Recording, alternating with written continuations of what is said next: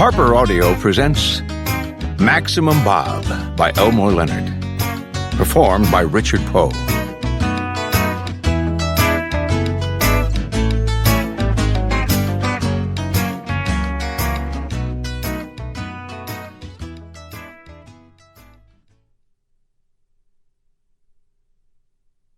Chapter 1. Dale Crow, Jr. told Kathy Baker, his probation officer, he didn't see where he had done anything wrong. He had gone to the go-go bar to meet a buddy of his, had one beer, that's all, while he was waiting, minding his own business, and this go-go whore came up to his table and started giving him a private dance he never asked for. "They move your knees apart to get in close," Dale Crow said, "so they can put it right in your face. This one's name was Earlene. I told her I wasn't interested. She kept right on doing it, so I got up and left. The go-go whore starts yelling I owe her $5, and this bouncer come running over. I give him a shove, was all. Go outside, and there's a green and white parked by the front door waiting. The bouncer, he tries to get tough then, showing off, so I give him one. Popped him good, thinking the deputies would see he's the one started it. Shit, they cuff me, throw me in the squad car, won't even hear my side of it. Next thing, they punch me up on this little computer they have. The one deputy goes, 'Well, look at here, he's on probation. Hit a police officer.' Well, then they're just waiting for me to give him a hard time. And you don't think I wasn't set up?" This morning, Dale Crow, Jr. was back in the criminal division of Palm Beach County Circuit Court. In a holding cell, crowded with offenders wearing state blue uniforms that were like hospital scrubs. Blue shapes standing around in the semi-dark. Kathy Baker recognized some of them. They'd step into the light to say hi through the wall of bars. Mostly black guys in there. They'd ask how she was doing. Kathy would shrug. Same old business, hanging out in bad company. She told Dale Crow, holding open his case file, he must be in a hurry to do time. 2 days out of jail, he was back in. "I haven't even had a chance to fill out your post-sentence sheet. You're in violation." "'Cause I went to a go-go joint? Nobody said I couldn't." "When were you around to tell you anything? You were supposed to report to the probation office, Omar Road. They said I had 72 hours. I've been going out to the sugar house, seeing how to get my job back." Dale turned his head to one side in the noise of voices and said, "Hey, we're trying to talk here."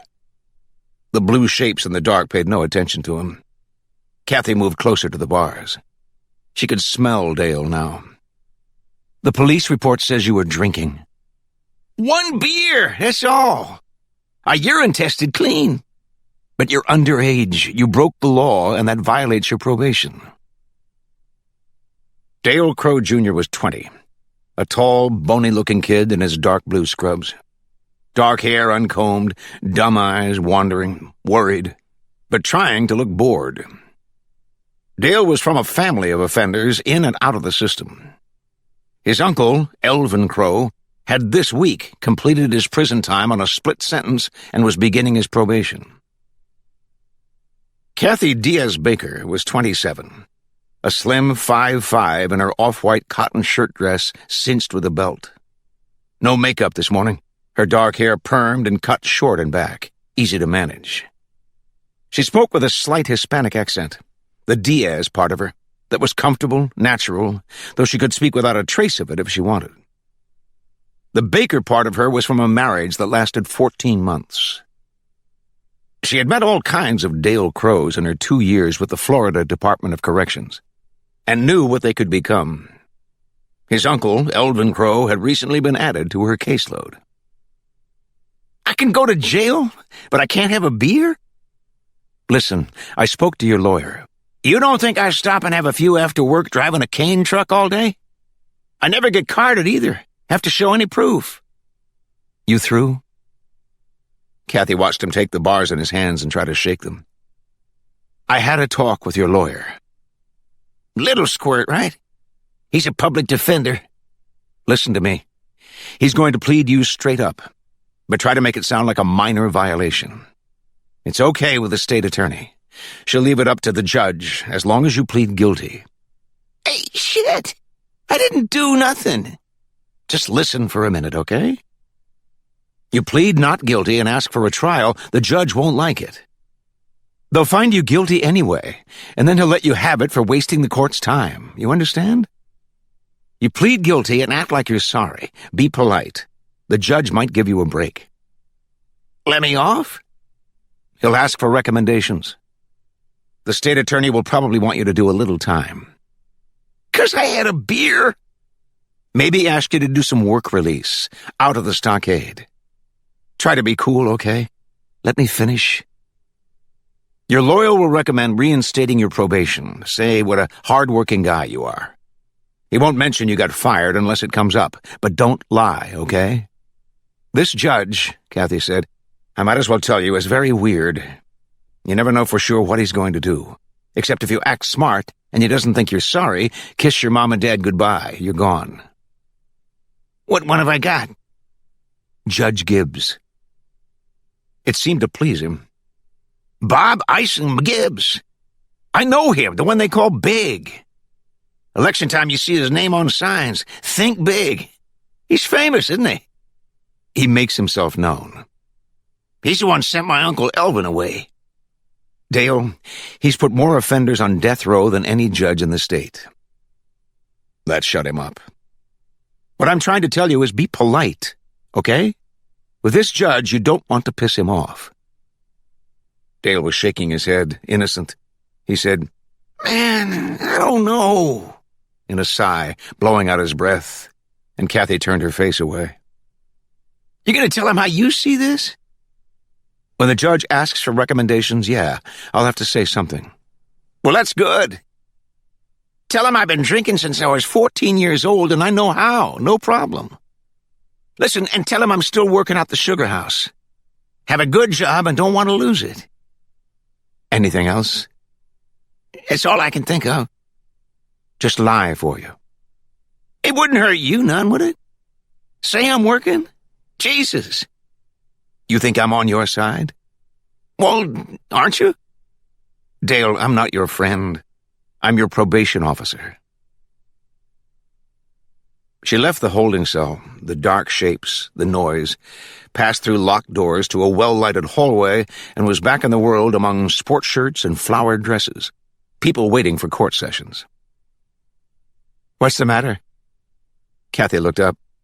It was Mary Elena Reyes with her fat briefcase, the assistant state attorney who would be prosecuting Dale Crow in about 10 minutes. She was a friend of Kathy's, a woman in her 40s, unmarried, dedicated to her work. This morning in a brown linen suit that needed to be pressed.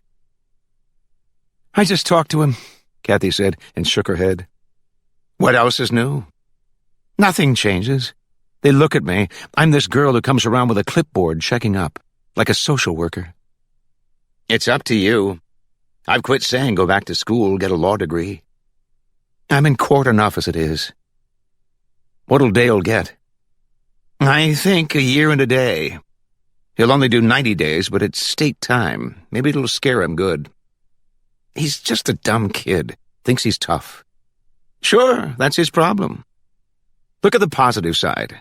It's one less you'll have in your caseload. I'll still have 73.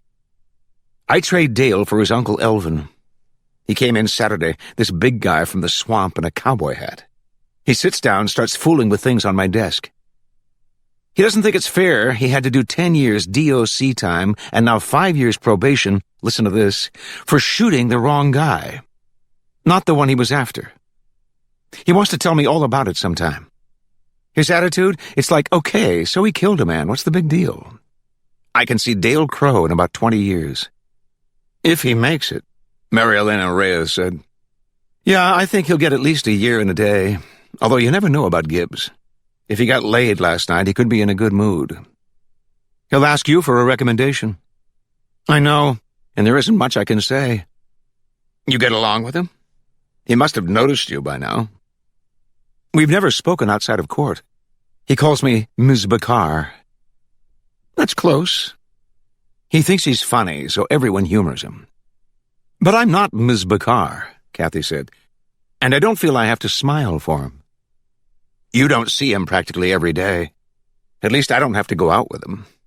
Mary Elena Reyes said. He likes them young. You see he was up before the Qualifications Commission again? I heard something about it. Asked a woman to take off her clothes? In his chambers, a public defender, a new one, asked her to, quote, show me your goodies. He told her he was helping select contestants for the Miss Sugarcane pageant and said, I believe you have what it takes. And they let him off? With a reprimand. They ruled his behavior reflected a misguided sense of humor rather than social maladjustment. I'm surprised, Kathy said. She filed a complaint. Yeah, not many do. The last one was a court reporter. Not his, some other judge's. Gibbs asked her if she wanted to play carnival. She said she didn't know how to play it, and Biggs said, you sit on my face, and I guess you'll wait. Kathy caught herself trying to picture it. Maybe he's crazy.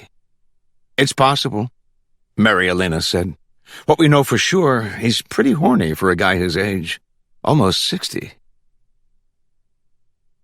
There he was now, and to look at him, he appeared harmless. About 5'7", with a solemn, bony face, dark hair combed flat to his head. Maybe too dark, Kathy thought. He dyed it. A little guy in judicial robes that looked too big for him. Round-shouldered in a way that made him seem purposeful, crossing to the bench. His bailiff, Robbie, a sheriff's deputy in a uniform sport coat, told everyone to rise. Kathy glanced around. There weren't more than a dozen spectators, friends or relatives of offenders sitting in the front row, the ones in state blue. Everyone remained standing as Judge Bob Gibbs looked over his court, his gaze moving from the public defender, a young guy Kathy didn't know, to a county deputy removing Dale Crow's handcuffs. Now he was looking this way, where Kathy stood at the prosecution table with Mary Elena Reyes. He said, Buenos dias, ladies. I see we have the Latinas versus the Anglos today. Good luck, boys. You're gonna need it. The young public defender smiled. Dale Crow, standing next to him now, didn't smile. The judge turned as his court clerk, Mary Ellen, handed him a case folder. He glanced at it and then looked toward the court reporter, relaxed behind his steno machine. You want this one in English, don't you, Marty? Marty said, Yes, sir, without moving, as deadpan about it as the judge. Looking this way again, Gibbs said, Ladies, is that okay with you? We take it slow and talk Southern? Else I don't think it'd be fair to the defense. Mary Elena Reyes smiled and said, For the people of the state of Florida, I would prefer it, Your Honor. Miss Bakar, is it okay with you? The little bigot with his solemn face and dyed hair stared at her, waiting. Kathy said, It's Baker, Judge. Excuse me? My name is Baker, not Bakar. Gibbs looked down at the case file and up again. It was Bakar, though, huh? Before you changed it? It was always Baker, Kathy said. Let him figure it out. The next time Kathy Baker had to speak was when Gibbs asked if the Department of Corrections was happy with Mr. Crow entering a plea of guilty. She said, Yes, sir. Gibbs said, You know, it means I can revoke his probation and sentence him on the original charge, battery of a police officer. That's a third-degree 5-year felony. Kathy said, Yes, sir, wondering why he was telling her instead of the defendant. I see by the offense report, Gibbs said, this business took place in the parking lot of the Club Peekaboo on Lake Worth Road. The officers asked Mr. Crow for his identification. He says Mr. Crow responded in a rude and belligerent manner. Gibbs looked up from the case file. How is that Club Peekaboo, Mr. Crow? They take care of you in there? Dale grinned. They sure do. How about this other place where you socked the guy? I'd stay away from there, Judge. Kathy noticed Dale moving now, shifting from one foot to the other, anxious, beginning to have hope. You have size on you for a young boy, Gibbs said. Been working out at Glade Sugar the past year? You're what, only a few months shy of the legal age. So, I'm going to overlook the beer drinking. Is that all right with you, Mr. Crow? Dale said, Yes, sir, grinning. Mary Elena Reyes said, "Excuse me, Your Honor, but Mr. Crow is in violation of a trust we placed in him. I think if probation is to have any meaning, he should be given at least a nominal amount of county time." "Hey, Mary Elena," Gibbs said, "you and I are on the same side. We both work for the state and realize a sanction is in order here. Miss McCaw, you do too, don't you?" "It's Baker," Kathy said. "Baker, that's right. You changed it." "I think I said it was always Baker." She stared back at this redneck judge who wanted everyone to talk Southern. "You insist," Gibbs said. "I'm not going to argue with you." Kathy said, "Thank you," and saw his expression change, that hint of fun go out of his eyes. He said, "Don't thank me yet." And Kathy wondered what he meant. Now he turned to Dale Crow. "I can overlook your beer drinking, but not the attitude you apparently have, that if someone gives you a hard time, it's okay to take a sock at him. Was it your daddy put that idea in your head? The reason I ask, I've had Dale Crow Sr. before this court on several occasions in the past. Either caught poaching alligators or apprehended with quantities of marijuana in his boat, coming off the lake." Dale said, "That's when I was a little kid." "I imagine learning on your daddy's knee," Gibbs said. "The one the alligator didn't bite off. I've had your dad, I've had your Uncle Elvin, an individual I think of as a model repeat offender. Smuggling, armed robbery, hitting people over the head for their coin. I almost forgot the big one, a capital felony. They ever erect a statue to memorialize convicts, Elvin could be the model. And I believe I've had other crows, all of them your kin." The judge's gaze shifted. "Mary Elena, just out of curiosity, have you ever known of any good crows?" "Your Honor, I don't know that much about the family." "You've heard of them, though?" "I've heard the name, yes." "Well, you see my point. Anyway," Gibbs said, "if there's nothing any of you wish to offer in bar, mitigation, or aggravation of what I'm about to impose, then I adjudge you guilty, Mr. Crow. It is the judgment, sentence, and order of the law that you be confined by the Department of Corrections for 5 years, with credit for time served. You have a right to appeal." Kathy Baker said, "Your Honor." At the same time, Dale was saying, 5 years for what? Hitting the guy? What was I supposed to do? The guy was all over me." The young public defender had his hand on Dale's arm now as Gibbs asked him, "Who was, Mr. Crow?" "The bouncer, as I was coming out of the bar." "But I'm looking at the original charge, Mr. Crow. Battery of a police officer, causing injury. That's what I'm passing sentence on.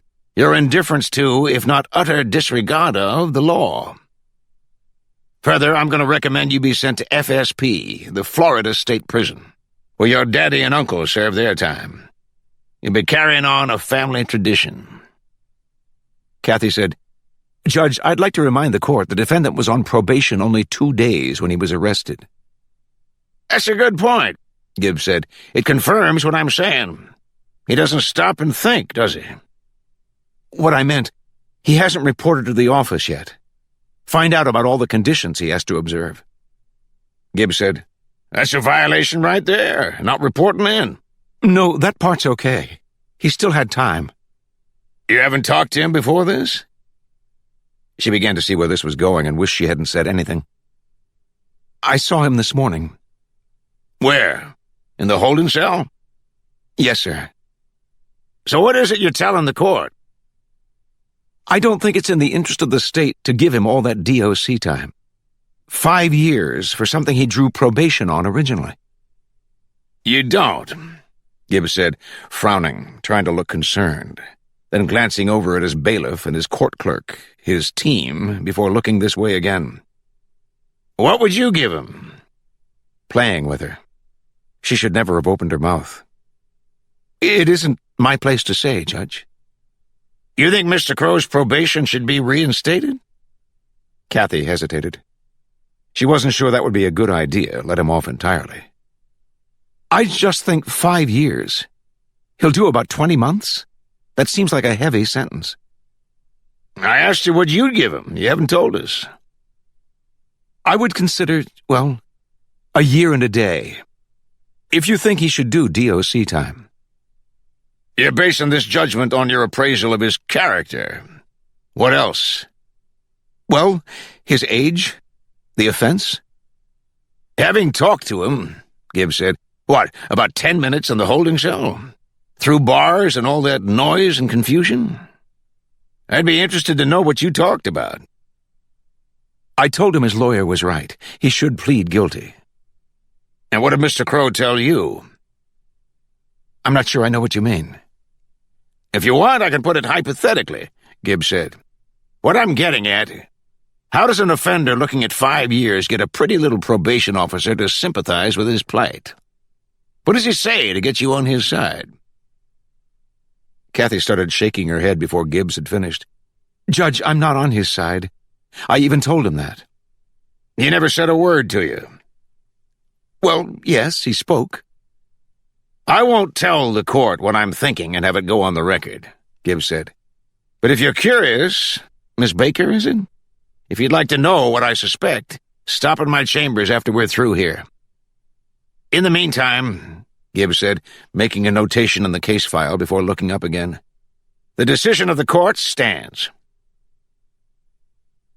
Kathy kept watching Gibbs.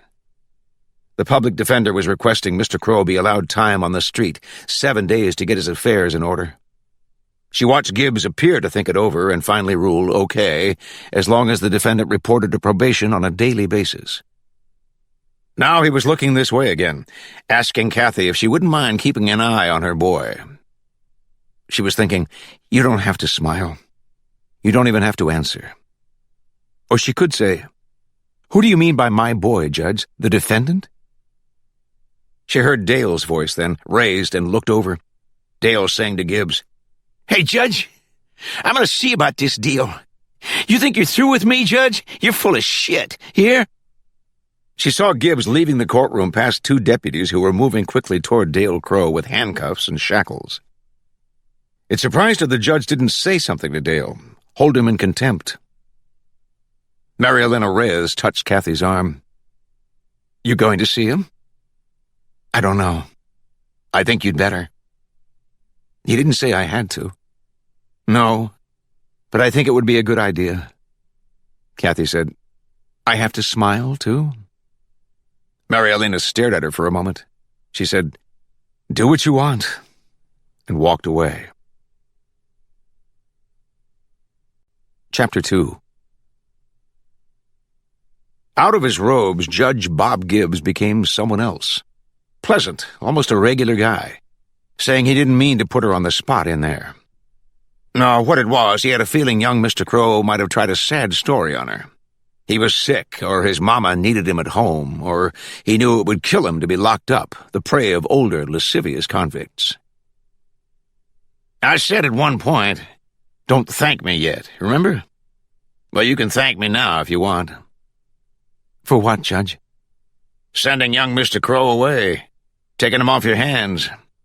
If I'd reinstated his probation like you wanted, he'd be in violation again before you know it.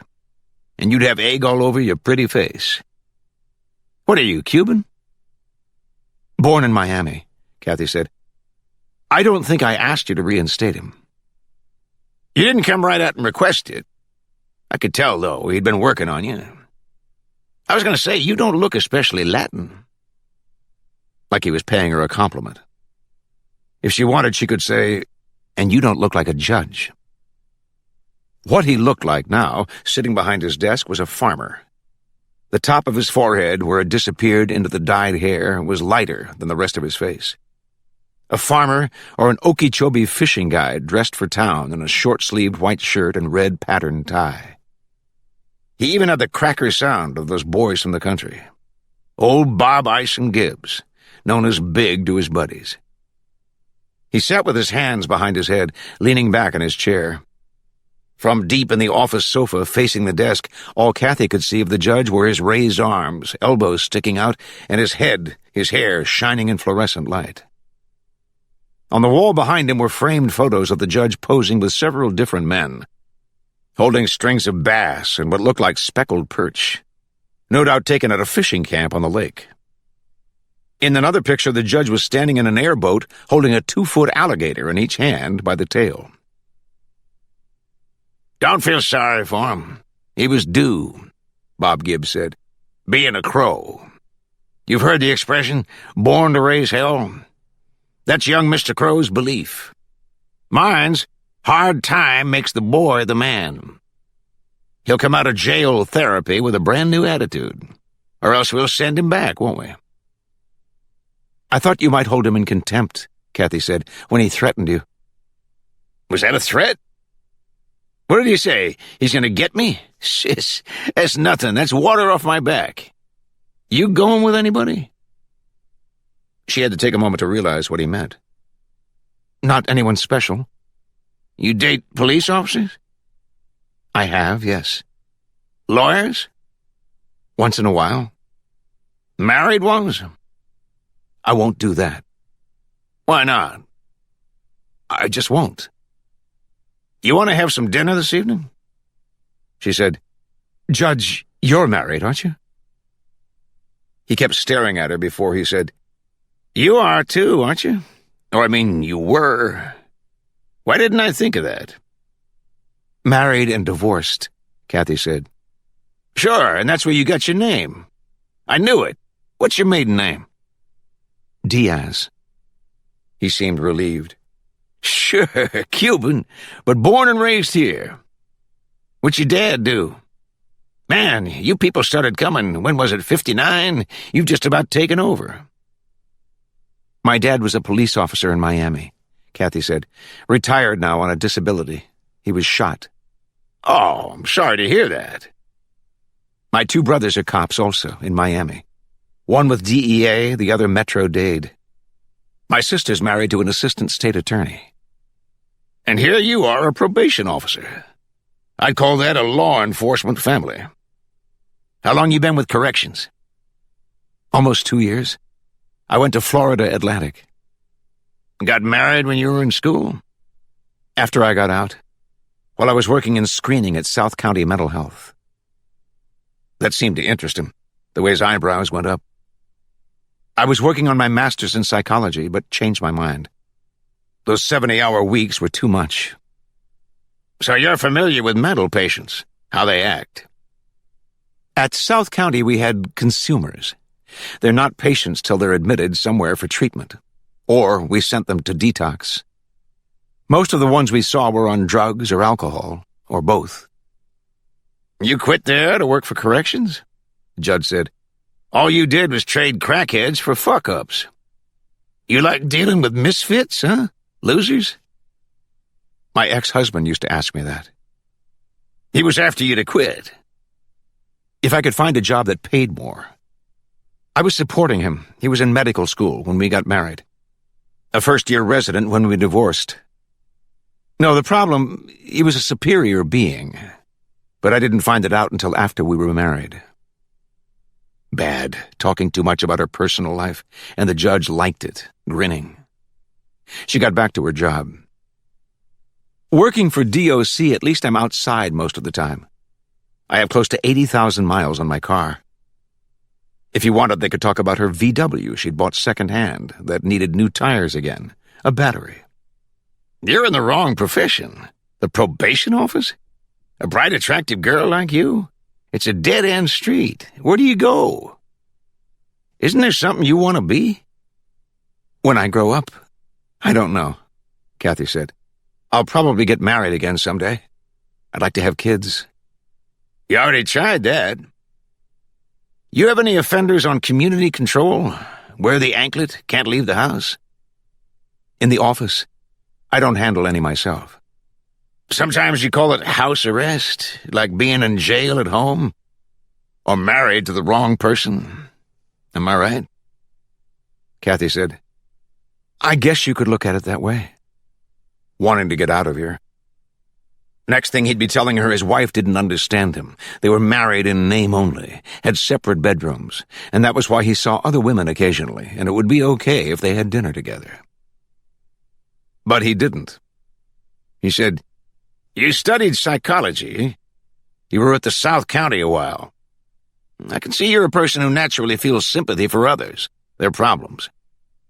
He was back on the track, coming at her.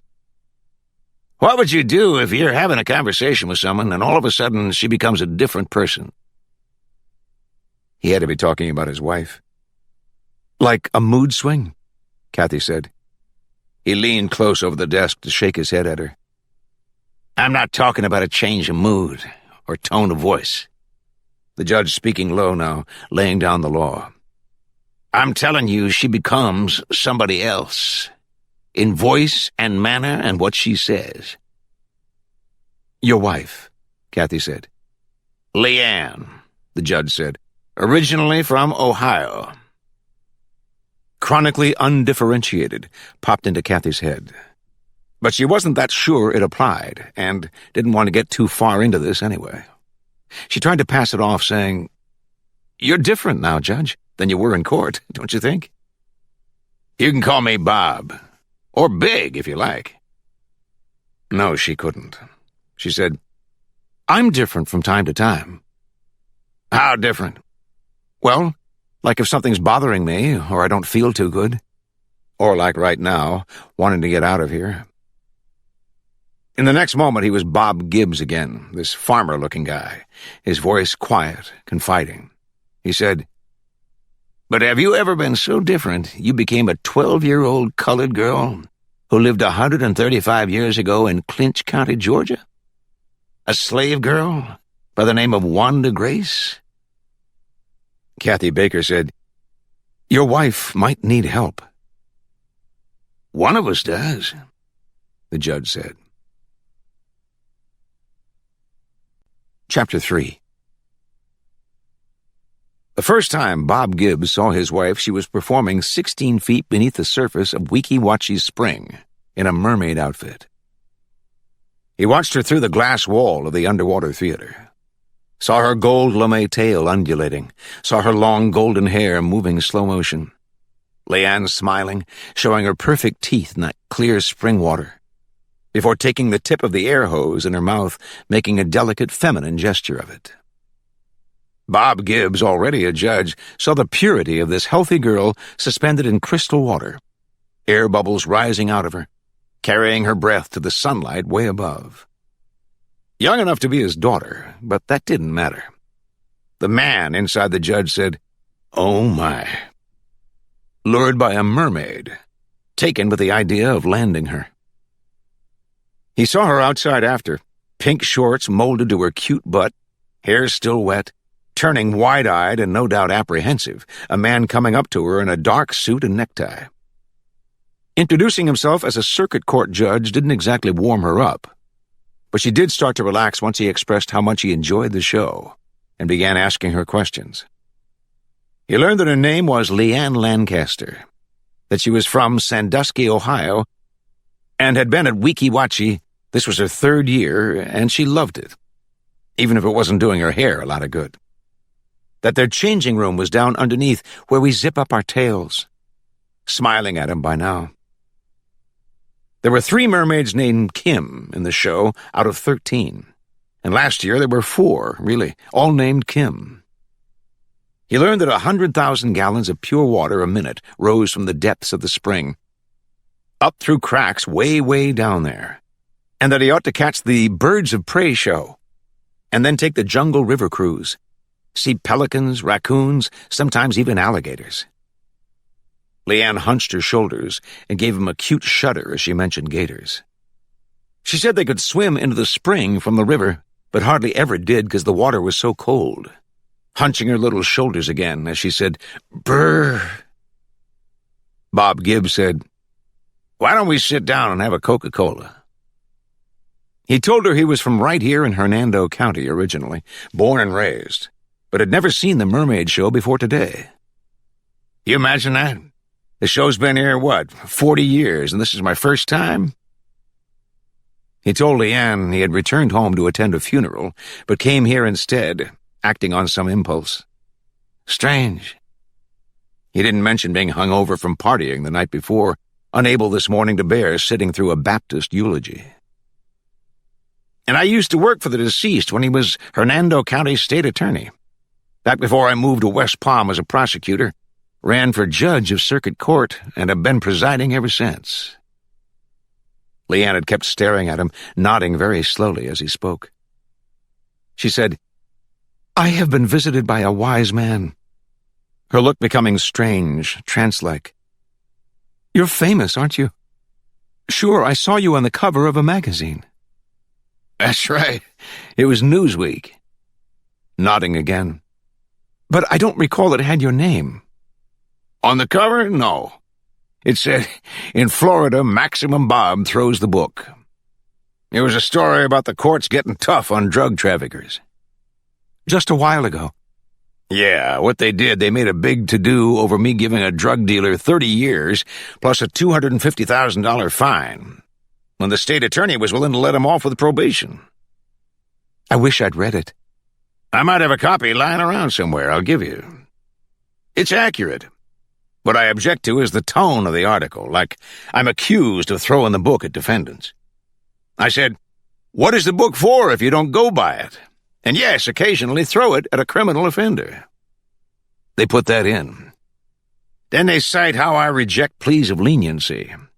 I said, I send people to prison when they kill somebody. I see that as my job. They mention that many of my rulings have not been popular and quote my saying, "I'm not in a popularity contest. When I sentence a man to death by electrocution, it's because I think he deserves the shock of his life." Bob Gibbs smiled at her. "Now you got me started." Leanne smiled back, saying, "This is interesting," hunching her shoulders and giving them a little shake.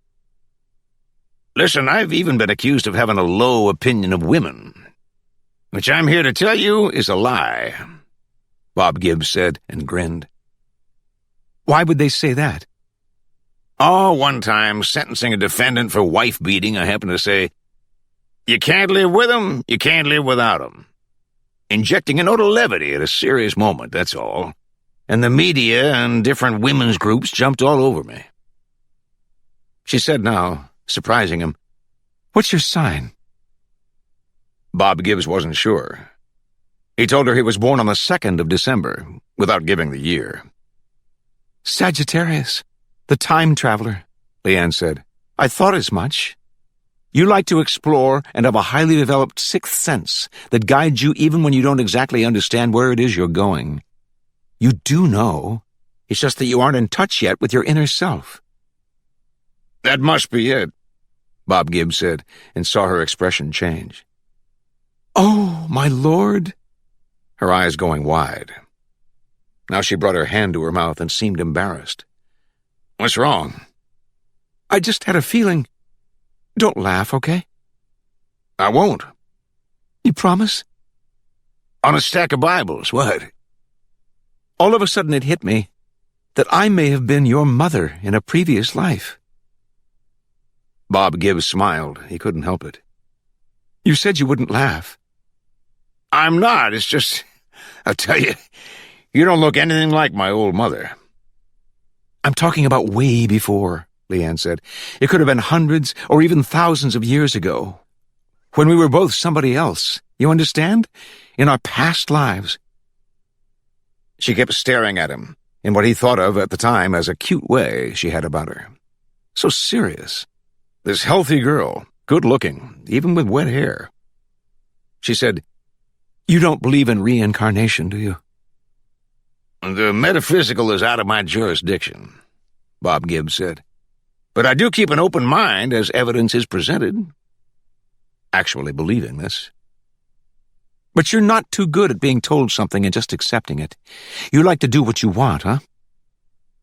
I mean, even though you're a judge, you're not tied down by what people think. You're unconventional." It seemed okay to smile at that. "I could tell you some stories, too." She said, "Are you married?" And right away got that serious look, half closing her eyes. "No. You were for quite a few years. But now you're divorced." "How'd you know that?" "Your wife didn't like it in Palm Beach." "You're right again. Rosalind, being from Ocala, had trouble adjusting to the life." Now she was frowning, giving him a puzzled look. But you don't live right in Palm Beach, do you? I was there once. I loved it. All those big homes on the ocean. No, my property's out in the country. All kinds of trees, flowers. You love nature. I do, yes. I'll tell you, I like being married, too, and almost was again, but changed my mind. The reason being, you seldom ever marry the woman your wife finds out about and divorces you over. It was another type of law, unwritten, he could have told Leanne about that day at Weeki Wachee, trying to see into her tank top whenever she reached down to scratch at sand fleas biting her legs. Putting on her serious look, no doubt thinking she was reading his mind, Leanne said, "With your sign, it could happen again when you least expect." "I'm ready any time," Bob Gibbs said. "How about having dinner with me tonight?" That was how it began with them nearly 7 years ago. Before Leanne had her experience, before she hung up her LeMay tail, moved to Palm Beach, and a few months later they were married. For a time he continued to accept her strange behavior as part of the cute way she had about her. Not anymore. The way it was with them now, Leanne would say, "Big, do you know why you're not a happy person?" Here we go. Why you drink so much? She had told him why enough times that it didn't matter what he said or if he answered at all. Leanne would maintain that serene, netherworld, airy-fairy expression on her face, one Bob Gibbs had come to believe was pure dumbness, and say, "You're not happy, Big, 'cause you let your negative ego control you. You haven't learned how to open your heart, and you won't even try." He might say to her, "How do you know my heart isn't open?" "I can see it isn't." "Yeah, how?" "By your aura." "I forgot my aura. What's it look like today?" "It's bright red." "Maybe it's my high blood pressure. Ask me how come, I'll tell you." "Your aura should be mostly blue. Yours is orangey red, big and way too wide. Doesn't it hurt?" "Only when you bring it up," Bob Gibbs said. Then she might get a scared look, eyes rolling up into her head before they closed and opened again, and she'd say in her squeaky little colored girl voice, "She keep telling you, Judge, what you doing to yourself. She must have did 100 times. You still don't never listen." Sometimes he'd tell her, "Now quit that." Or he'd snap at her, "What are you talking to me like that for?" Leanne might look surprised and say to him in her own voice, "Like what?" claiming she had no idea what he was talking about. If someone had spoken to him, it was this other person occupying her body. That was the first year or so of their marriage. Now Leanne claimed she could be present while the other person spoke, the other person occupying only her invisible, etheric body, her spiritual self.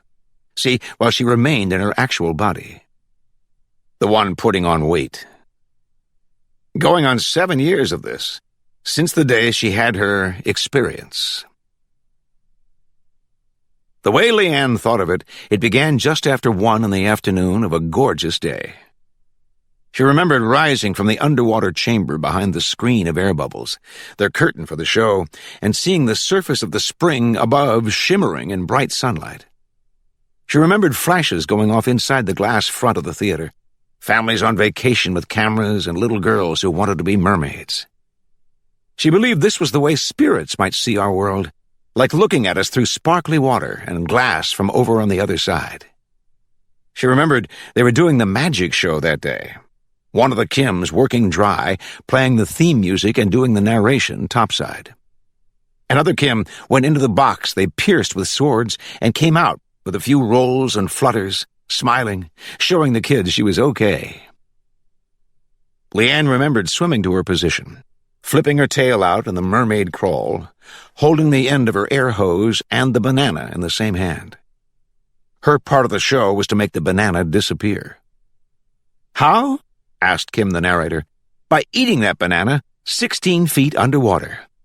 Actually about 12 feet, closer to the surface than the other 4 mermaids in the magic show. Kim, out of the sword box now, getting ready to drink a Coke. Yes, 16 feet underwater. The Kim working dry said. Leanne believed she might have been even a bit closer than 12 feet, because she felt herself rise just a little as she was peeling the banana. She remembered placing herself in profile to the audience, so they would see what she was doing, raising her chin slightly as she took a bite, began to chew. This was the part that still gave her goosebumps. First, the shadow, or a feeling something was up there, right above her. Then looking up and seeing the alligator. Its pale belly, its snout, its stubby legs moving in the water almost on top of her as she was swallowing the bite of banana. In that exact same moment. That's why she choked, and it got caught in her throat, and she gagged, swallowing the banana but also a lot of water. She didn't remember dropping her air hose until she realized she didn't have it, but did remember not knowing which way to go. She saw the alligator's tail fanning in the water as it turned and came back, so she started to dive, coughing now, knowing she couldn't make it all the way to the airlock chamber, not without her hose. She remembered twisting frantically in that sheath of lame binding her legs. She remembered the swirl of bubbles and sounds, her breath rushing out of her lungs, and a terrible pain pressing against her chest. The next part she remembered even more clearly because it was the actual experience. Being underwater, okay, then just for like a few seconds, seeing her body being pulled out of the water into a boat. And the Kim who'd been working dry starting to give her mouth to mouth. Seeing 4 mermaids in the water, their heads showing. Seeing all this from way above, looking down. Then it got dark, and she was somewhere else that was like being underwater, only she could breathe now. Leanne was asked later on by different people if it was like that tunnel you hear about, the one with a bright golden light at the end. No, because there wasn't any shape to where she was that she noticed, or any light, just kind of a soft, fuzzy glow. Like being way up in the sky as dusk turns to night, except there was no wind, as you might expect, and it wasn't cold. It was nice. Leanne said she was moving, but not swimming now or doing the mermaid crawl. She was standing upright and sort of gliding through this huge expanse of nothing without moving her legs. Until all of a sudden she saw the little girl appear out of the mist, a little black girl raising her hand, and something stopped her. The little black girl had on a simple white dress and stood, about 20 feet away. Though not actually standing on anything, she was just there. She put her hand down and said, "Go on back, Leanne." She did. She called her by name, said, "Go on back, Leanne. You can't come here yet." Leanne would tell about it many, many times later on in psychic workshops and seminars in Florida, Georgia, and as far north as Ohio.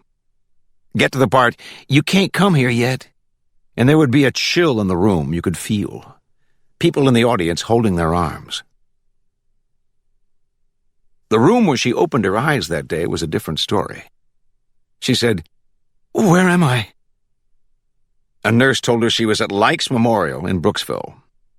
Brought here close to death, but now seemed to be doing okay. The nurse not too sympathetic or sensitive. So Leanne waited till Big came to visit. He was the first one she told. "I had an out-of-body experience." Big had hold of her hand lying on the covers, giving it pats. "I did. I drowned, but it wasn't time for me yet, so I had to come back." He said, "I want you to quit that job of yours." Leanne said, "Don't worry.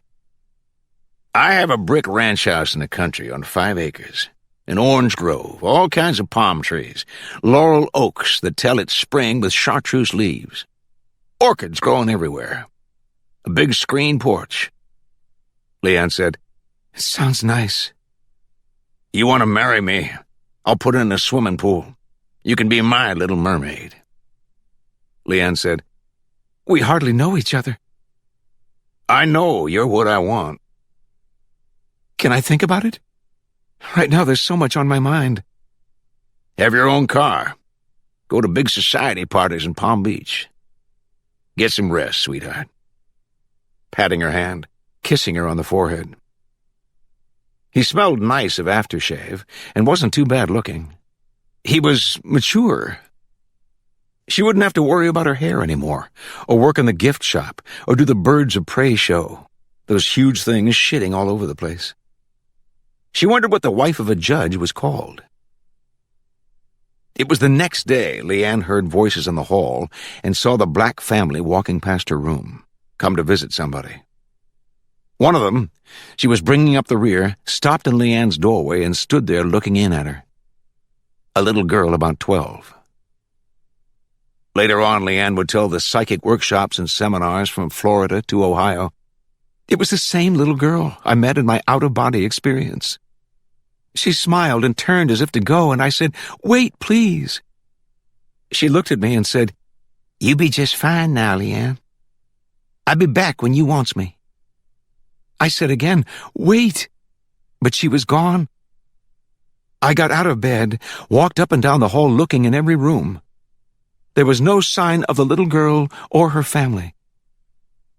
As soon as I returned to bed, I fell into a deep sleep. It was evening when I woke up, feeling completely refreshed and at peace for the first time since my drowning. But there was something else I felt, like a presence in the room. I looked around. It was on my bedside table. A crystal. It wasn't there before, and when I asked the nurse, she said she didn't know anything about it or what it was. I didn't either, then. I didn't learn until later it was, can you guess?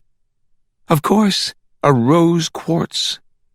With its pink rays that focus on the heart chakra and usher in love, forgiveness, inner peace. But at the time I had no idea. At the time, the judge hovering over her, his presence so close she could see the blood vessels in his nose afire, a glow over his face that wasn't healthy. Big saying, "I'll be back when you wants me?" That's what she said. And you think she's from the spirit world? She must be.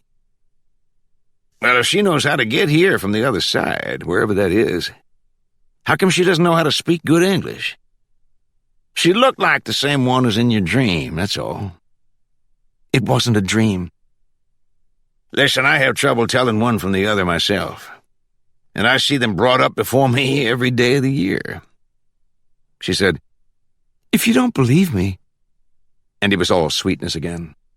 "Honey, you're my little mermaid. I want to take care of you, buy you nice things, make you happy," he said. "Look," and showed her pictures of his home in the country, all the trees, the orange grove, the flower gardens and grounds maintained by work-release inmates. Leanne said, "It looks so quiet and peaceful. A wonderful place to meditate, have a little dog to play with." The only thing she didn't like too much was that canal right next to the property, a wide ditch full of water. "Are there ever alligators in it?" Big said, "Honey, you want it fenced off? I'll have it fenced off. You want a little doggy? You got it. Anything you want. Come home with me." Chapter 4. Every morning, if he got up early enough, he'd see her in the yard meditating, out there with her tiny dog, Pokey. Between the pair of Cuban petticoat palms, she thought of as two women who'd been turned into trees, telling him that, though she had never heard or read of such a thing in any of her books. Christ. Dozens of books on spirit communication, psychic enlightenment, aura reading, crystal healing, getting in touch with your chakras, channeling, which was what Leanne did to get hold of the little colored girl she called her discarnate entity, or sometimes her spirit guide. Ask Leanne how she did it, she'd tell you, "Easy as pie. I raise my energy level to resonate with Wanda's, see, and then she's able to use my energy channel to manifest herself through me." Oh. That's her name? Wanda? Wanda Grace. How old is she? 12. That's all? And she knows everything? Age doesn't matter. But why her? Why not somebody more like yourself? Wanda was killed by an alligator. Ask a simple question. The time he did, he saw Leanne get that scared look for a second, saw her eyes close, her eyelids flutter, and now she was speaking in her little colored girl voice. "The gator dragged me into the swamp and spun me round and round and round till I was drowned. Then what he did, he took me down to his house and left me. Didn't eat me till I turned ripe. That's the way they is, like you ripe." Leanne opened her eyes. She said, "Wanda Grace's little dog ran away. It was when she was down by the swamp looking for Pokey it happened. The same month, the same day and hour as my experience, except Wanda passed over in the year 1855. She lived on a plantation in Clinch County, Georgia, as a slave." "Maybe," the judge said, "you can get her to dust and do the windows." Oh, you didn't kid about Wanda Grace. Leanne's face would turn to stone, and the judge would have to act innocent. "Honey, I thought she wanted us to open our hearts and be happy. Have some fun in life." Leanne said, "Your idea of fun is cruel. Sending people to prison, degrading those less fortunate. Wanda Grace was a slave. All her people died of the fever except she." "What happened to the healthy girl who used to wiggle her tail and could smile underwater?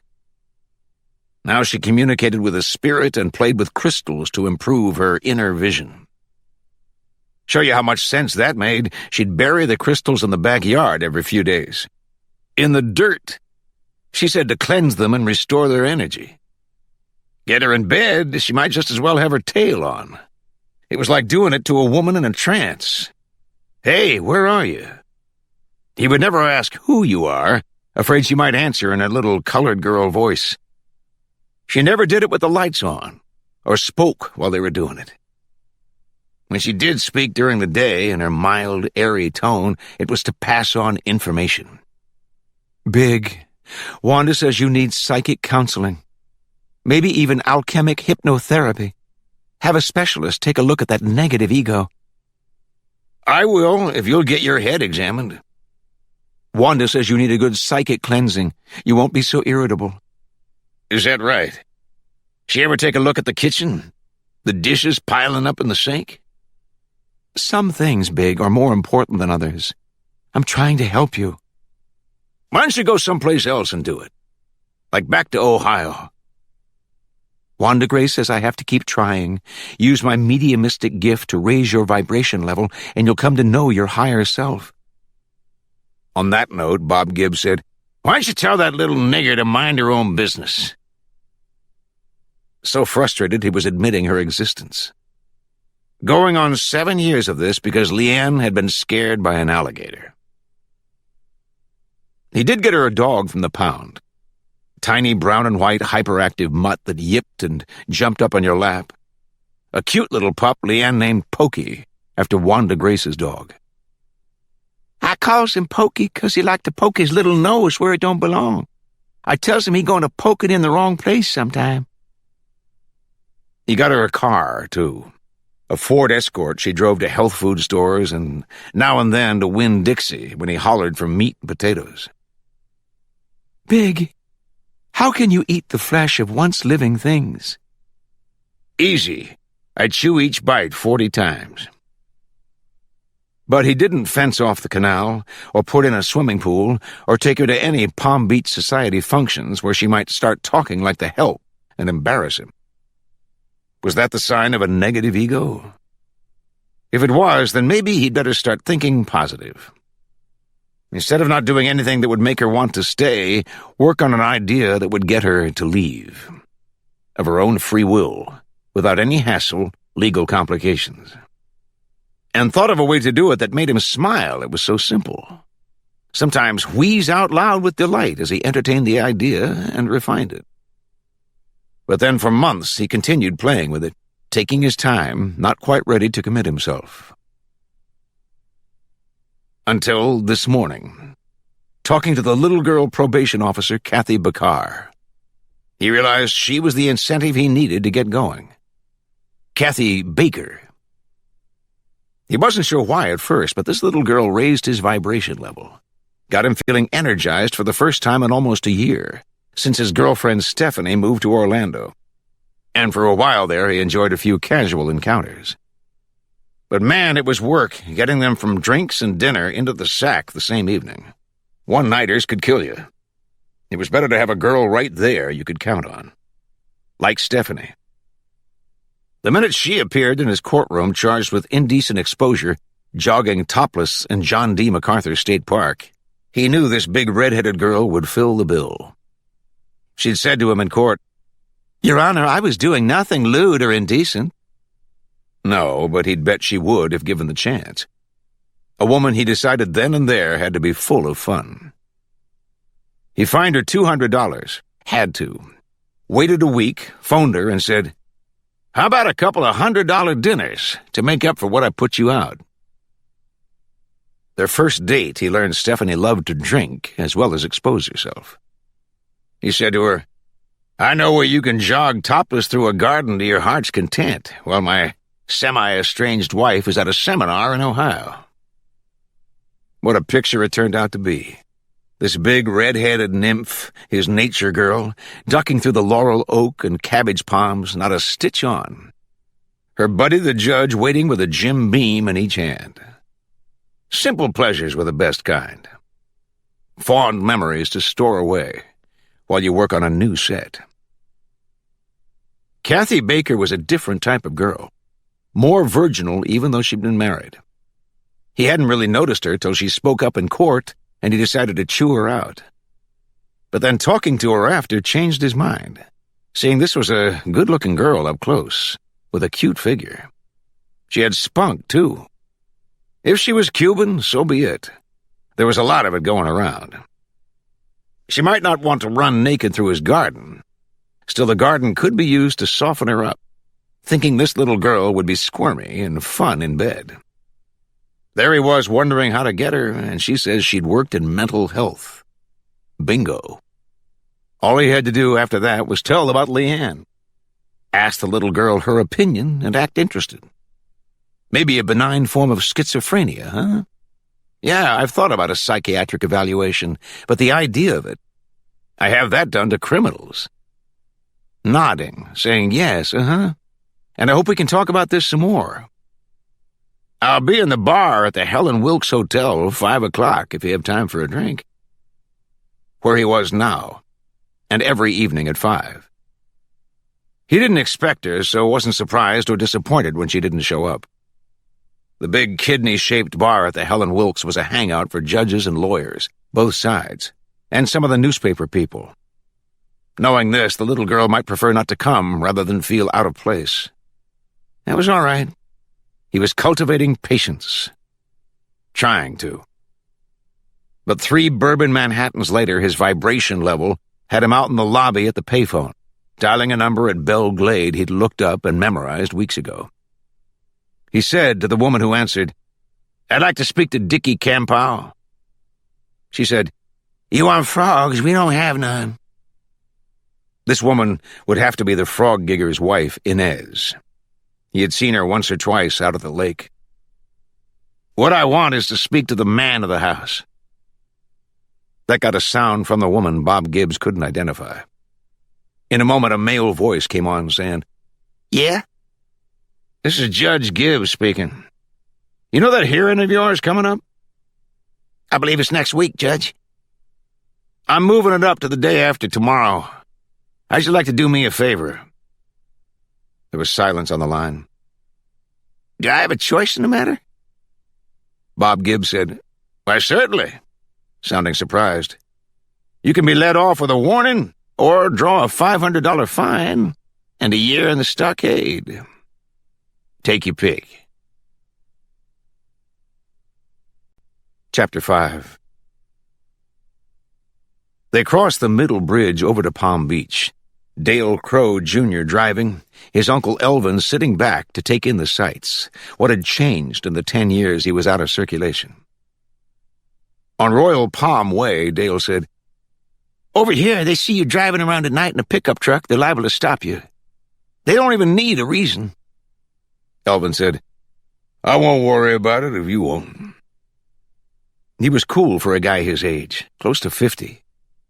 He had on a straw cowboy hat he said was the Oxbow model, and $350 boots he said had once belonged to his big brother Roland, now dead. Went off to Miami and got himself shot by a woman. Elvin talked about his brother a lot, saying how Roland had worked for the Italians down there and was paid a good buck for his services, wore $300 boots and suits made in Taiwan, China. This was while they'd stopped for pizza at a place on Dixie Highway and had 2 pitchers of beer. It was going on 8 o'clock now, dark out. Dale said, "I get stopped and have to take a breathalyzer. I'm fucked." "What are you worried about?" Elvin said. "They about put you in jail? Tell them you're about to do 5 years. Have to catch you later." "Shit," Dale said. He had cooled down since yelling at the judge in court, and they threatened to put cuffs and leg irons on him, then let him go when the judge didn't make a case of it. He had 7 days to think of what prison would be like. Elvin, eating pizza, said he'd give him some pointers on how to jail, since they'd be together this week. Dale had let his uncle move in, while his 2 roommates were finishing up 30 days for criminal mischief. Got freaked on crack and kicked in a guy's windshield for no reason. Now Elvin was talking about staying on after Dale left. The house was in Delray Beach, a dump but only a few blocks from the ocean. "Smell less salt air," Elvin said. "It'd clean the stink of prison off him." Dale said, well, his roommates were about to get their release. He believed either today or tomorrow. If Elvin wanted to stay, he'd have to talk to them about it. Elvin said he'd had enough of roommates to last him. If he stayed, they'd have to leave. Like that, taken over. Dale had said, "You don't know my roommates." Elvin said, eating pizza, "And they don't know me, huh? You don't either." That was a fact. 10 years old when his uncle was arrested for murder and stood trial. Dale knew him more from photographs than face-to-face. Elvin and his airboat. Elvin standing with Dale Sr., the oldest brother. Elvin with Roland, both big guys, twins to look at him, except Elvin was a few years younger. When Roland was shot dead and Elvin sent to prison for killing a man he thought was the one had got the woman to kill Roland, nobody in the family seemed surprised. Elvin was saying now, "This is a pretty street, you know, and look at those palm trees. Those are the tallest palm trees I ever saw." He said, "I wouldn't mind living over here. Sure beats the shit out of Delray Beach." He said, "Summer, I'd go back to the Glades, though. Get me an airboat."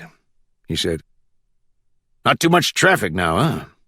The snowbirds have all gone home. I don't know why anybody wants to live up north.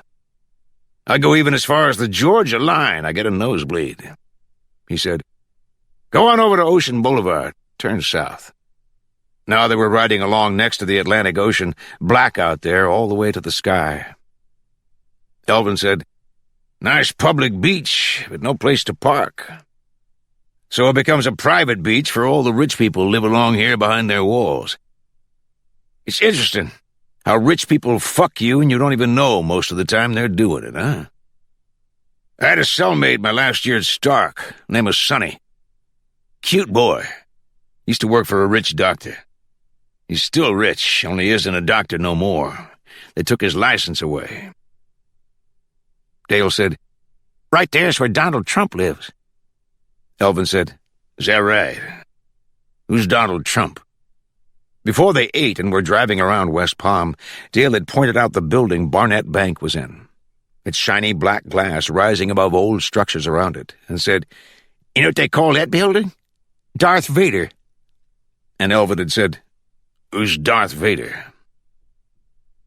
Dale could see how he might not have heard of Donald Trump in prison, but everybody in the world knew who Darth Vader was. Either one, though, was hard to explain, so Dale let it go. Elvin wasn't interested anyway.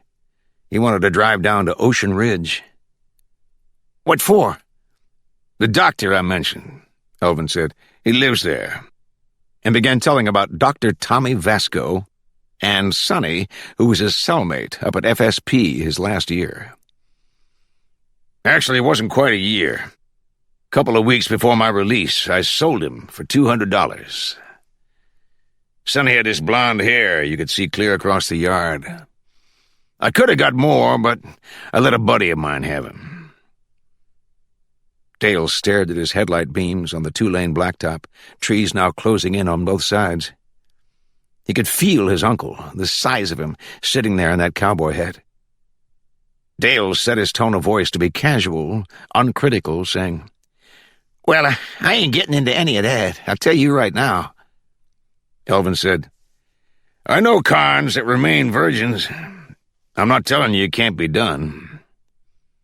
Dale shook his head at the road. "I won't even talk to a queer."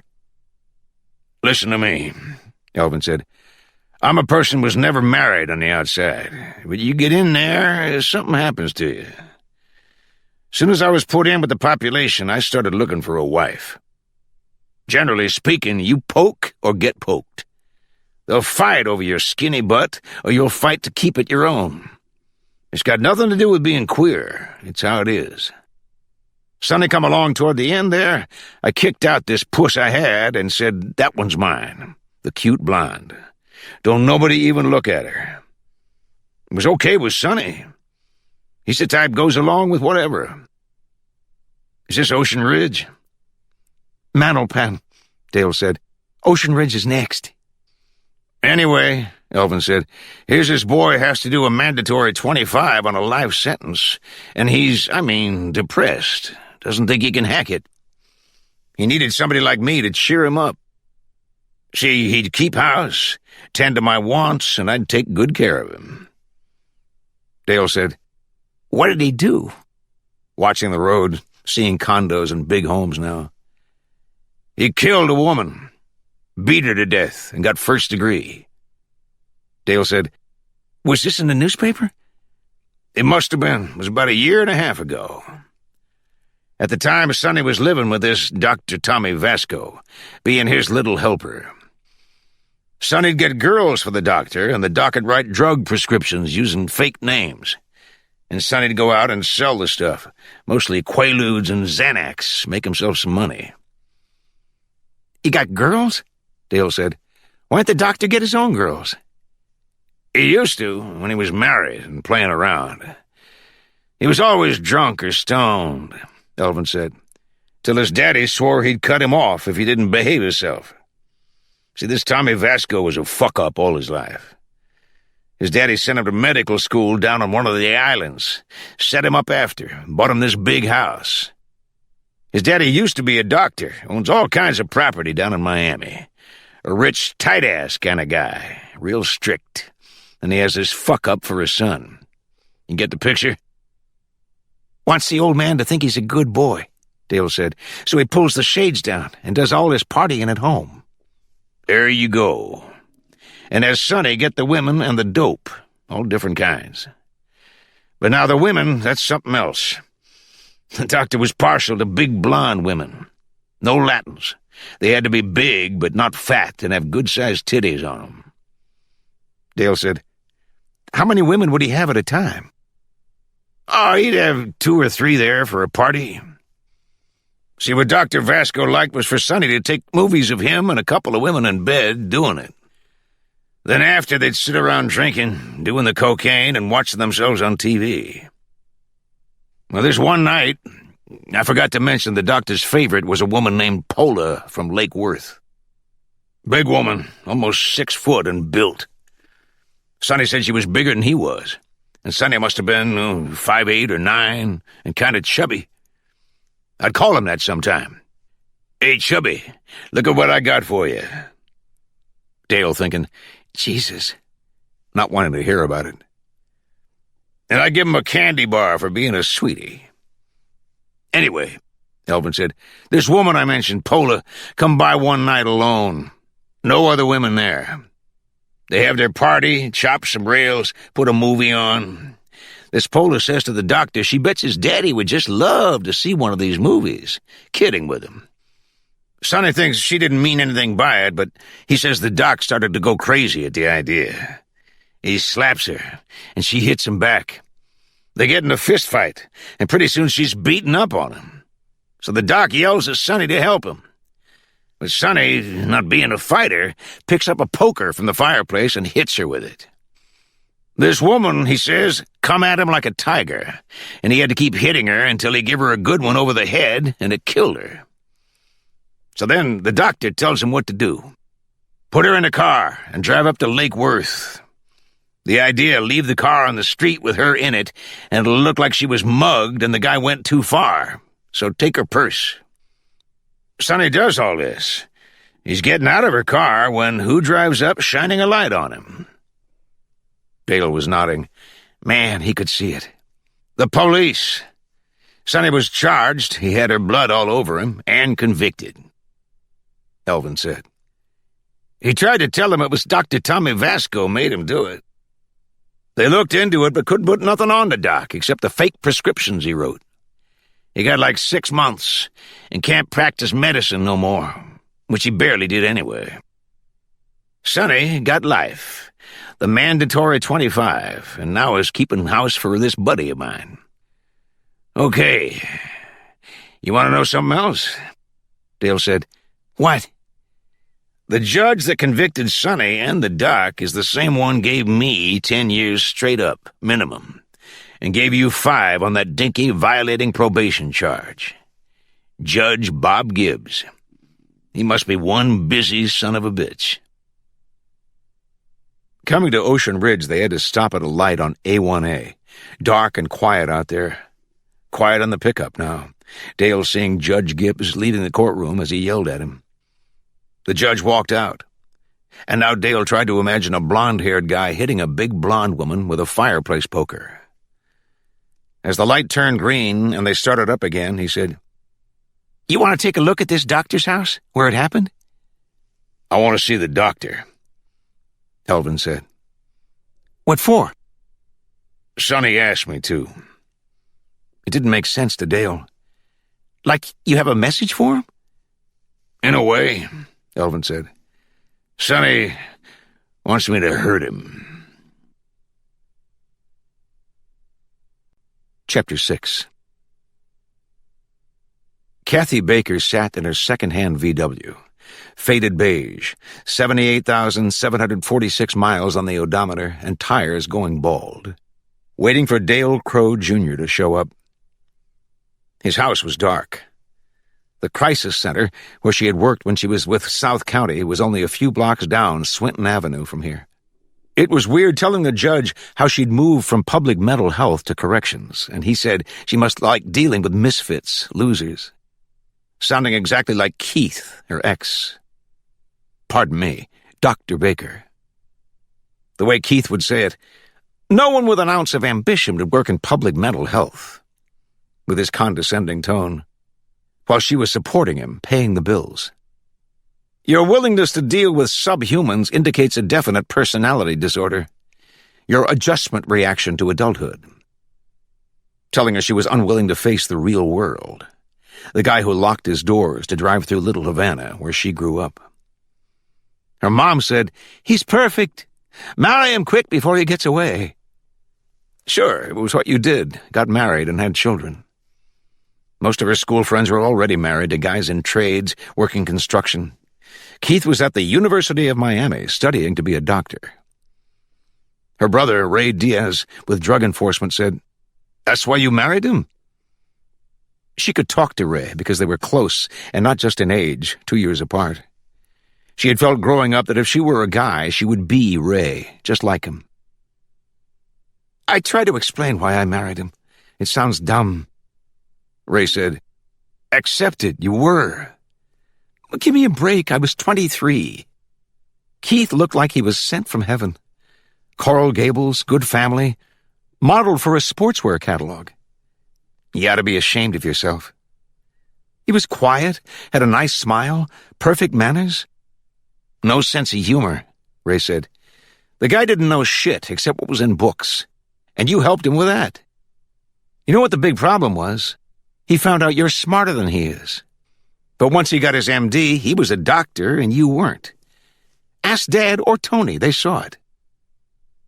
Tony, her older brother, a uniformed Metro-Dade cop.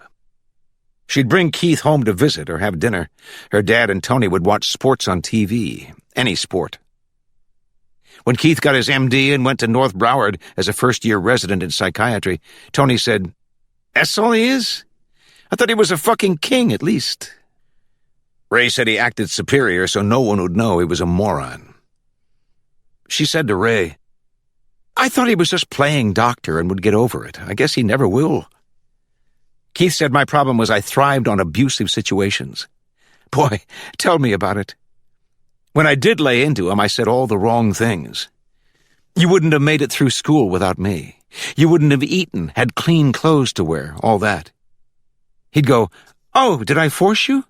Make you work at that place?" One time when I blew up, he said, "I have to deal with emotional Latins all day, and I come home to one," in that superior tone of his.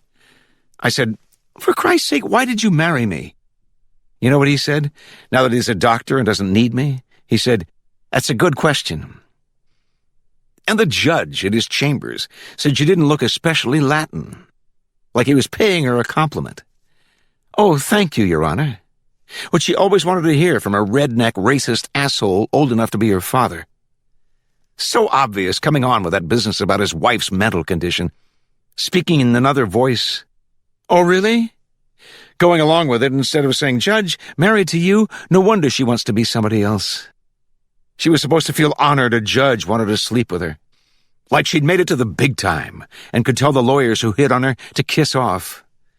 The lawyers with their nifty suits. "You're a bright little girl. I might be able to do something for you." Like what? "Oh, make your job easier." How? "Oh, put in a word here and there." She was supposed to see it as her big chance. Wow, get to go to bed with a lawyer. At hospitals, it would be get to go to bed with a doctor. A nurse at North Broward had liked the idea. The one Keith visited evenings, an hour or so at a time. It was her brother Ray, a surveillance expert, who found out. He said, "If he was clean, I would never have told you. But he isn't, so there it is. You want, I'll have a talk with Keith, straighten him out." Kathy said, "No, I'll handle it." A car rolled past, a dull shape, its exhaust rumbling, and stopped in front of Dale Crow's house. Two young guys got out with grocery sacks, one tall enough to be Dale but built heavier, broad through the shoulders. They walked up to the house, talking in loud voices, flying high this evening, and went inside. A light came on in the front room. The door is still open. There were lights in some of the homes along the street, single-story frame houses back among old trees and overgrown shrubs. A low-rent neighborhood no one cared about. The house where the nurse lived in Pompano Beach was like one of these. 3 years ago, she might still be there. The two young guys seemed right at home. Maybe they'd know where Dale was, 7 days before going to prison. She should have taken the time, had a talk with him after the hearing instead of going in to see the judge. Sit there like a good little probation officer. "Yes, Judge." "Oh, really?" Kathy got out of her car and locked it, thinking about the night she drove up to the nurse's house in the same car, but didn't lock it that time. She had walked past Keith's Mustang convertible his parents had given him for graduation. Went up to the door and rang the bell. She rang it 6 times and remembered thinking as she waited, they bought him a car but let her pay the rent, buy the groceries, and she never said one goddamn word about it. The nurse opened the door, frowning. A small blonde nurse in a pink wrap and with a tiny white dog in her arm. Kathy said, "There's something I'd like to tell my husband." The blonde nurse said, "Your husband?" Maybe she didn't know. "The one in the bedroom," Kathy said, moving past her. He was out of bed, standing naked, about to put on a pair of pale blue briefs she washed whenever they were in the hamper. He looked at her and said, "Would you mind waiting in the other room?" in that tone of his. "I guess I don't know how you're supposed to act," Kathy said. "You catch your husband fucking a nurse." "Don't be crude. That isn't what you were doing? Why don't you go home and wait for me? We'll talk about it later, all right? I brought all your clothes, your books." "What do you mean?" "I mean I brought all your clothes and books. What do you think I mean? All your stuff. It's in my car, loose. I didn't pack it. I'm going to take it out and put it in your car. If it's locked, I'll lay the stuff on your car or throw it in the street. I don't know, whatever I feel like doing. You brought all my things? Everything you own. Your books, your catalogs, anything else you paid for, which isn't much. You can come out and help me if you want, or you can stay here and fuck your nurse or fuck the dog. I don't care. You're out of my life. And my apartment. He made faces, frowns, standing there naked with his cute undies in his hand. He said, I don't believe you're doing this. Hey, Keith, come on. We Latins are very emotional, man. You know that. On her way out, she said to the blonde nurse, still holding the dog, He's all yours. Elvin and Dale had to wait before the door was opened by a stocky little guy Elvin judged to be light-skin colored, except he had a big honker on him and maybe was trying to pass. He looked out at Dale's pickup in the drive, sucking at his teeth, giving the truck a careful inspection before saying, What is it you want? With just enough accent that Elvin had to change his appraisal. This was some kind of Hispanic booger with a big nose, Cuban-looking now. There was all kinds of them. Elvin said, Where's the doc at? The guy only had the door open a foot or so, peeking out at them. He had his hair greased back in a knot, a teeny stud earring in one ear, and was wearing one of those Cuban shirts that hang outside your pants. He said, The doctor isn't in practice. He's retired. Elvin shook his head. I ain't sick, you dink. This is a social call. Tell the doc a friend of Sonny's is here. The name didn't seem to mean anything. The guy said, Wait here, and closed the door about a half-inch from being shut. Elvin said to Dale, It ain't nice. Leave us standing here with our thumbs up our ass. Pushed the door open and walked in. The Cuban-looking guy was already down the hall, clickety-clicking along the terrazzo floor in high-heel boots, turning into a doorway now. He never looked back, so didn't see them come in. Elvin motioned, and Dale followed. Elvin taking his time to look in the living room, too dark to see anything, and inspect the weird paintings and statues they had in the hallway. Elvin frowning, stopping at a black shiny one he told Dale he believed was a bare-naked woman, but wouldn't swear to it. They reached the doorway, and there was a Cuban-looking dude standing with his back to them at a dinner table set with lit candles. Another Cuban-looking guy with slick hair was sitting by himself at the head of the table. This would be Dr. Tommy Vasco, having his supper. Elvin noticed another place set, another dinner somebody had been eating, and recalled the dude who'd opened the door sucking his teeth. But who was he? He turned as Dr. Tommy looked this way and got up, holding a napkin to his silky shirt. I thought I told you to wait. The guy's serious, giving them a dirty look. Elvin said, Hey, I'm waiting. Come on. Then heard Dr. Tommy say, It's all right, Hector. No doubt believing his guy was about to get knocked on his ass. Elvin could read guys like Dr. Tommy in a minute. The kind went through life scared and became sneaky. Born rich, or he'd never be living in a place like this. I was hoping you might be showing your movies, Elvin said, getting right to the point. He saw the doctor had on pants like pajamas and shiny little black slippers with gold crests on the toes. Dr. Tommy said, Excuse me? The movies Sonny took of you and your women. Now the dink was trying to smile. Sonny, yes. How do you know him? We jailed together. He said look you up, tell you he thinks about you all the time.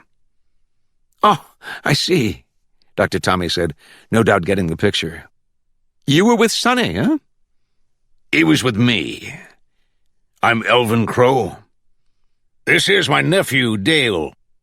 Yeah, I took care of Sonny, and he kept house for me. The dink was nodding, no doubt thinking fast. He was supposed to keep up this house, but wasn't too good at it. He had other things he liked to do better. Like sell dope, Elvin said. Yes, he was good at that. Now the dink was shaking his head instead of nodding, keeping busy there. It was a shame what he did to that girl." "He saved your butt, didn't he?" The doc smiled. "He told you that?" "You got in a fight with her and she was beating the shit out of you, so Sonny hit her with a fireplace poker." Now the doc was shaking his head again. "Sonny had his own reason for killing her. You want to know if I'm lying? Ask the police." Dr. Tommy gave Elvin a shrug. "They have the weapon he used, his fingerprints. What Sonny did, he tried to involve me because he was alone. Scared to death. I understand that. I don't hold it against him. Now, it's too bad he's paying for what he did." The doctor looked at his gold wristwatch and said, "Listen, I wish I could ask you to stay, but I have an appointment this evening. I'm very sorry." Elvin said, "Yeah, I was hoping you might show me your movies." There he was, trying to smile again, act natural, sucking at his teeth. The other teeth-sucker, Hector, stood there staring. Elvin couldn't tell from their plates what they'd been eating, something with brown gravy all over it. It looked pretty good, whatever it was. The doctor was saying, "No, I don't have those movies anymore. They're gone." Elvin, thinking, bullshit, but said, "Well, I just wanted to tell you Sonny's doing fine. Staying out of trouble." "Listen, that's good to hear. I'm happy you stopped by." "I bet you are," Elvin said. "Maybe if I'm over this way again and you're home—" "Of course, any time. If I'm here, you're welcome," Dr. Tommy said, holding out his arm to mean either his house or pointing to the door. His guy Hector moved past them to show the way out. Elvin telling him in the hall he knew the way and getting another dirty look over the dink's shoulder. When they were in the pickup again heading out the drive, Dale said, "I thought you were going to hurt him." "I am," Elvin said. "Well, when?" "I haven't figured out how yet," Elvin said. "You hurt a guy for another guy. You want to see something in it for yourself, if you can." The one guy tried to give Kathy a hard time. When she asked if Dale was home, and they invited her in, they were okay for about half a minute. Once they started goofing around, insisting she have a beer with them, she brought a wallet-sized case out of her purse and held it open to show her ID and shield. "See it?" "No shit! A probation officer!" Acting like they'd never heard of one before. They were both pretty ripped, their eyes shining like glass, and still drinking. A dozen or so long-necked beer bottles on a wooden crate they used as a coffee table. One of the guys stumbled over to the sofa and fell into it. She was watching him when the other one grabbed the ID case out of her hand. "Catherine Baker! You Cuban, aren't you?" Everyone interested in her nationality. "I'm Department of Corrections," Kathy said. "What are you?" A rockhead, for one thing. No doubt lights popping in his brain. She snatched her ID case back before he decided to keep it, and he didn't like that one bit. Gave her a snarly look and tried to grab it again. He reached for the case, and Kathy got hold of one of his fingers, the little one on his right hand, and bent it back enough to make him say, "Ow! Hey!" hunching his shoulders. He made a fist with his other hand, cocked it, getting a mean look, and she bent the finger some more. This time he yelled out, "Jesus Christ! Let go! God damn it! If I do, you'll behave?" "I'll bust you in the mouth if you don't," she said. "You mean it?" Giving the finger a twist. He was a big guy, and that finger was thick. He said, Okay, trying not to move, his shoulders hunched up again. It was a tough situation to get out of. Sooner or later, she would have to let go. Then what? If he wanted to hit her, he would. She had a pistol Tony, her Metro-Dade brother, had given her and was licensed to carry, but kept it in her apartment. Corrections said probation officers shouldn't get into situations like this, so there was no reason to pack. Walk away and call the cops. This had happened before, and she wasn't hit when she let go. But those times it was different. The guys were on probation. She told them, "Don't ever touch me again or even think about it," and they backed off, knowing she could violate them, maybe break a finger too. But this guy wasn't on probation that she knew of. If he hit her, she could call the cops, get him for assault, then have to appear against him in court, spend all that time. "You know my name," Kathy said. "What's yours?" He told her it was Ron, easing his shoulders down. "You don't want to get in trouble, do you, Ron?" "No, ma'am." "You going to behave?" "Yes, ma'am. Anything you say." She did not want to let go of that finger, but said, "Okay, then," because she had to sometime and let go of it. Before she could move, he grabbed her by the shoulders, threw her down on the sofa next to the other one, sitting up asleep, and got on top of her. Got her neck bent against the cushion, smelling of mildew. One of his knees between her legs, working it up tight against her. He said, "You know I just got out of jail?" Wanted to scare her if she wasn't scared already. Or maybe impress her, a guy his age. "I know you're going back. You don't get off me." "You like to broke my goddamn finger. I never even touched you."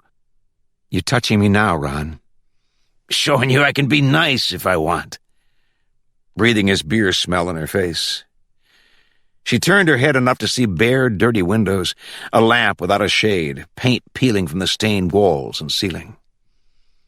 "You're a nice guy, then get up." "Would I like it here? I'm close to it, huh?" "You think you're going to have sex with me?" "If I want, and I'm getting the urge. Feel it?" She said, "Ron, I can break something else besides your finger," and heard the door bang open. Ron started to turn his head. Now she saw a cowboy hat up there above them, and Ron was gone from her, yelling, "Hey, shit!" as he was yanked away, knocking long necks off the crate they used for a coffee table, and she saw who it was in the straw cowboy hat. Elvin Crow, holding the young guy Ron by his belt and shirt collar and back. Kathy pushed up on the sofa to straighten her shirt dress, get it down over her bare thighs. She saw Elvin looking at her, and saw Dale now. Dale moving out of the way as Elvin threw Ron out the door. Elvin came over and pulled the other one up from the sofa, grunted with the effort, but didn't look at her now or say a word. She saw this one's eyes come open, startled out of sleep, no idea what was happening.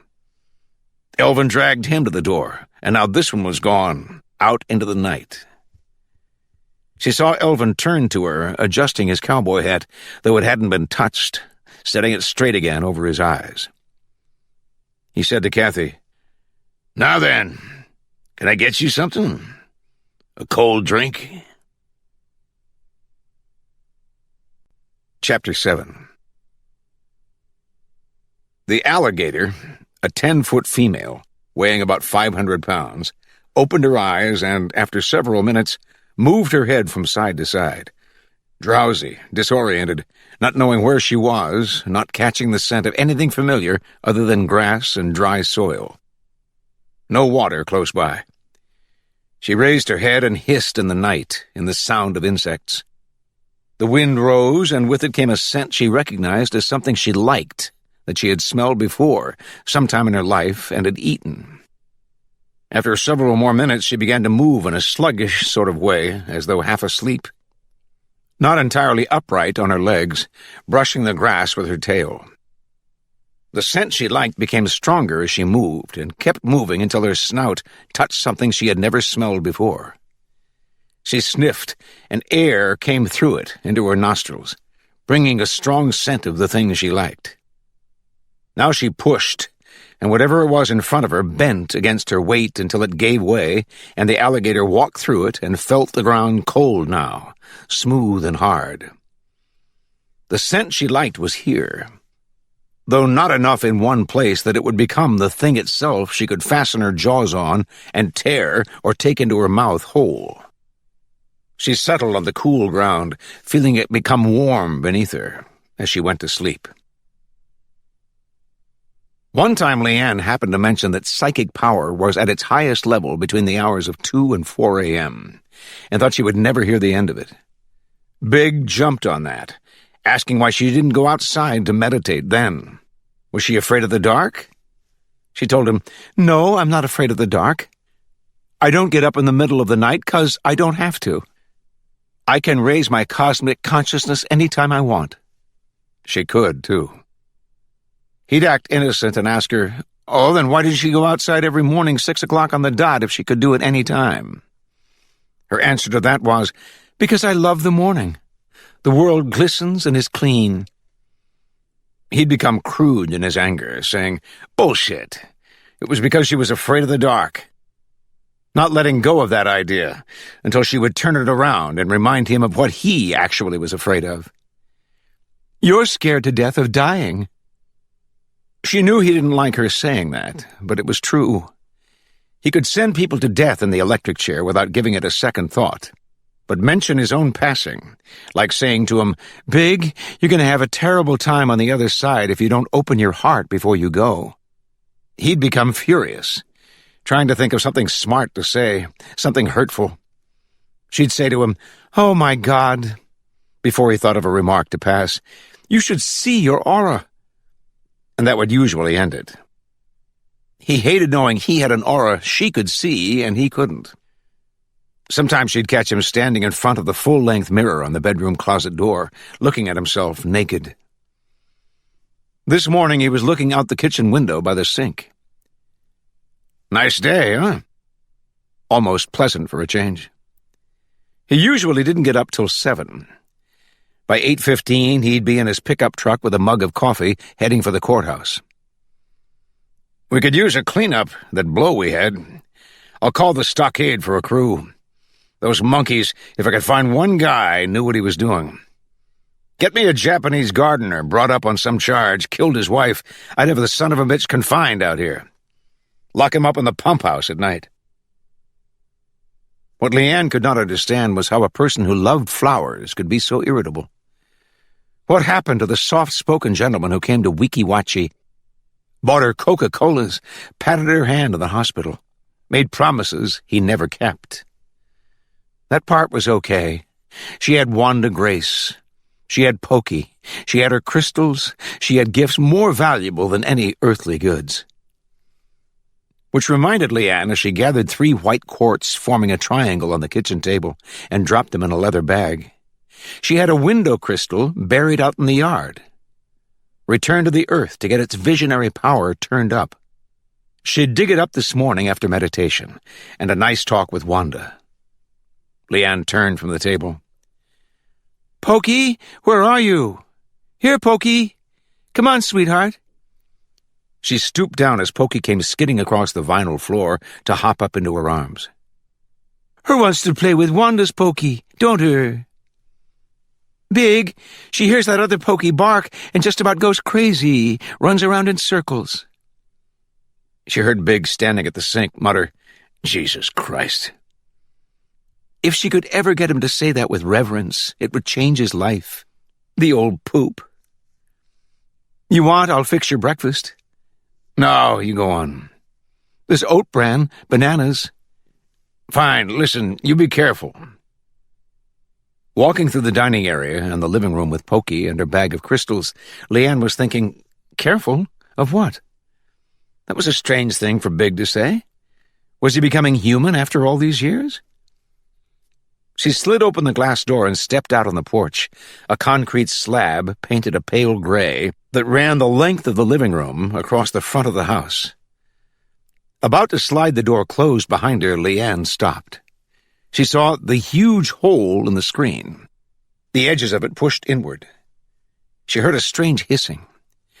She turned her head toward the sound and saw the alligator. A giant alligator up on its legs looking at her. And she screamed and was back inside the house, sliding the glass closed, locking it before she realized she was no longer holding Pokey and her bag of crystals. She screamed again and kept screaming as Big came in a hurry from the kitchen. He got to the glass door in time to see Pokey, for a moment, in the alligator's jaws, before the alligator raised its head as if to look up at the tile ceiling, and Pokey was gone, swallowed whole. In those moments, all Bob Gibbs could do was stare, not believing an alligator was on his porch. It wasn't supposed to be there, but it was. The next moment, he was running into the bedroom to get his .38 revolver, knowing his shotgun wouldn't do the job. By the time he got back with a weapon, Leanne was wailing and sobbing something awful, becoming hysterical on him and standing in the way. He had to push her aside to slide the glass door open enough to draw a clear bead on the gator. Jesus Christ, a big one, he estimated to run 10 or 12 feet.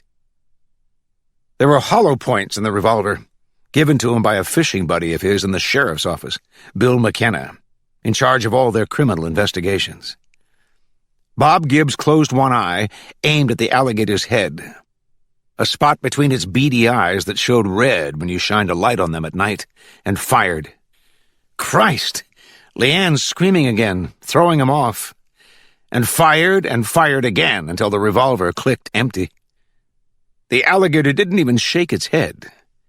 It hissed a couple of times, came over, and smashed the glass door to pieces with one swipe of its tail. When the first green and white arrived, Leanne and Bob Gibbs were out in front by the gravel drive, on the side away from the porch.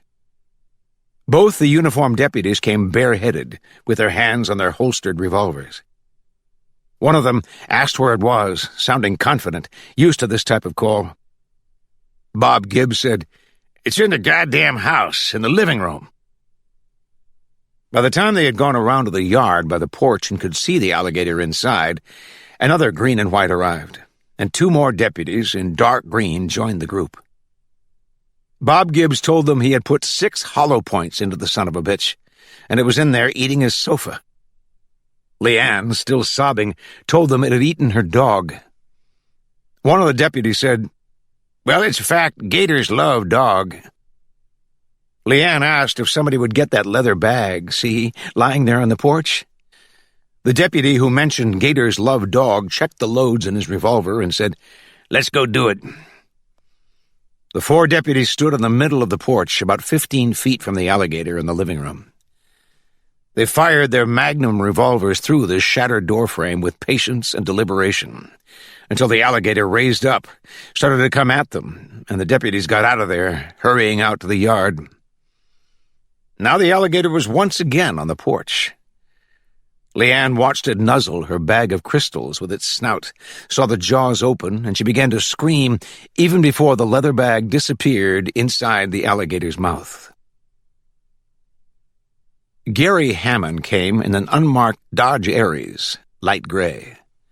He was in the driveway on the other side of the house, out of the car, putting on his suit coat when he heard the scream.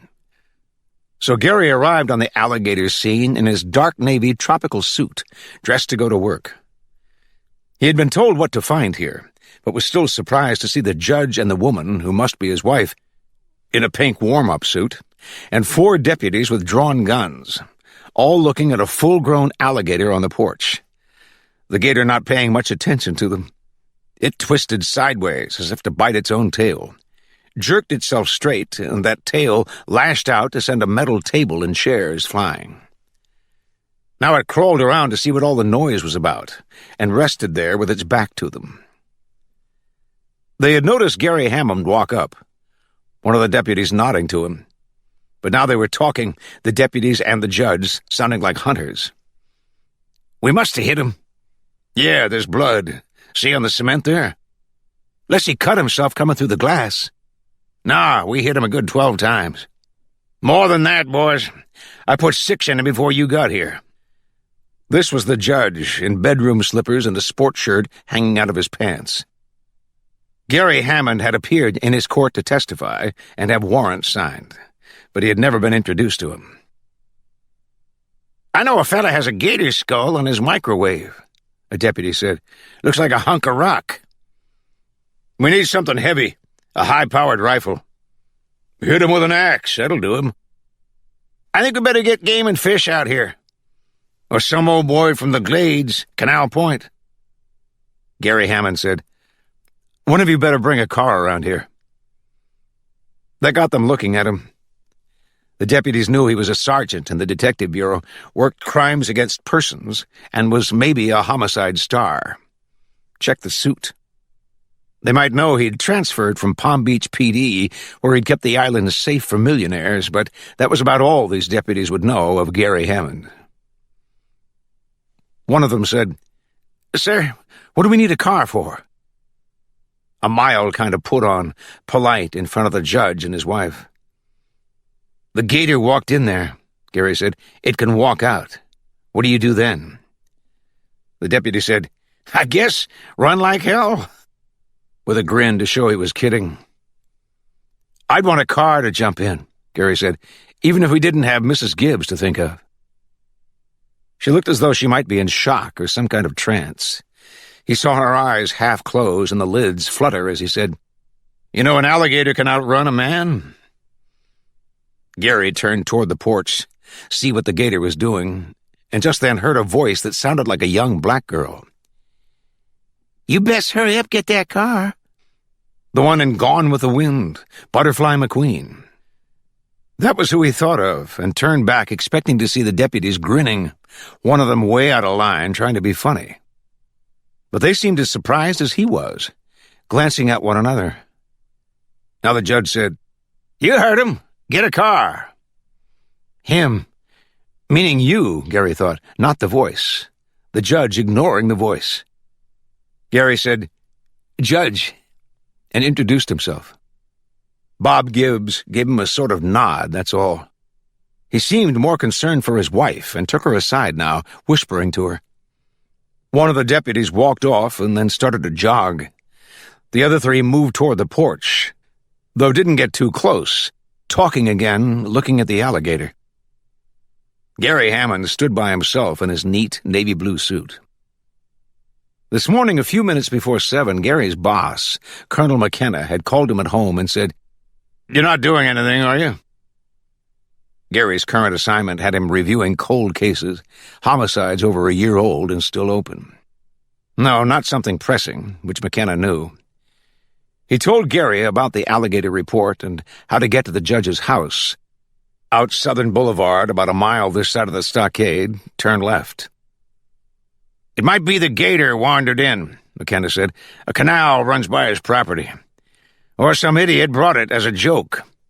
Or then again, it wasn't meant to be funny. You understand? So look around good." "What do I do about the alligator?" "Call Game and Fish if you have to. What I'm concerned with is finding out how it got there." So now, the next step. He could call Game and Freshwater Fish, wait around for somebody to come out and kill the alligator. That was a fact. They weren't going to dress its wounds. Gary watched a green and white creeping toward them from the far end of the house, coming past sable palms, dipping over the uneven ground in low gear. The judge seemed to have a tropical garden out here, orchids hanging from trees. He was taking his wife by the arm toward the squad car. The 3 deputies were looking that way now. They could spend half the day waiting for a game man to get here, then stand around some more, watching. Gary thought about taking his suit coat off. No, he'd leave it on. He was comfortable in it. He drew the Beretta, holstered on his right hip. Walking past the deputies, Gary racked the slide to put a 9mm load in the chamber. They turned as one at the familiar sound it made. Gary kept going, his eyes holding on the gator as he opened the screen door, closed it quietly, walked up to stand over the gator and stare at its head. You could crouch low and shoot it through the eye or into its ear to find its tiny brain. Or you could stand close and aim at a spot directly behind the animal's skull. Drive the bullet straight down to cut its spine. He had seen game men and contract nuisance hunters kill this way. A shame even when it had to be done. Poachers hit them with an axe or a sledge, looking at $47 a foot for the hide to make belts and shoes for snappy dressers. Someone, Gary believed, had brought this gator. It did not know where the hell it was or want to be here lying on a cement floor. There were nicks in its hide, a mark on its skull, a dent, it looked like, where someone had given it a good lick. He aimed the Beretta at the spot behind the skull, the muzzle a foot away, and fired one shot. The gator flattened and lay still. The deputies waited for him to come out to the yard before they filed in, each one giving him a look before approaching the gator to poke it with a toe. "I think it was brought here," Gary said, standing with his back to the kitchen sink. It could be malicious mischief we're looking at, criminal negligence, or it could be more serious. The judge had come into the kitchen dressed for business in a gray suit and maroon tie. He said, "Wait," got a glass from one cupboard, a bottle of Jim Beam from another, and poured himself a good one. 8 o'clock in the morning. He went to the refrigerator for ice, then moved Gary out of the way to add a splash of water. Now he took a couple of deep pulls on his highball, raised the glass, and said, That's better. It's been quite a day. An alligator walks into my house, and my wife walks out. She says, 'That's it, I'm leaving.'" "I could see she was scared," Gary said, "but she'll get over it. I mean, you don't think she'll actually move out, do you?" "That's what she says." Gary watched the judge sip his drink. He didn't seem too upset. "This is the second time it's happened to her. She isn't going for 3, I know." "You had one here before?" "No, it was up at Weeki Wachee years ago. My wife was a mermaid at the time I met her. An alligator swam into her act one day, and she hasn't been the same since." The judge paused to take a drink. "It did something to her. I don't know what. See, then another one comes along. The poor woman can't handle it. I said, 'Well, hon, it's up to you. At least she can go someplace there aren't any alligators. Maybe in time, I don't know, people do have phobias. Some are scared to death of cats. A cat walks in the room, they're petrified.'" There was something here Gary didn't understand. He said, "Yeah, but everybody's afraid of alligators. You better be. I mean, it's normal." The judge had turned and was gazing out the window at deputies appearing out of the trees, poking through his plants. "What are they looking for?" Gary edged up behind the judge to look over his shoulder. He said, "I think the alligator was brought here." Then had to step back when the judge turned to face him. "Why?" "Well, I did notice driving in, there's a canal over on the other side of your property where it might have come from." The judge said, "I don't see there's any question about it. That canal hooks into a network of canals. One or the other will take you right to the Okeechobee." "I know," Gary said, "but I can't see a gator that size climbing the spoil bank and coming all this distance through your orange grove away from water." "You're an alligator expert," the judge said. "You didn't tell me that." "No, sir," Gary said, "but I do know they live in water and never go too far away from it. That's why I think it was brought here. And if it was, its mouth would have been taped shut and its legs bent up behind its back and taped together. The legs hinge in a way you can do that. So I wondered when they got here and pulled the tape off if they might not have just thrown it aside." The judge half turned toward the window again. "That's what they're looking for? Tape?" "Duct tape or electrical tape, either one." "You find any?" "Not yet." The judge nodded and took a sip of his drink. Gary said, "You didn't hear anything last night?" "Not a sound." "I was thinking if they drove in with it, came past the house, maybe your wife heard something." "No, she didn't either." "Could I speak to her?" "You're asking me, can you have a conversation with her about alligators? In her condition?" "I wondered if she might have heard a truck." "Jesus Christ, but you keep beating on it. I just told you she didn't hear a thing. Now we're through here. I'm going to work." Gary said, "Yes, sir," and paused and said, "Can I ask you something else? It's unrelated. Well, in a way it is." The judge, with a glass raised to finish his drink, didn't answer. "When I first got here," Gary said, "I told one of the deputies to go get a car, in case the gator came out after us." The judge lowered the glass and was looking directly at him now. "Right after I said it, I heard a voice that sounded to me like a young black female, you know, kind of a high voice, repeating pretty much what I said." Gary waited. The judge stared at him. Gary didn't care for his expression. Ice cold. The judge said, "What's your name again?" "It's Sergeant Gary Hammond." "You like detective work?" "Yes, sir, very much." "Better than driving a squad car?" "Yes, sir." Did you know Colonel McKenna was a buddy of mine?" "No, sir, I didn't." The judge said, "Well, you do now, boy. When I tell you we're through here, it means we're through. You don't ask any more questions. You understand?" "Yes, sir." "The alligator wasn't brought here as a prank or otherwise to cause anybody harm. It came out of that canal all by itself. So there's no need of you to write up an offense report." Gary said, "I still have to tell Colonel McKenna what happened." "That's all right," the judge said, "long as you don't color it." He smiled then. His mouth did, while his eyes remained cold. "Tell Bill for me he should have sent the dog catcher." Gary said, "Yes, sir, I will." Paused a few seconds, wanting to bite his tongue, but had to ask it. "Judge, has your life ever been threatened?" Chapter 8. There was a judge friend of Bob Gibbs, now retired from the bench, who described Palm Beach as an island off the coast of the United States. Bob Gibbs agreed 100%. Cross Lake Worth east, and you were in a different country, the top end of the Gold Coast, where the rich and famous lived. But you know what? Go the other way, drive west out beyond 20 Mile Bend, and man, you were in a different world. The Glades, bottomland America, with a smell of muck and fish, and 500,000 acres of sugarcane off on the left side of the road there.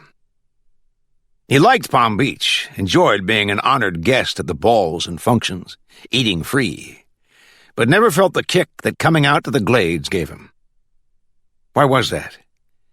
His judge friend who'd retired and moved up to the Panhandle said, "'Cause you're a redneck at heart. What do you think? If you'd been born here, you'd be moonlighting gators for hides and meat instead of sitting on the bench, an ill-tempered judge." Recalling that got Bob Gibbs in touch with his feelings, as Leanne would say, aware of a different kind of kick this trip. One right in the gut. Anger mixed with a foreboding something messy could come of this alligator business. What in the hell was Dickie Campow thinking that he delivered it alive? They were to meet this evening at Slim's Fish Camp on Torrey Island. Cross the bridge over the Rim Canal, and you were there, in the marshy lower end of Lake Okeechobee, not too far from Belle Glade. Bob Gibbs found the frog gigger inside Slim's visiting with friends, and pulled him out into the dark over by the Coca-Cola machine. "How many times did I tell you? It was supposed to be a dead one." "It was, when I left it." Dickie looking bewildered at the thought of its having come alive. "Judge, me and my wife took the truck. Figured to run along the dike. We spot her in the canal right there by the cleaning dock eating on some soft-shelled turtle. I thought we might have to go clear to Canal Point, but there she was. I shined a light on her, see about 8-10 inches between the eyes. I know she's a big one." Bob Gibbs said, "What was our deal? Deliver the son of a bitch dead." He couldn't say it enough. "Judge, it was. Ask my wife. I used a snatch hook on a 1/4-inch line. I caught her clean, one throw, tied off around my trailer ball, and pulled her out of there. I don't mean she come willing. She fought it. Pretty near tore the trailer hitch clean off my truck. I said to my wife, we got us one. Next I hit that gator over the head with a 10-pound sledge. One stroke, she let out her air and never made another sound. It came back to life, Bob Gibbs said. Walked through my screen porch and into my house. Probably smelled your dog. It ate the dog. Judge, I told you when you called. I hunt frog. Outside of that gator they arrested me for, I ain't trapped one in years. Bob Gibbs thought a minute, hearing insects in the night and the sound of country music coming from Slim's. You know that canal by my place? I'm saying that's what it came out of. It could have. I want to know for sure. It's possible she swum down there and came into my yard. I guess. Listen, Judge, you know my wife's pretty good at estimating. She looked at that gator and saw about $400 in the hide. She figured the meat, $5 a pound, could bring another 100. What I'm saying, that was part of the deal, Judge. You called me to pick her up afterwards, and she's mine. Am I right? And nobody would know about it but us, Bob Gibbs said. That's right, too, isn't it? Yes, sir. I stopped by the Helen Wilkes after court this evening. Everybody in the entire goddamn place knew about it. They're even speculating it was put there to get me. And you know why? Because the son of a bitch was alive. Because I had to call the sheriff to come kill it.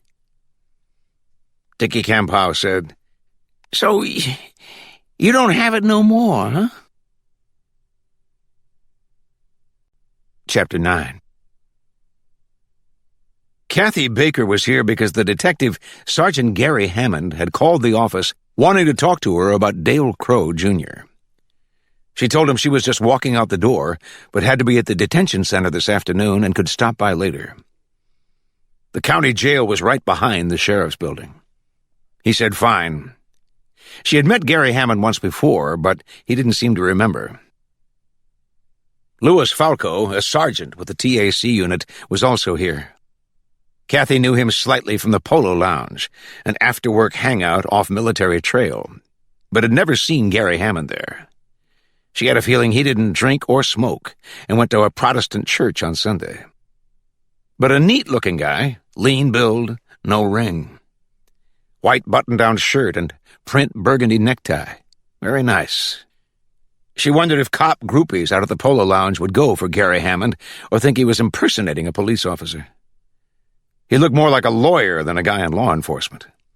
Mid-30s, say, but no ring. The only thing that marred his neat image, but a nice touch, his hair was kind of long, dark brown, down over the collar of his shirt. Gary Hammond was telling them, if you ran the names of all the bad guys convicted by Judge Gibbs who were back on the street and wouldn't mind taking a whack at him, you could paper this room with the printouts. Kathy let her gaze wander from Gary's desk to take in the size of the squad room with its rows of desks, walls, and ceiling a dull yellow.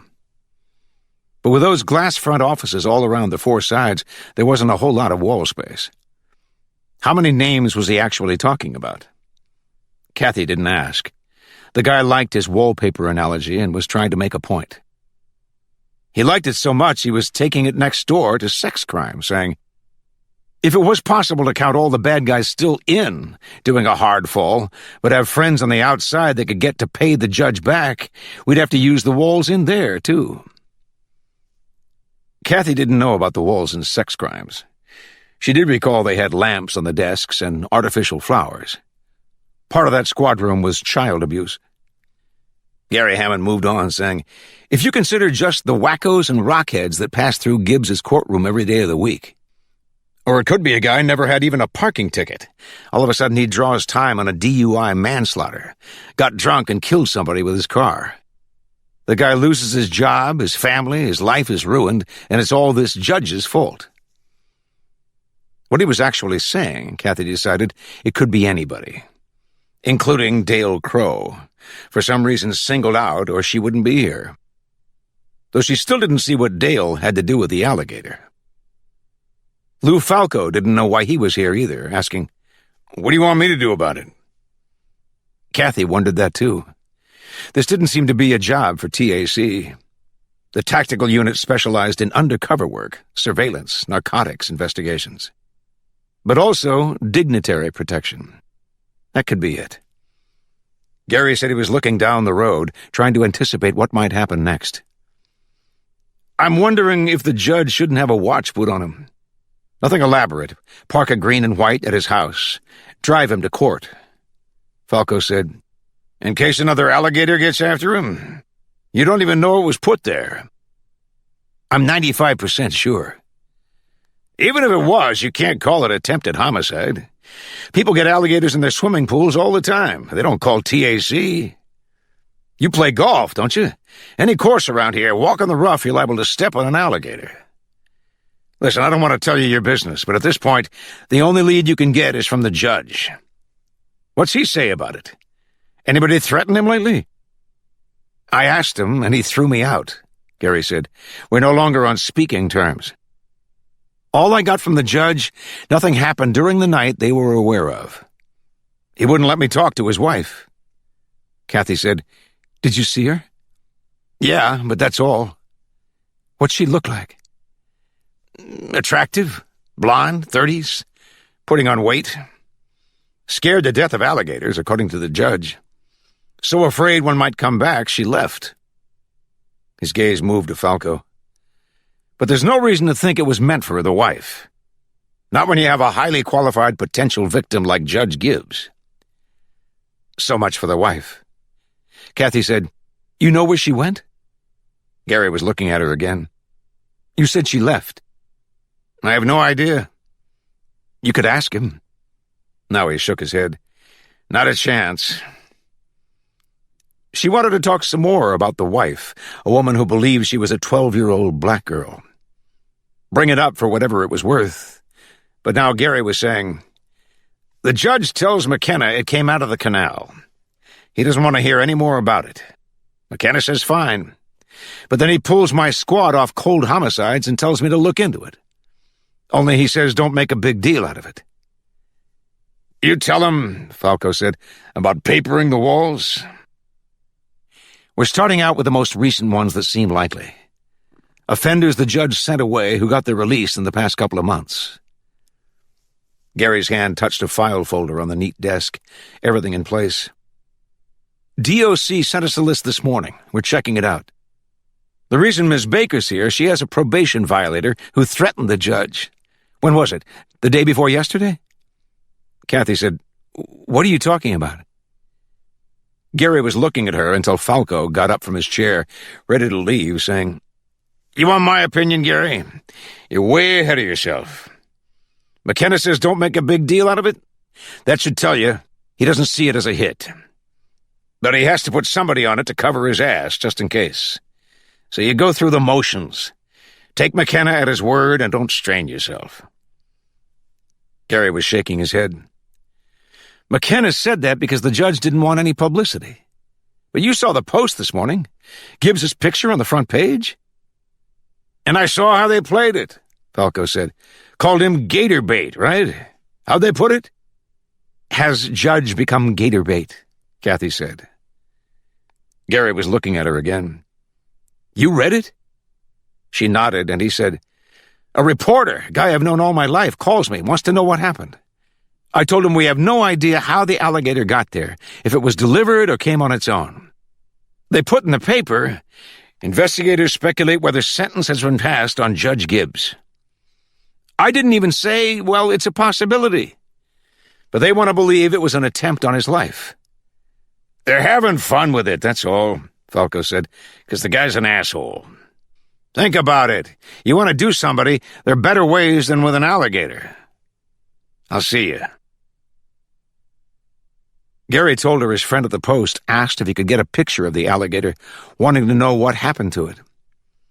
Kathy had the feeling he would keep talking about the alligator if she let him. But then listening to him, she thought of a question and asked, Who killed it? I did. You shot it? He nodded, didn't say another word about the alligator, and now she asked him, Where did you hear Dale Crow threaten Gibbs? I was told by a deputy who got it from Gibbs's bailiff, Crow said. You'll see me again, or you'll get yours, something like that. You haven't seen a transcript? They're getting me one. Dale said, If you think you're through with me, you're full of shit. Is that a threat? It could be. How many shots did it take to kill the alligator? 1. Kathy stared at him, and he stared back at her. What did you use? He leaned to one side to touch his hip. This.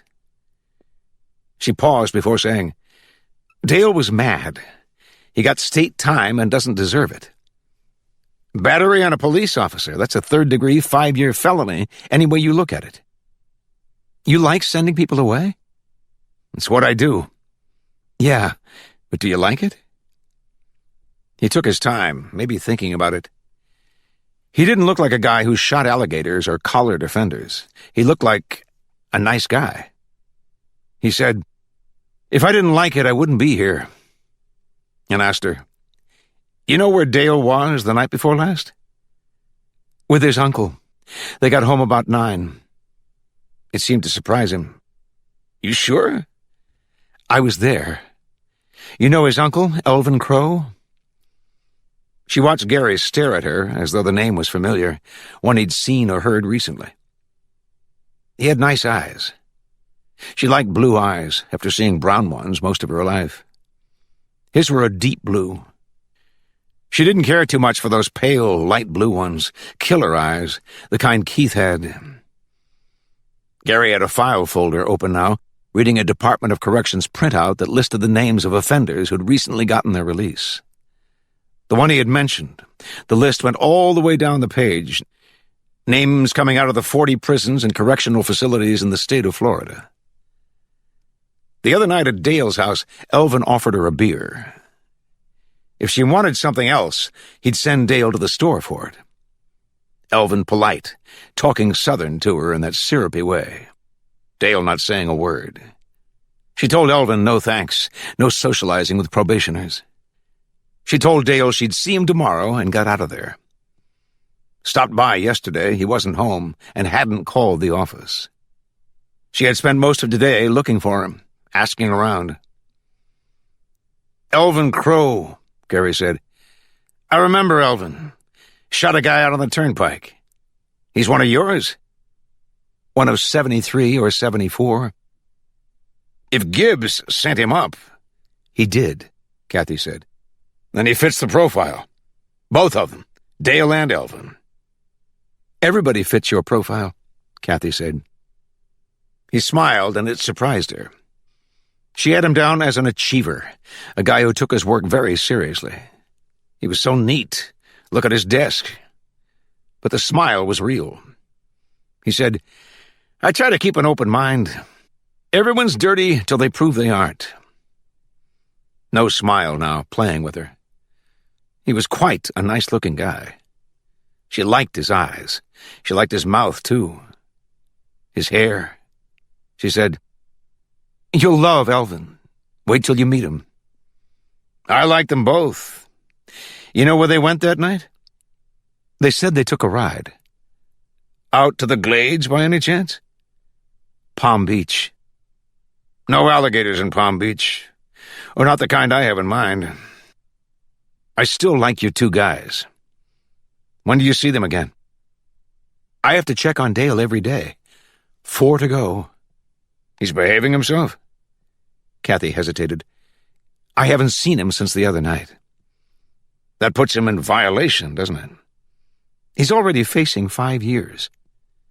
Gary raised both hands. "He's yours. You don't want to violate him? Don't." "I leave here, I'll stop by their house." "Elvin lives there, too?"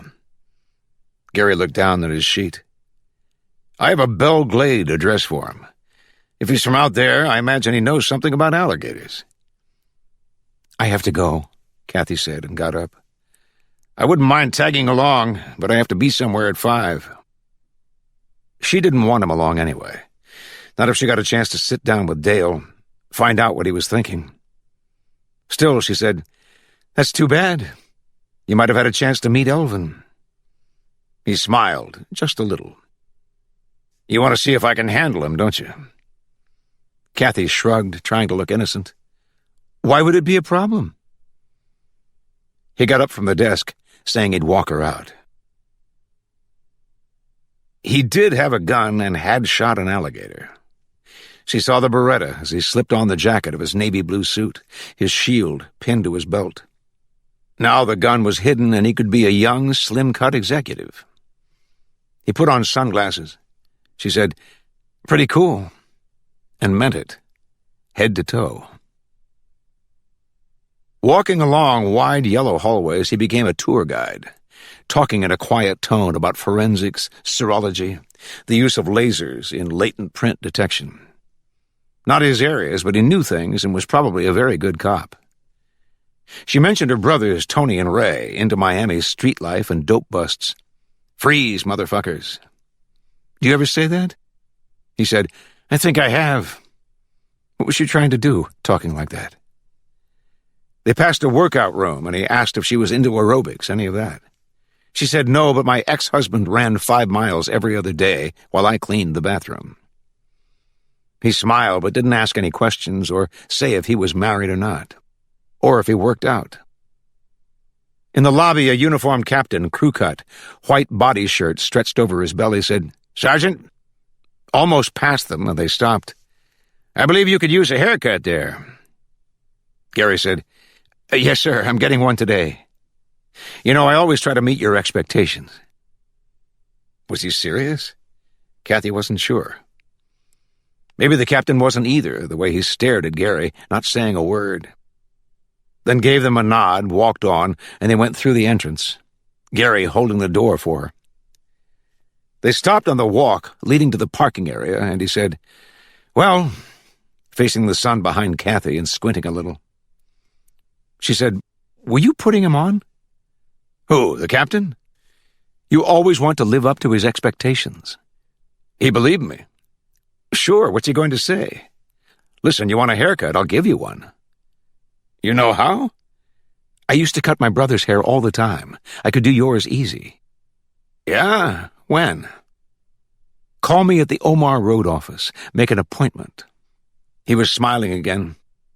"I'm glad we got a chance to meet." "You don't remember the other time?" Look at his face. He had no idea what she meant. "Last August in Riviera Beach, by the projects. You were driving that unmarked Dodge everybody knows is a cop car. I'm walking along." He was smiling now. "You pull over and stop me. Want to know if I'm looking for crack or already bought some.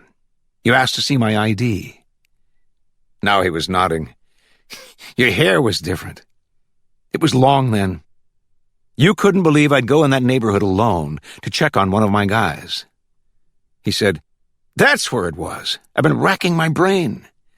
"I could see that," Kathy said, beginning to realize it was hard to tell with this guy when he was sincere and when he was laying a line on you. Maybe not so different from her brothers. "Well, it's been nice." No ring. Which didn't mean anything. Maybe divorced and took his kids to the beach on weekends. There were all kinds of those around. Walking away, she turned back and said to him, still in the same place, watching her, "You didn't tell me. Do you work out?" "Once in a while." He raised his hand and said, "I'll see you." Yeah, but when? Chapter 10. Leanne had said to Bob Gibbs, "When you get home from court today, I'll be gone. I'll call one of my dear friends," meaning some nitwit from one of her psychic workshops, "to drive me to the bus station." That was the extent of her intelligence. To leave here, you took a bus. He told her, trying hard to sound dejected, to take the car if she wanted, long as he had his pickup. She said, "Don't ask if I'm going to the spring or back to my roots, Sandusky, Ohio, because I won't tell you." She said, "I may not ever speak to you again, Big, for what you did. I hope someday I will have it in my heart to forgive you, but I can't promise." Bob Gibbs said, "Wait now," curious. "Forgive him for what?" She said, "Having that alligator brought to our house." He worked himself up, protesting. How could she accuse him of something like that? What would be his reason? Leanne said, "I don't believe it was to see me dead. You passed that sentence in court and keep your hands clean. But I know now you want to see me leave, so I will." He couldn't argue with that. Still, he told her she should try opening her heart, get in touch with her spirit guide, and seek her guidance in looking at this situation. Leanne said, "Wanda Grace is the one told me you had the alligator brought." There was no way he was going to argue through Leanne with a 12-year-old colored girl dead 135 years and hope to come out ahead. He helped Leanne with her suitcases full of rocks and books and put them in her car. That was 48 hours ago, and he hadn't heard a word from her since. So Bob Gibbs was feeling new life this afternoon in court. He had 2 sentencing hearings. One of them, Dickie Campow, up for alligator poaching. But no probation violations, damn it.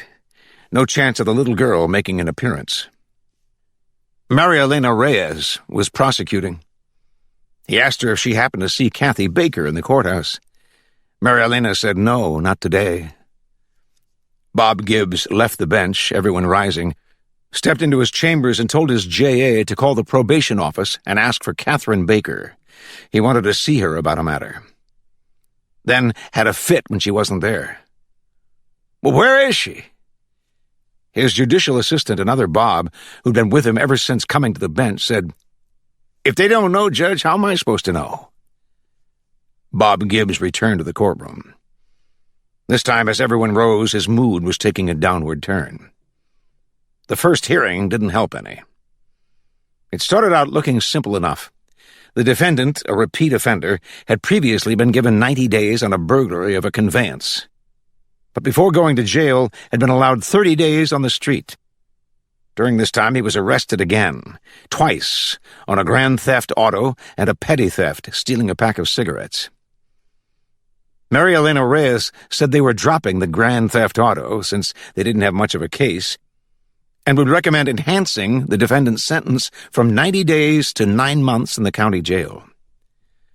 But the defendant wanted state prison time so he could get his glasses and his teeth fixed, which the police broke when they arrested him on the grand theft auto, now dropped. Maria Elena Reyes said okay, and she was recommending 27 months DOC time. The defendant said that wasn't fair. 27 months for stealing a pack of cigarettes? Maria Elena explained to him he would only do 9 of the 27 months. It would be the same as county jail time, except he would have a chance to get his teeth and his glasses fixed. The defendant said no. Originally, he was going to do 6 months in the stockade on the burglary of a conveyance, and it was reduced to 90 days. So how about giving him 18 months DOC time, and he'd do 6? How did that sound? Up on the bench, Bob Gibbs pictured Kathy Baker out at his place, strolling about in a white dress and a straw sun hat as he showed her his flowers, his orchids blooming in trees. Watched her expression as she realized what a sensitive man he was, in close touch with nature. He could daydream and still follow Maria Elena and the defendant. Okay, but that was enough. Time to end it. Bob Gibbs banged his fist down hard. He said, "What's going on here?" And to the defendant, "Keep arguing, you'll do the entire 27 months. The defendant said, "Judge, that wasn't fair." And Bob Gibbs said, "Fair? What's fair got to do with it?" They showed utter contempt of the law, but expected the system to be fair, which to them meant lenient. There was Dickie Campow and his wife Inez, a big, ugly woman in the first row behind the defense table. Dickie expecting his hearing to turn out fair, get off for doing a favor. Except he hadn't done the favor the way he was supposed to. Leaving the bench, Bob Gibbs told his clerk he'd be right back. In his chambers, he said to his J.A., "Call the probation office and get her home address and phone number for me. Catherine Baker." "I'm way ahead of you," his J.A. said, and handed him a sheet of notepaper. "She lives in Delray." Bob Gibbs, not caring for anyone to be way ahead of him, said, "Call them back. What I want is for her to phone me. At home, if not before I leave here." "Give them your unlisted number?" "Be fair with a hired help, too. Show patience." Bob Gibbs said, "Think about it. How would she call me otherwise?" The allegation against Dickie Campow was that he had taken a young alligator from the Palm Beach Canal, approximately 50 yards south of Summit Boulevard, killed it, and was skinning the tail when apprehended by a sheriff's deputy. Someone in the neighborhood had called 911 upon hearing gunshots about 15 minutes earlier. Dickie Campow had told at his arraignment he was on his way to Charlie's Crab with a load of fresh frog legs when he saw a gator on the spoil bank, not in the canal, and it was already dead when he stopped and checked. He said he would plead guilty to skinning the tail for meat before it turned, as anybody would do that saw it laying there, but he had not killed the gator, a young male just under 6 feet. That was Dickie Campow's story. As long as no one had seen him pull the gator out of the water with his snatch hook and hit it over the head with a tire iron, he was sticking to it. What messed up Dickie Campau's story, the deputy at the arraignment had testified there was a .22 caliber rifle in Dickie's pickup. And because gunshots were reported, he assumed this was the weapon used. Dickie swore that even those couple of times before when he'd been arrested for poaching, he never used a rifle. He testified the deputy had smelled the .22 and knew it hadn't been fired. It must have been somebody else saw the gator before he did and shot it for sport. The deputy had said he was not a ballistics expert, and Dickie had said, "He's got a nose, don't he?" It was too late now to check the rifle, determine if it had been fired. This had happened over 2 months ago. They didn't even know for sure what had killed the gator. But the prosecutor, a Latin woman, kept bringing up the .22, saying we know shots were fired and the defendant was found with a dead alligator and a rifle. What other conclusion can be drawn? That was the case against him. Like saying the only way to kill a gator was to shoot it. That deputy hadn't even looked at his tire iron. Now Dickie Campau waited for Judge Gibbs to come through. Maybe say something about it being unfair to convict a man when all we know he did was cut some tail meat. The judge was looking right at him now. In that the defendant understands and appreciates the findings of these proceedings and is capable of entering into a plea, admitting he was in the process of skinning the alligator when apprehended, I have to agree with the state, at least in substance. But I'm going to go easy on you, Mr. Campau. Dickie liked the sound of that last part. I understand you're a hard-working man with a wife to support. So I'm not going to give you jail time, deprive you of your means of making a living. Instead, this court fines you $500 and places you on probation for a period of 1 year. There were legal words after that Dickie Campau didn't understand. In fact, barely heard, even staring right at the judge, who was coming off the bench now, everybody getting up as he left the courtroom. Dickie felt somebody take hold of his arm and knew it was his wife. Inez said, "Do him a favor and he'll do you one. That was some deal you made." Dickie walked away to get fingerprinted and sign some papers. It gave him time to think, wonder how he was going to raise $500 without killing another gator. It gave his wife time to think, too, because when they were out in the hall and he mentioned it, she said, "That ain't the way to do it. They catch you now, you go to jail." He asked her, "How then?" Inez said, "Get it off the judge." Chapter 11. "If the judge can work it for you to go to Stark," Elvin said to Dale, "that's fine. I can tell you all about how to jail up there. Only I don't see it happening. You get to reception at Lake Butler. I doubt they'll send you there on a first-time 5-year deal. I'm talking about Florida State Prison, what we generally call Stark. Or you could get Union Correctional, over west of there, not too far. It don't matter which, though. They're both shitholes." They sat in the living room of the house in Delray Beach drinking beer out of long necks, the only way Dale liked to have his. It wasn't much fun, though. Dale wanted to leave or turn the radio on loud or shut Elvin up if he knew how. Union Correctional, or UCI, is what they used to call Rayford when they had old Sparky there. See, wherever the electric chair is, that's your state prison. That's why now it's at FSP. The difference I noticed my second fall, there aren't no more real convicts since this crack shit come about. Convicts, they'd sit around talking about jobs, banks they held up, argue about how to blow a safe. Now you got inmates instead of cons, and these guys are crazy. All they think about is getting dope and getting laid, looking to see who they can turn. See, once you get turned, you're pussy. Inmates, they'll snitch you for smoking a joint, anything, to getting good with the turnkeys. Dale said, "You want another beer?" Elvin said, "Sit still when I'm talking to you." Dale eased back in the sofa, Elvin staring at him. What you have to learn is how to ride the rap. Do your own time, but get salty quick as you can. You're in the population, you don't have to be good-looking. You're a new punk coming in, and that'll get you elected. The first one comes at you and you back down, you're pussy. What you have to do is boo him up. A nigger, you have to stick him. See, if a nigger has a white boy, even one's ugly, he thinks he's a big man.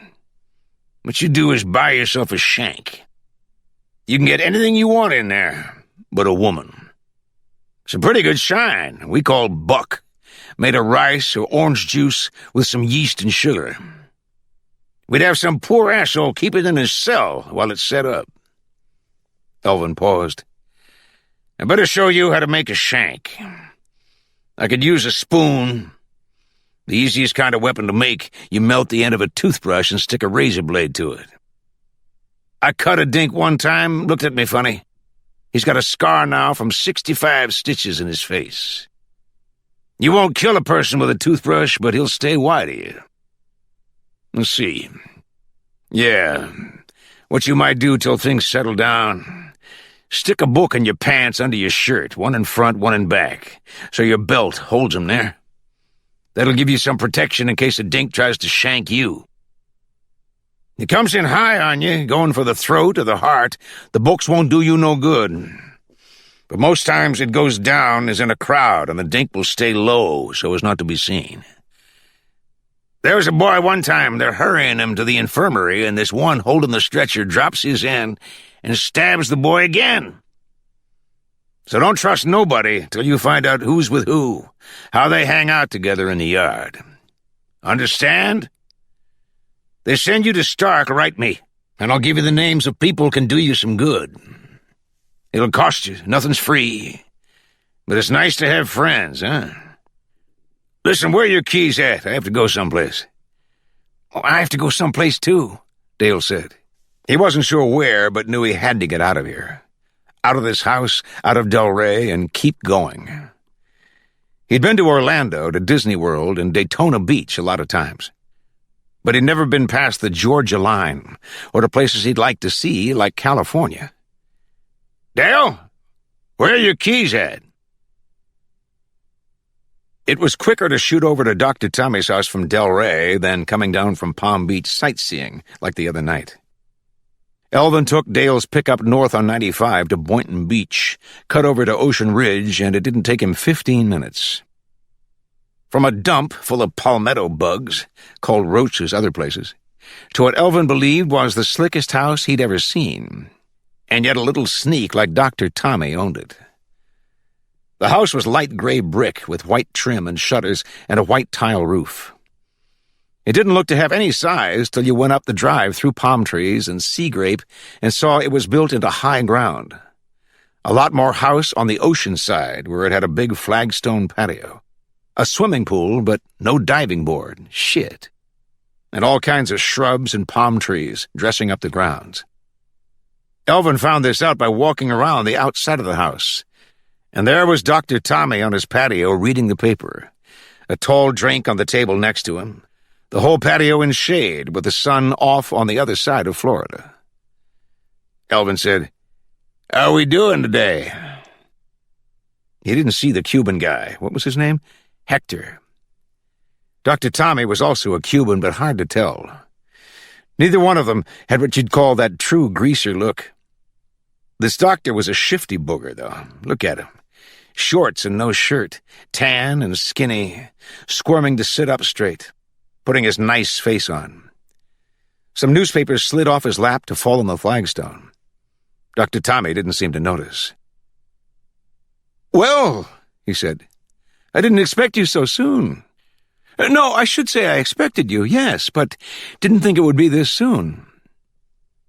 Getting his meaning straightened out, Elvin didn't see it change anything. He pulled a chair away from the glass-top table, a heavy wrought-iron patio set, nothing but the best, settled into the chair's maroon cushions, then had to turn his head to look up at the house this close. 2 floors with an upper deck across the back and stairs coming down from it. "Being put out of business hasn't seemed to hurt you none," Elvin said.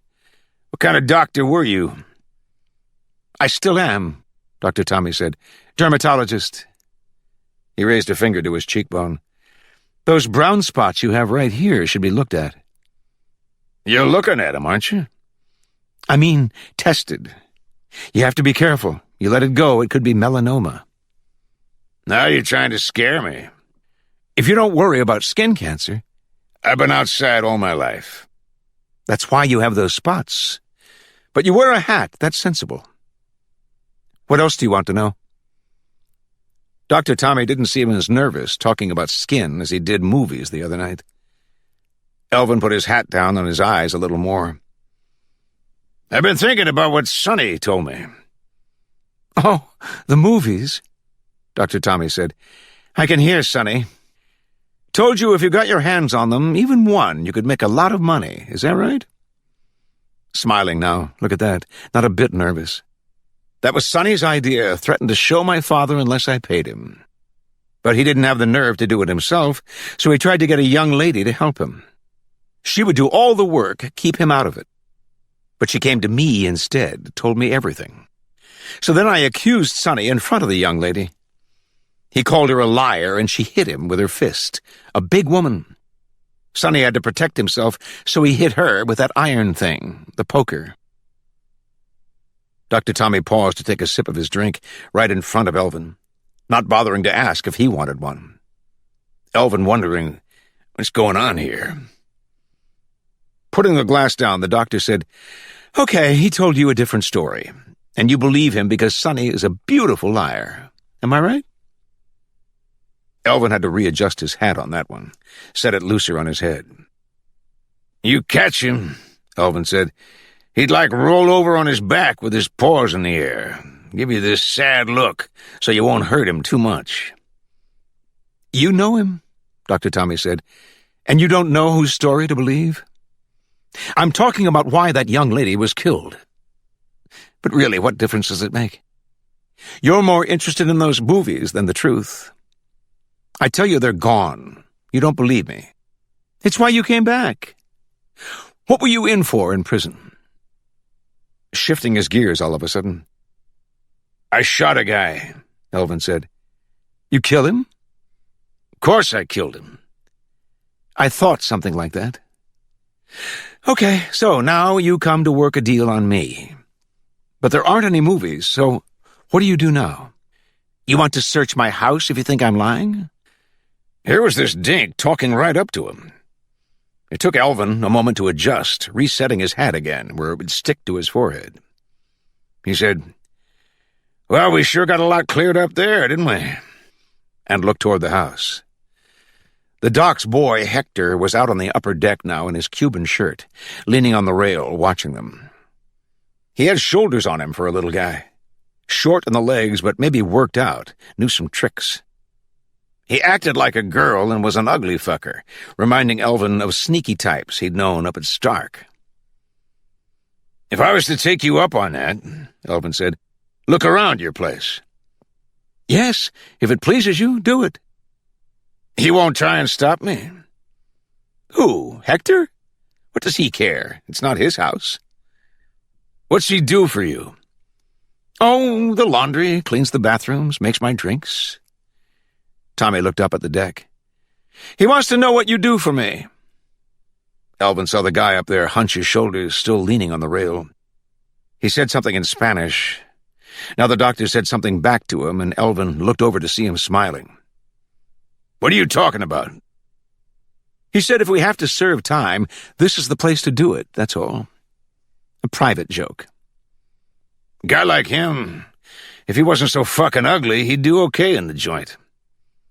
"Hector loves me," Dr. Tommy said. "I could ask him to shoot you, I believe he would, yes. Hector is very emotional." Elvin said, "Convicted felon, you have a gun in the house? That could get you in trouble." All it did was get the doctor smiling again. "You're still looking for a way to work some kind of deal on me," Dr. Tommy said. "Okay, you want, call the police. Tell them I have a rifle my father gave me. I was 14 years old, and he took me to hunt wild pigs. You know what happened? He caught me shooting flamingos. From that time, when I was a boy, he started watching me. Maybe this guy was a retard. Elvin said, "What did you shoot flamingos for? You can't eat them, I don't think." "Why? What difference does it make? Fuck the flamingos. Fuck you, too. You want to call the police? Tell them I have a rifle? Huh, tough guy?" Elvin said, "What's wrong with you?" The guy acting strange, his eyes getting a funny look, while his voice was fairly calm. "Oh, would you like to use it?" Dr. Tommy said. "You have the experience, huh? You're looking for a score. I'm serious now. You listening?" "Yeah, I'm listening." "I'll pay you to kill a man. What do you say?" What Elvin said was, "How much?" And it got Dr. Tommy smiling again, the dink easy to tickle, saying now, "You're my man, Elvin." Becoming pals all of a sudden. "I knew it as soon as you walked in the other night. You don't care who, only how much." "If the price ain't right," Elvin said, "what's there to talk about?" The doctor nodded his head, his smile gone, but his eyes shining as he gave the figure. 10,000. That didn't sound too bad. Get half up front. "To kill the man," Dr. Tommy said, "who ruined my life." It didn't look too ruined to Elvin. "I can't work. I have to sell my possessions to live. My paintings, works of art." Getting a good buck, too, if he had 10 grand laying around the house. "We talking cash for this job?" "Yes, of course." "You been thinking about it long?" "More than thinking. Finding out about him. Where he lives, where he goes to drink, the women he sees. Hector is my eyes while I'm a prisoner." Whatever that meant. Elvin said, "Well, shit, you ought to know where he lives." "But it could be too late," Dr. Tommy said. He bent over in his chair and started gathering up the newspapers he dropped. Elvin noticing he had the Miami Herald, the Sun Sentinel. The doctor handed him one, saying, "Here, on the front page of the Post. You must have seen it." Elvin took the newspaper. The second he spotted the picture and that bony face grinning out of the page, he said, "Jesus Christ, this is the guy we're talking about? Judge Gibbs? I thought you meant your daddy." "He's already dead." Elvin said, "And didn't leave you nothing, huh? On account of you shot that flamingo and been generally fucking up all your life. I forgot for a minute there it was Gibbs convicted Sonny and nailed you on the dope charge. He's the same one sent me up." This was getting good, realizing he had his own payback motive now besides money. Why hadn't he thought of it? "The other day this same judge give my young nephew 5 years for nothing. You met him, Dale Crow, Jr.? Dr. Tommy was waiting, staring up at him. "Have you read the paper? I ask that assuming you can read." Elvin gave him a look, narrowing his eyes. "You think I don't know how?" "Well, for Christ's sake, do it, will you?" Elvin found the column, read partway into the story that asked if the judge was gator bait, and stopped. "There's somebody already tried for him?" "That's the question. Why, I wonder if it's too late," Dr. Tommy said. "If I thought of it, how many others have too? Are thinking about it right now?" "Shit," Elvin said. "You want Bob Gibbs, you might have to get in line, huh?" Chapter 12. One time Kathy said to her brothers, "You guys are lucky. You go after offenders you know are dirty, get a conviction, and you have a sense of accomplishment, huh? You've done something. I think it's like a game with you. High risk, but it pays off and it's fun. You know what I do? Paperwork. I check up on people who wish I'd leave them alone, and then I fill out forms. I don't get anything out of it because I never finish. It's always the same losers, one after another." The latest one, Dale Crow, Jr. She stopped by his house, didn't see his pickup, but knocked on the door. No answer, so she walked around the house looking in windows, hoping Dale hadn't run off. Her brother Tony with Metro Dade said, "You don't like it, quit. Do what you want. You're smart for a girl. You think we have fun, apply to Palm Beach PD. That'd be pretty light duty, nothing you can't handle up there." Her brother Ray, her buddy, said, "You know how to find people. You know how to talk to offenders. I think you'd make a good investigator. Why not?" "Yeah, but have to drive a radio car first, do street work, meet with the same kinds of people she did now, but on a different basis. Confront them armed. Perhaps sometime or other have to use the gun." She thought of it looking in Dale's windows, and right now wished she had the .38 snub-nose Tony had given her, in case Elvin was home and got funny. Maybe asleep when she knocked on the door. But all she saw through the windows was trash, low-class living, discarded stuff, cans, long necks, empty pizza cartons. She wished now Gary Hammond had come with her. Talk, get to know more about him. Driving home, she wondered where he lived. She was still in the apartment off West Atlantic in Delray Beach. No more Keith with his attitude and his sporty outfits she used to gather from the floor. Finding out about the blonde nurse hadn't bothered her as much as picking up after him. The blonde nurse gave her a quick way out. She couldn't imagine Gary Hammond leaving his clothes lying around, or the top off the toothpaste. But maybe she wouldn't care if he did. Little things became irritations when you weren't getting along. The last she had heard of the major irritation, Dr. Baker, he had switched his specialty from psychiatry to anesthesiology. It was Ray who told her about it. He still didn't trust Keith. She said, "I've almost forgotten him." Except now he was popping into her mind again when she thought about Gary Hammond, in a way comparing them. She had never caught Keith looking at her unless he wanted something, looking just to look. In the shower, she wondered what Gary Hammond saw when he looked at her with his nice eyes. The phone rang as she was getting out. "This is Bob Gibbs." Kathy stood at her desk in the living room, felt the towel slip and held it with an arm across her breasts. She said, "Yes, Judge," as if he called her all the time. "You get my message at work?" "I wasn't in this afternoon." "You were supposed to call me." "No, I'm sorry." "How's your boy Dale Crow doing?" "I'm going to stop by his house this evening." "Good. I want you to come by here after. I'm at home. Be a good chance for us to talk." "Judge, mainly about my wife's condition." "How is she?" Kathy said, stalling. It wasn't the question she wanted to ask. "You mean, is she normal? Hell no, I told you that." "Is she home?" That was the question. It got a moment of silence. "I suppose you heard about the alligator business." "It was in the paper." "I know it was. I didn't want Leanne to get mixed up in it, her mind the way it is. I sent her to Orlando for a few days, visit friends she has there. You have a pencil? I'll give you directions." "Judge, I'm not the least bit qualified." "Hon, let me decide that, okay? You want to help me, don't you?" She wanted to say, "Look, I'm not going to bed with you. You mind? So leave me alone."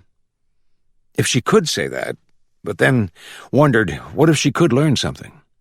If they did talk about his wife, something Gary didn't know about, maybe help him. Get to see him again. "Judge, it might be late."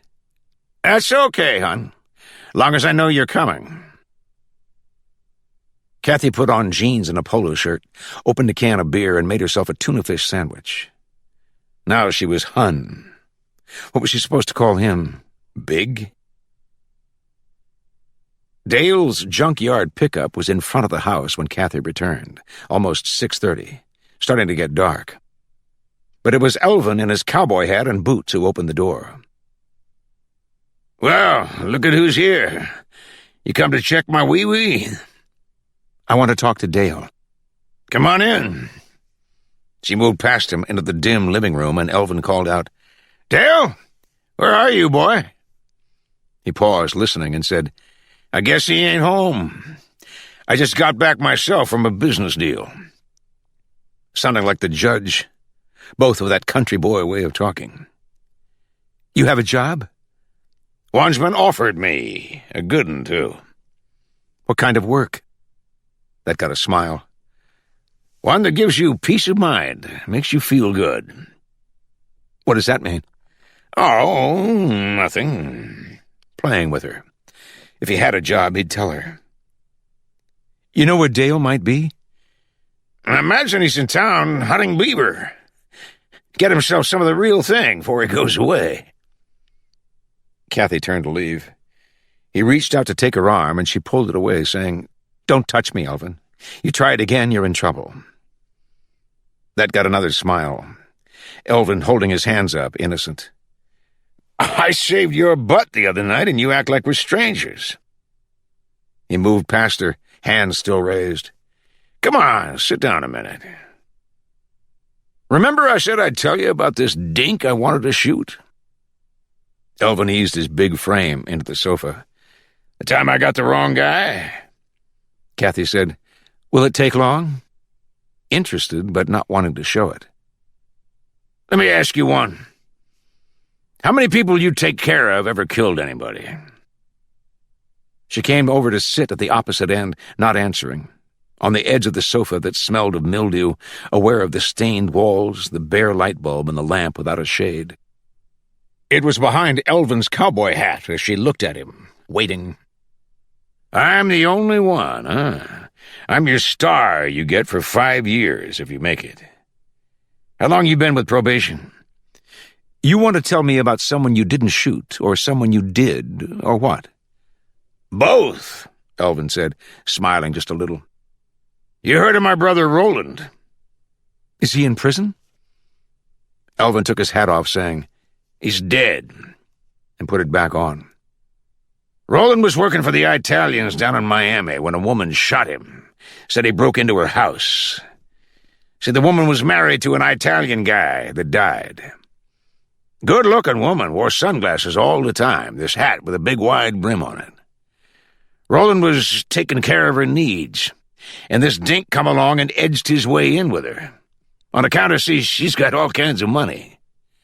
It was her pulled the trigger, yeah, but was this dink set it up. He knew it was Roland in the house and told the woman it was somebody broke in. 'Cause he didn't have the nerve to do it himself.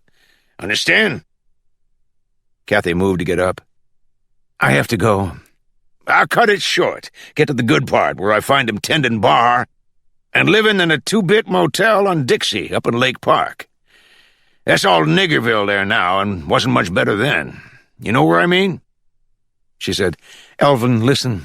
He held up his hand. I'm there now, wait. I'm watching him. I know it's the guy. I'm deciding when to hit him when he takes off on me. I follow him. Before I know it, we're out on the turnpike heading north, and I'm thinking, shit, I could end up touring the country after this boy. Well, he turns in at the first plaza, the rest stop. There wasn't hardly anybody there. It was late at night. I spot him going in the men's room. So I take a minute to check this .38 revolver I got on me. Now, there's 2 doors to the men's. So I go in the one he did, that takes you in where the toilets are. Wait, I forgot to mention there was a Greyhound bus pulling up as I come inside. So I know I don't have more than a half a minute. Elvin squinted now, acting surprised, adjusting his hat. I look around. There's nobody in the men's. I'm thinking, what's going on here? Till I notice, looking at the doors of the toilets, I see feet under one of them. So I walk over and bang on his door. Start yelling, come on out of there, quick! The place is on fire! I hear him, his voice saying, what? What? And then I hear the toilet flush.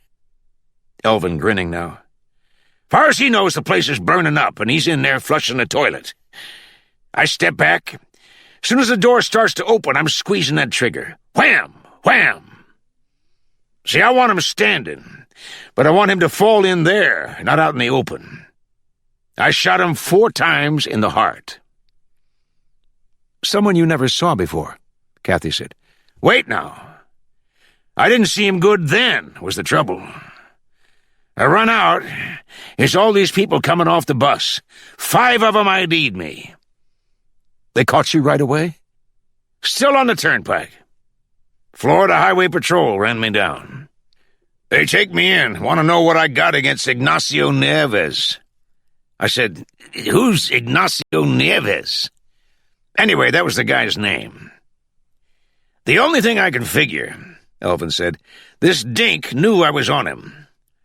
I follow him in that one men's room door to the toilets, and he come out the other side from the washroom, giving me the slip. Don't matter, killing the guy was an accident. I pled to second degree, best deal I could make with a semi-smoking gun, and this judge, the son of a bitch, gives me 10 to 25 with probation. You like my story?" "I'm not sure," Kathy said, "why you told me." He looked surprised. "I want you to see I'm not some ordinary 2-bit fuck-up you got on your list." "What do you call shooting the wrong guy?" "Anybody could have made that mistake. I'm talking about now. If we're going to be seeing each other the next 5 years..." "Once a month," Kathy said, getting up from the sofa. "We're not going steady." Elvin was next to her by the time she reached the door.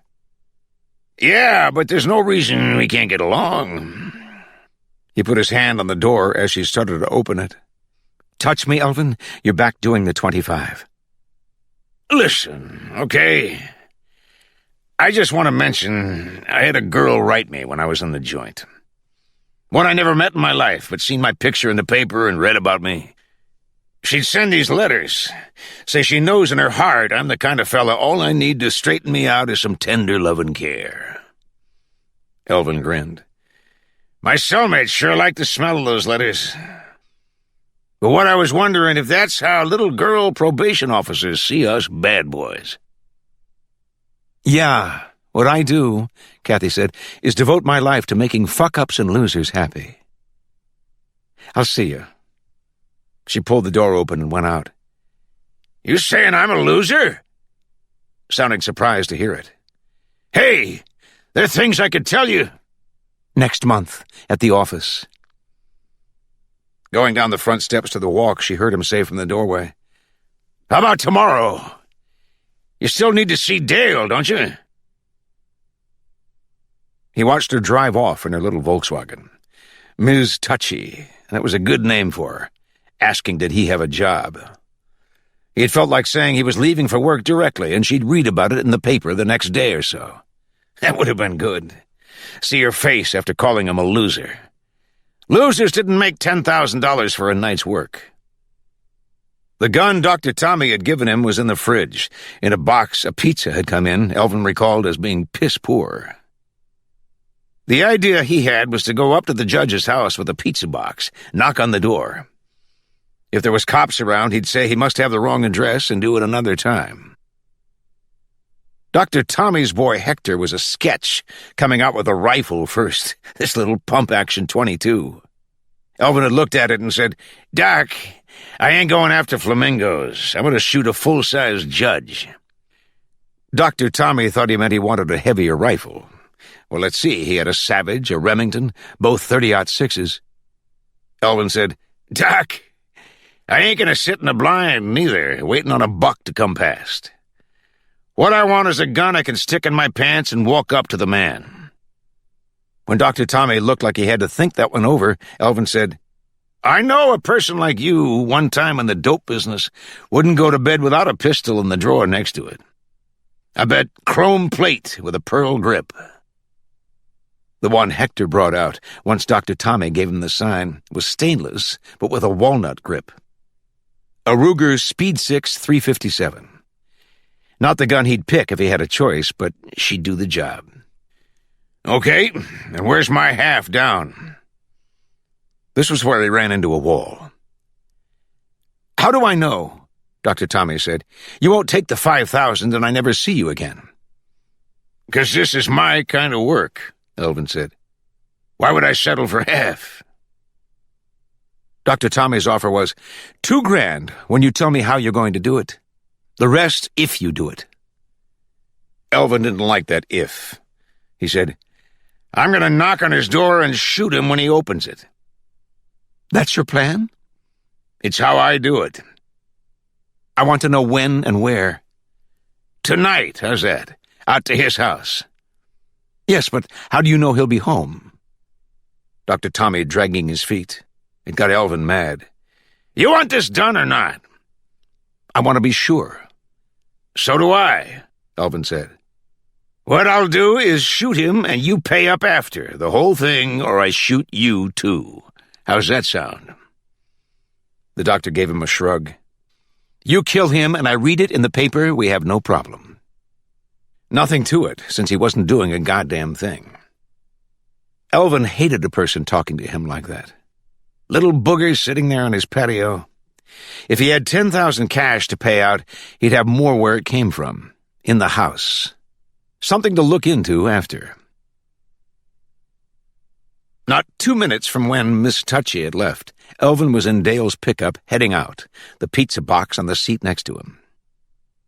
He took 95 up to West Palm and turned left on Southern Boulevard, following Dr. Tommy's directions. He'd said it would take about a half hour. Elvin said, "If you're a pokey driver, it might." He knew this road, repaved since he used to travel it, lined with reflectors that popped in his headlights. Keep going, and it took you out to the stockade and the Loxahatchee Road prison for dinks, drunks, and short-timers. Either place you could walk out the front gate. Beyond there, you were heading for the Glades. This trip he was going only as far as the first stoplight past the Florida Turnpike. It turned red as Elvin approached, and he had to pull up behind cars on the inside lane. The directions said you turned left here, followed the road to a dead end, turned left, and then left again on a dirt road that went along a canal before it veered through woods and took you up to the house. One-story red brick sitting by itself. Fine. He'd drive up fairly close and make his delivery. The light turned green. Elvin got ready. He watched the first car in the lane ease out and then wait for a car to pass from the other direction. The next two cars in front of him continued straight ahead.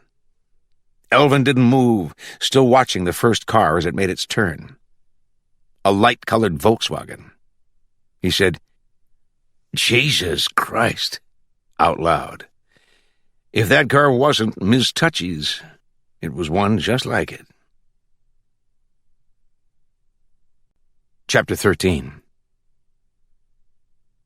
Bob Gibbs was outside waiting for her, standing in the beam of a spotlight mounted on the house. He motioned her to nose in toward the open garage and stop right there on the drive, behind the blue Ford pickup that had a cap with windows mounted on the bed. "You have any trouble finding the place?" "Not a bit," Kathy said. She almost told Gibbs, helping her out of the car, to take his hands off her. A reflex, or not seeing that much difference between this judge and a criminal offender. He brought her into the kitchen through the garage, told her to make herself at home while he fixed her a Jim Beam and water, not asking if she wanted one, and freshened his own. Both of their glasses were enclosed in orangey red holders, to keep the drinks cold or your hand dry, the word Gators printed on them. "In honor of the University of Florida football team," Gibbs said. "Not that visitation the other night." He took Kathy out to the porch to show her where the alligator had entered, the screen back in place but torn and sprung, held down with a length of 2x4. "Smashed the glass door. I had it replaced, but I'm still waiting on the screen man. Look in there at the sofa, how it's all chewed up." "Your wife saw the alligator?" "She pretty near stepped on it." "No wonder it scared her. She went up to Orlando, huh?" "For a while. Come on outside." He picked up a flashlight from the metal table. They went out to a yard full of dark shapes, the judge stopping to sniff the air. "You smell it? Night-blooming jasmine." Kathy sniffed, looking at Australian pines, a scraggly mahogany tree against the sky. "You like tropical plants and flowers?" "When I can see them." "Look at here." The judge flashed his light over foliage, vines, identifying bird's nest fern, staghorn, vanda orchids. See the bloom spikes? Here, a white cattleya with a yellow throat. The lavender orchid was dendrobium. He had orchids climbing trees and hanging from moss pots. I deal with ugliness all day long and come home to beauty. Why was he telling her this? Or why had Elvin told her about killing a man? The judge and the ex-convict both trying to impress her. The judge showing what a sensitive guy he really was. Your wife work in the garden? She plays with rocks. She does? What kind of rocks? Quartz crystals. She buries them in the dirt to clean them, restore their whatever magic they're supposed to have. This is called African shield. My wife thinks those two petticoat palms were once women who were turned into trees. See what I mean? Look up there.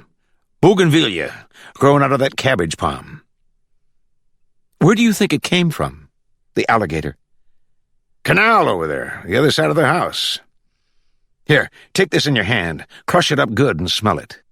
Wild bay leaf. What if someone brought the alligator? As a joke? That's a lot of trouble to go to. I was thinking, Kathy said, more as a threat to your life. Bob Gibbs said, Why? And sounded surprised. Because I hand out tough sentences? I never exceed the guidelines. I can't. My rulings are fair. My convictions are appealed and sometimes reversed, but not too often. Look it up. Kathy said, Yeah, but if some guy doesn't see it as fair, there are some crazy people in the world. Thinking of Elvin again. Or sociopaths with no respect for human life. You're not kidding, honey. And there's plenty of them. This is the vanilla orchid. The only one I know of with food value.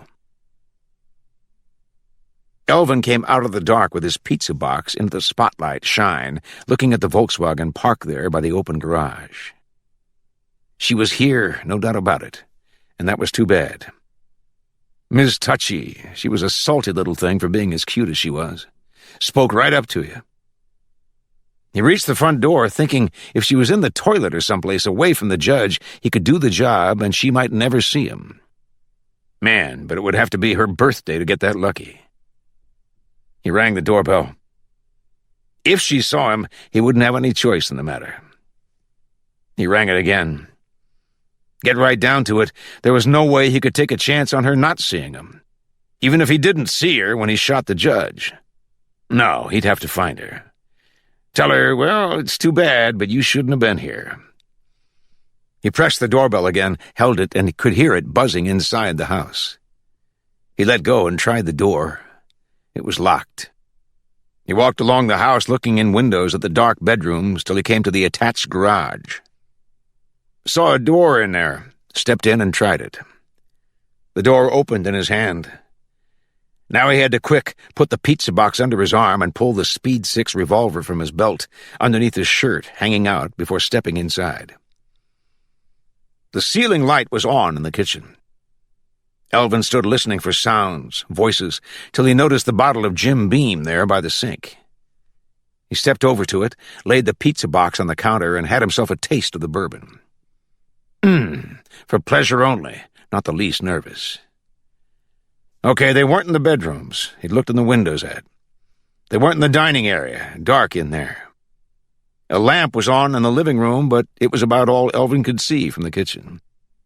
He held the Speed 6 in front of him, moving from bright light to dark to soft light in the living room. Nobody here either. But hey, the glass door to the porch was slit open and a lamp was on out there. He saw a round metal table, some chairs. He saw where the screen was ripped and pushed in and felt himself jump as a beam of light came on outside and flashed around in the trees. That's where they were, out in the yard. He saw the light beam move and touch the little girl, saw her face white in the dark. He'd been looking to have some fun with her, but that was not going to work out. The judge had the flashlight. The hell was he showing her? Elvin watched for a minute. It made sense to wait for them to come inside, be able to see them good. He might even have time, sure, for another taste of that Jim Beam. The judge showed her a plant called Monstera Deliciosa, saying, "It looks like a big green weenie, eh? It turns ripe, you can eat it." This guy was too much. She was pretty sure he winked at her in the dark. They walked back toward the house, the judge holding onto her arm now, above the elbow, fingering her bare skin, telling how he liked to go down around Immokalee in the Everglades every once in a while, wade in the swamp with an onion sack and a hunting knife looking for wild orchids. Plenty of them down there. He asked if she'd like to camp out, but didn't wait for an answer. He said she ought to go with him sometime. It was an experience. You could not get closer to nature than in the Everglades. Kathy said she didn't care too much for snakes or alligators. She wanted to get back to the alligator on the porch, ask if it might have been meant for his wife, find out if she was coming back or not. They were near the house, walking past the kitchen toward the screened porch. The judge said he had 2 prize orchids in there he wanted to show her. He'd freshen their drinks and they'd sit down, get comfortable. The judge speaking when the pane of glass in the kitchen window shattered with the hard sound of a gunshot. Kathy turned toward the window, saw the light on inside, white cupboards, saw something else as the second pane shattered, and again heard that hard crack of sound out in the dark she knew was rifle fire. She dropped to the ground, dragging the judge with her, as another pane shattered, and another, and heard a final gunshot without glass breaking, the report echoing, coming from somewhere in the back part of the yard. Neither of them moved, lying face to face in coarse grass, one of his legs over hers. Kathy listening. There were no sounds now, not even insects.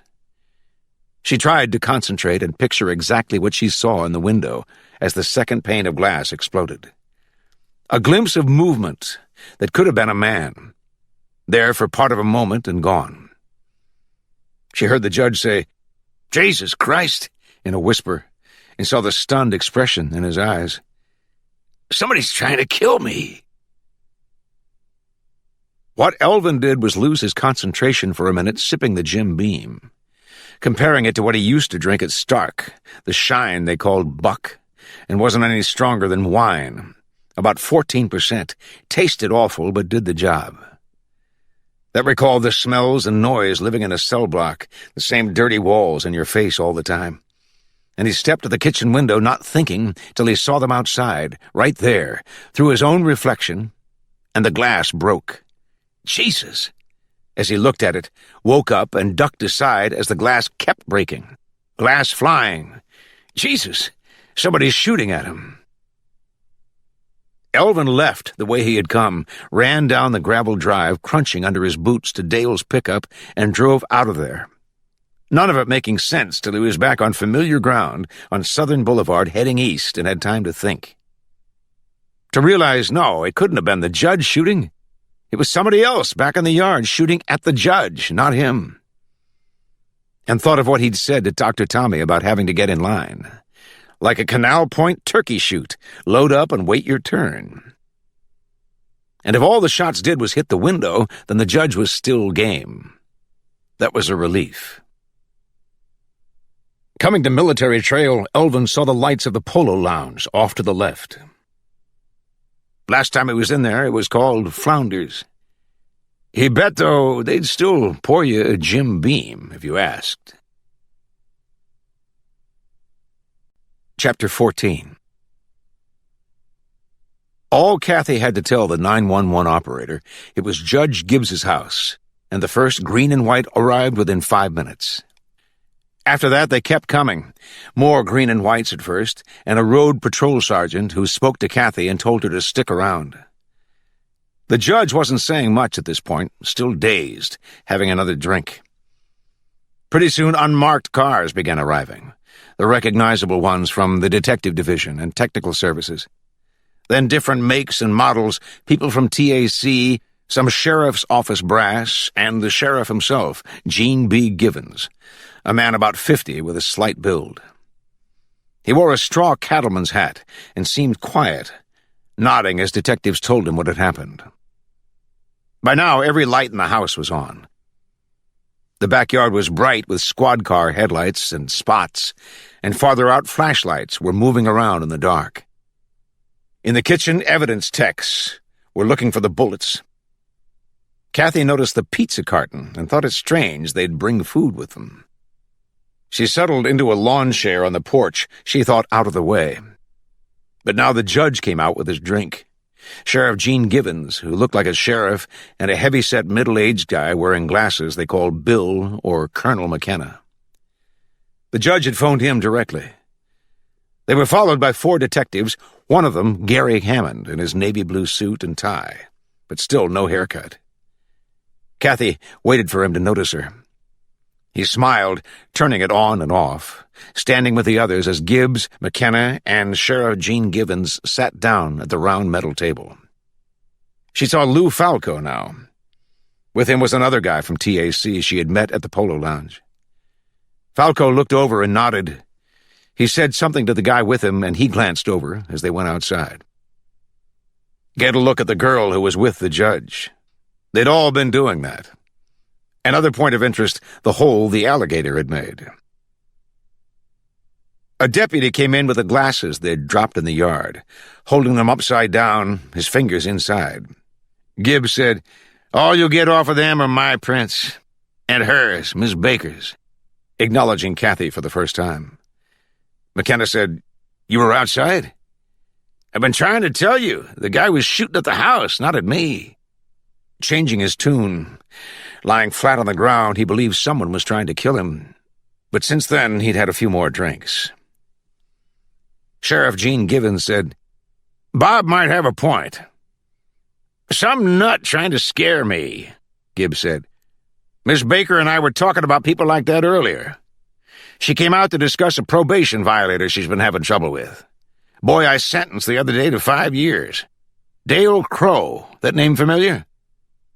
Gary Hammond said, "Judge, he threatened you, didn't he, in court?" That got everyone's attention. McKenna asked what exactly Dale Crow had said. Kathy watched Gary Hammond stare at the wall to get the words right in his mind. He looked over at her, and she stared back at him. He gave it a try, then. "I think Dale said, 'I'm going to see about this deal,' and 'You're not through with me yet,' something like that." He said, "If you think you're through with me," Kathy said, and they were all looking at her again, "you're full of shit." They kept looking at her until McKenna said to Gibbs, "He's out? You didn't cite him for contempt?" "I didn't hear it as a threat." Or maybe, Kathy was thinking, he didn't hear it at all. "What else is it?" McKenna said. "I'm not through with you, but a threat. And you let him off on a bond?" "I gave him 7 days to settle his affairs." "I think you're one of them he plans to settle," McKenna said. "This guy's a Crow? Lives out in Belglade?" Kathy listened to them putting 2 and 2 together, seeing a nexus in shots fired at the house and the alligator brought here the other night, by people who would know how to do it.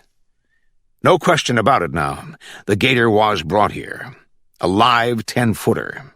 And when it didn't do the job, then Dale or one of the other Crows came with a gun. Not to scare you, Judge, to kill you. This would go down as an attempted homicide. The first thing they had to do was locate Dale Crow, Jr.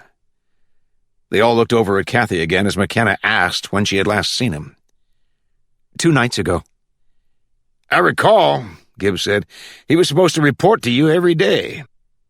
"He didn't," Kathy said, "and I don't know where he is." Sounding dumb, but what else could she say? "You checked his house?" Kathy nodded. "And I've been looking for him." "So you came out here," McKenna said, "to get a warrant signed.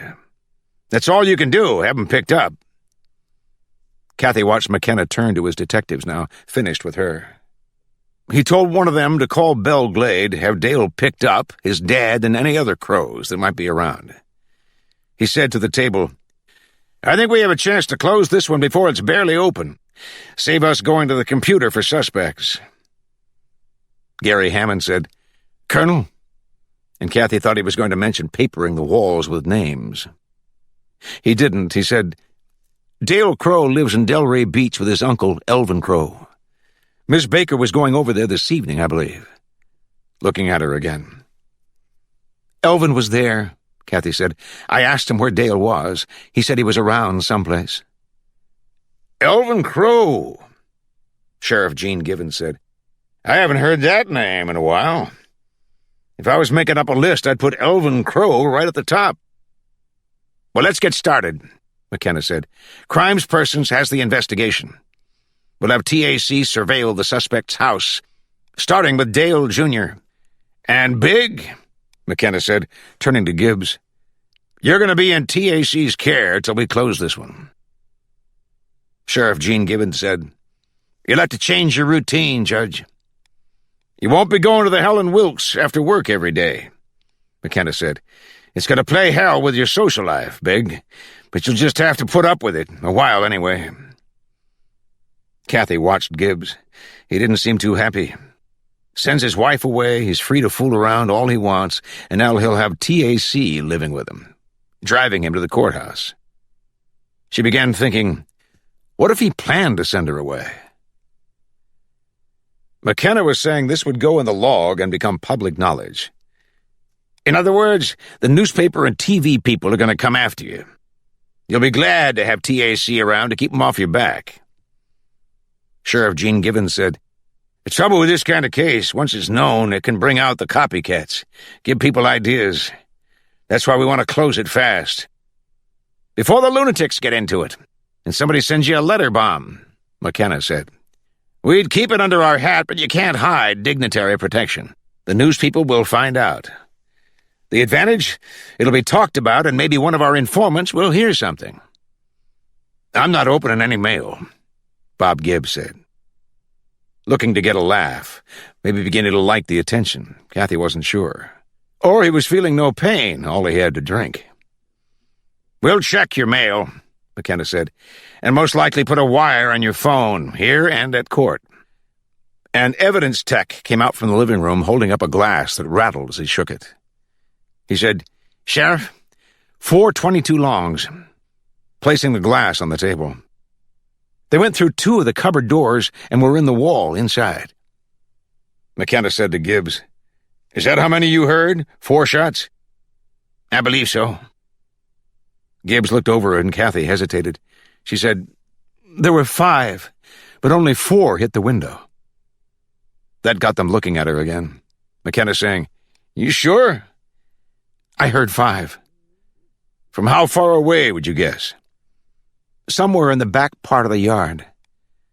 Were the shots hurried or evenly spaced? Kathy paused. She could hear the rifle shots and saw the window again, a glass pane shattering and a glimpse of someone or something in that part of the moment. Thinking she should tell them. But what did she see? She was certain of the 5 shots, evenly spaced. Tell them that. But now Gibbs was talking. Miss Baker was pretty scared, as you can imagine. I believe I threw her down and might have been a little rough. Looking right at her as he said it, with a grin. Her hero. Listened to him. He said, I hope I didn't hurt you. There was nothing she could say to him. Nothing in front of these people. He was finished with her anyway, looking at McKenna now. You want to put tack on me, huh? I'm going to insist on it, Big. I guess if you have to. Lou Falco came in saying, 522 casings out by the pump house. The guy fired from less than 50 meters and broke a window, if that tells you anything. You can check the casings for latents, but I doubt you'll get any prints. They were in the mud where it's damp there. The guy walked all over them. We have a place to start, McKenna said, getting up as the sheriff rose from the table. How do you want to handle security here? 4 outside and 2 in the house, Falco said. That's what I need, Gibbs said. Some boarders. Lou, how much can I charge you? Every one of them, Kathy noticed, smiled or laughed out loud in deference to this asshole who happened to be a judge. Even Gary, though he didn't give it much. She saw the detective who had gone to call the Belle Glade station coming out on the porch. He said, Sheriff, Dale Crow Sr.'s in the hospital.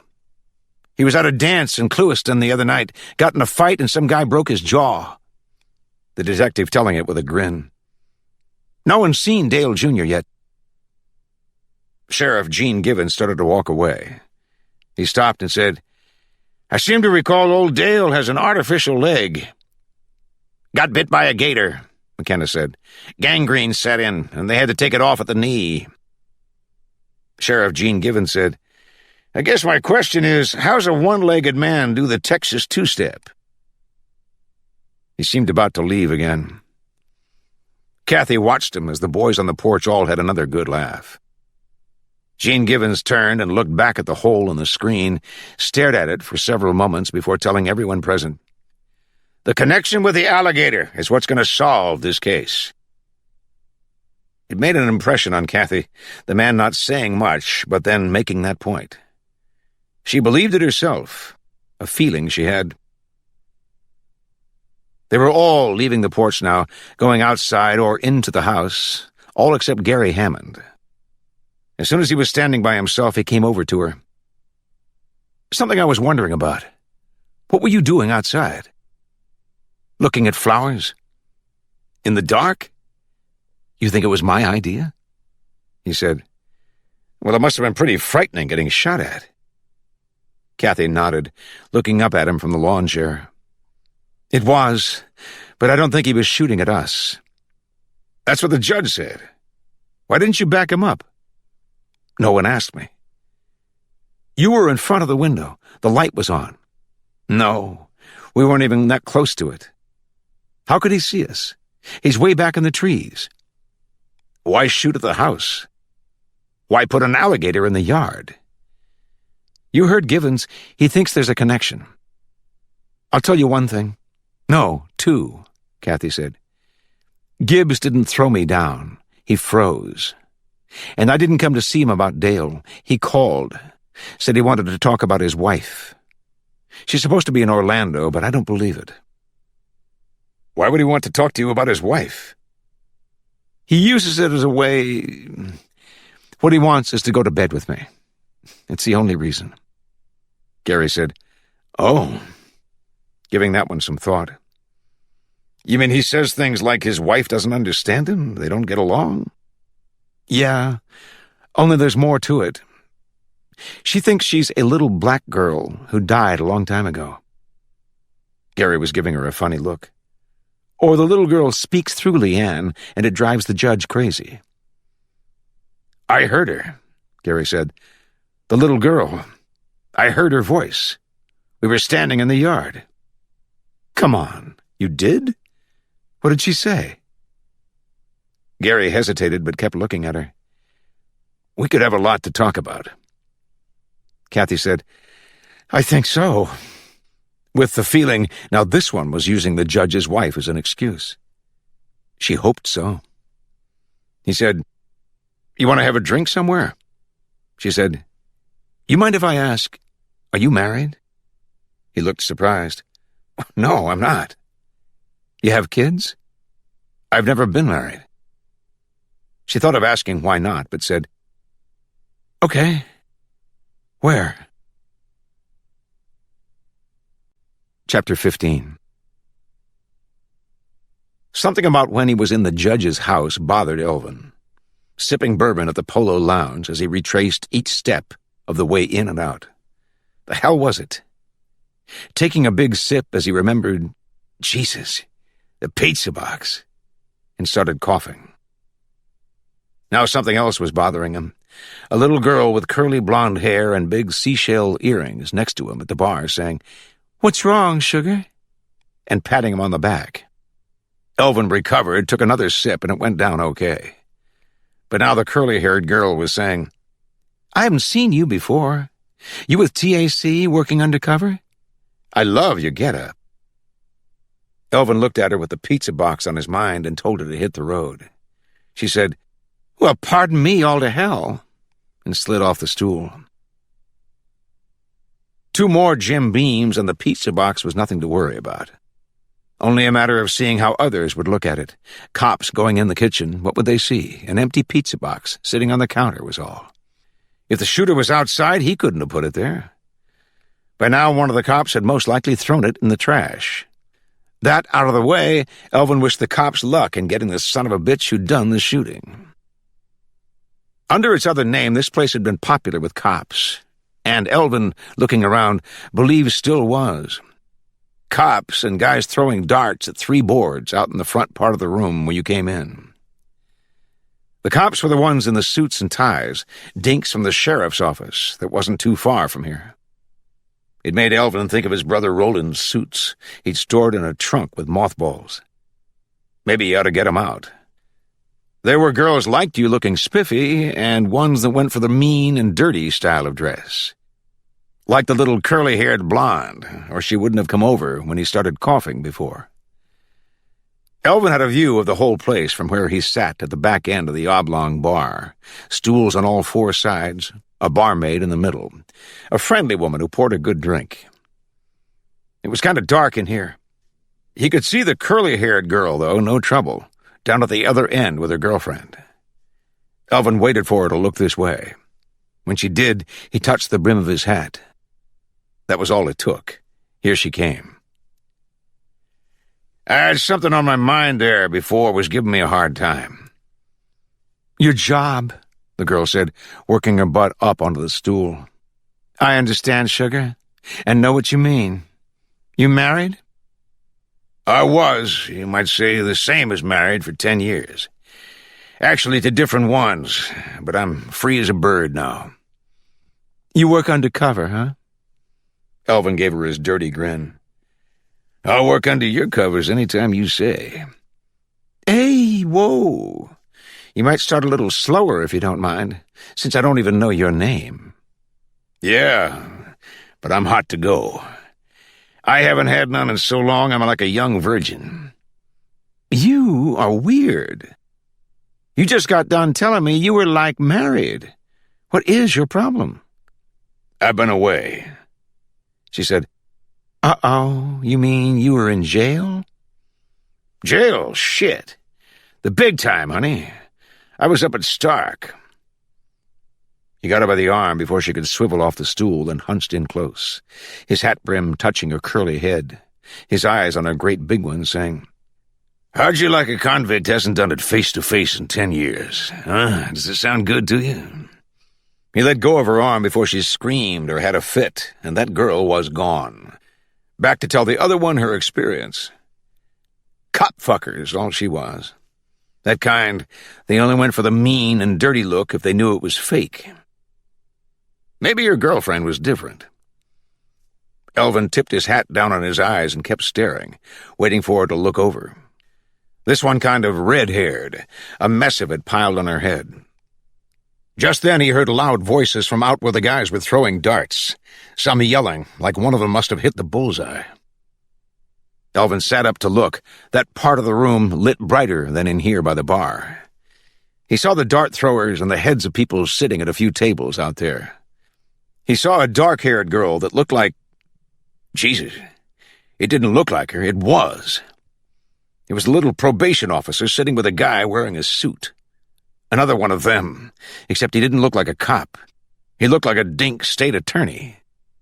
The two of them at one end of a round table talking, looking at each other, not paying any attention to the dart throwers still hollering. Ms. Touchy sat back now and seemed to be laughing at something the dink said. Out having fun after getting shot at. It was the first time Elvin had seen her laugh. He had an urge to go over there and say to her, Well, hey, how you doing? You had a close one there, didn't you? See her face. Not say another word, walk away. And spend the night in jail. Deputies asking what he was doing there, delivering pizza. How come the best things you thought of to say you couldn't? Shit. He'd better not even be seen here. Use that side door before she spotted him. She said to Gary, I'm going to tell you what I think. You don't have to agree with me, but if you look down your nose, I'm leaving, okay? What's that mean, look down my nose? Cop that typical attitude. I'm only a probation officer, what do I know? Is this some kind of test? In a way, yeah. Have I said anything to give you the impression... Just listen, okay? They had been talking about the judge's wife. Kathy learning things that seemed to back up what she believed, and she was anxious to tell him. The guys throwing darts were a distraction at first, and she would glance over, but not now. I don't think anyone's trying to kill the judge. Even if he deserves it? Look, he wants his wife to leave him, and she did. He said to you, an alligator walked in and my wife walked out, right? He didn't send her to Orlando to stay with friends. She walked out. She still could have gone to Orlando. Where she went is beside the point. She sees an alligator and that's it. She takes off. Because when she was a mermaid, which the judge never mentioned to me, she was frightened by an alligator and almost drowned. Now the former mermaid is communicating with a former slave girl named Wanda Grace. The judge wants her to leave because she's driving him nuts, talking in this little girl voice, or so he can be free to fool around, or both. You see what I'm getting at? All I know is she walked out on him. Because of the alligator. Okay. And you believe someone brought it. You're convinced. For the judge. How do you know it wasn't for his wife? There's no reason to think it was. That you know of. Ask Leanne what she thinks. Nobody's shot at Leanne. Nobody's shot at anybody. Some guy broke a window with a .22. Is that what you use? You want to kill somebody? Lou Falco said the same thing about the alligator. There are better ways to do it. Kathy sipped her beer, letting him think about it. There's no apparent connection, though, between the alligator and the shooter. Your boss believes there is. Yeah, and if he's wrong, who's going to call him on it? You know what you're saying? Or what I think you are? Kathy said, yeah. The judge had the alligator delivered knowing it would scare the shit out of Leanne. And it did. It worked. What about the shooter? What's he got to do with it? I don't know. Ask him. She watched Gary raise his beer and then pause. There's no way I could question Gibbs about it. A judge pulling a stunt like that? I can't see it. Kathy could, but didn't say anything.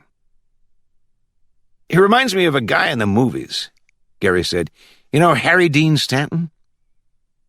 It caught her by surprise, just as the dart throwers started to make noise, yelling and cheering at something one of them had done. Gary glanced over. Kathy didn't. She sat back in her chair and then couldn't help but laugh, because it was true, and she wondered why she hadn't realized it before. You're right. He looks just like him. Gary said, You know who I mean. Harry Dean Stanton. How many are there? You like him? I love him. I think he's great. Gibbs has the same kind of sort of a farmer look.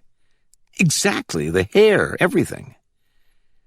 I don't think you look like Kathy Baker, though. Zinging her again.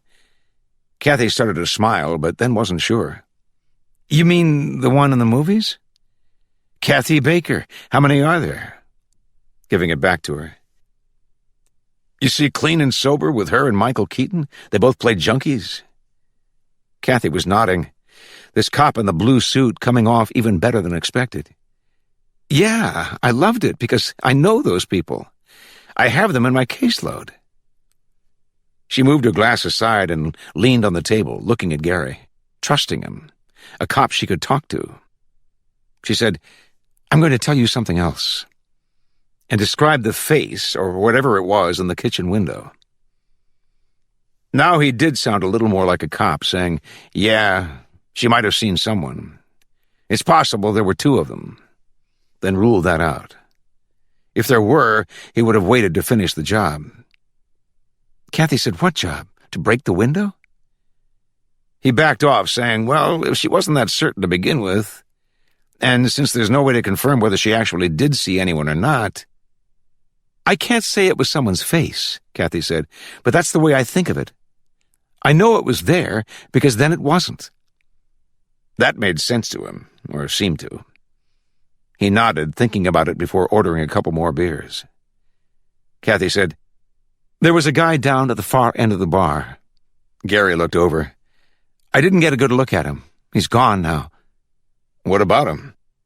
Kathy hesitated. I better not tell you anything unless I'm sure.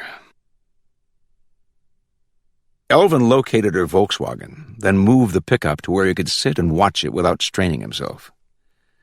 The Polo Lounge was in a semi-mall of stores, all closed now except the bar.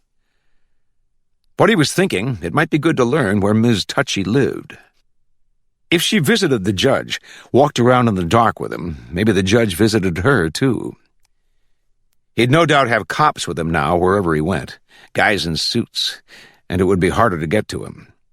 If he was to slip off to visit Ms. Touchy, that might be the place to be waiting. Or work some way of using Ms. Touchy as bait. Like get her to call the judge, ask him over. There was the curly-haired blonde girl and her friend coming out, talking away. No doubt about her experience still. Going to their cars now. He felt like honking the horn at her. Get Miss Curlyhead over here and throw her in the back. Here he was again getting an urge and having to let it pass. In prison, you couldn't do whatever you wanted. Out in the civilian world, though, he'd always felt you could. Watching the curly-haired girl, he missed seeing Miss Touchy come out. She was almost to her car, walking along with the guy in the suit before Elvin noticed her. Now they were standing by her VW talking. Didn't finish talking inside. They had to talk some more out here. Elvin said, "Come on, goddammit, let's go." Gets shot at and stops at the bar with her boyfriend, the guy touching her arm. Elvin thinking, kiss her goodnight or I will. Now she was touching his arm, still talking. Elvin waited for them to hug and kiss, but it didn't happen. Miss Touchy went and got in her car, the dink waiting there now, so Elvin had to wait, not wanting to start the pickup and have the guy look over. Now her rear lights came on red, and the guy stepped aside and waved, and stood there watching her drive off. She was heading out the lot onto Military Trail before the dink finally turned and walked off. And Elvin was able to get after her. He had her now, and would keep her taillights in sight all the way home. Chapter 16. One time when Inez Campau's dog Buddy was running loose and neighbors complained it was biting their children, Inez was told to bring the dog to the shelter. She brought her sister's dog instead, a whitish pit bull that was from the same litter and looked almost identical to Buddy. The sister, Mavis, was married to Dale Crowe Sr. When Mavis found out her dog had been put down in place of Buddy, she called the Belglade Sheriff Station. That not only took care of Buddy, it got Inez charged with stealing her dog and fined $50. So Inez couldn't believe it when Mavis came to ask a favor. If Dale Jr. could stay with her and Dickie a while. Deputies were looking for him, wanted to charge him with trying to kill Judge Gibbs. Inez kept her mouth shut and listened. Mavis said it tore her up. They'd think Dale Jr. would do something like that. He was already supposed to go to prison, but now was thinking of going to California instead, and maybe after a while they'd forget about him.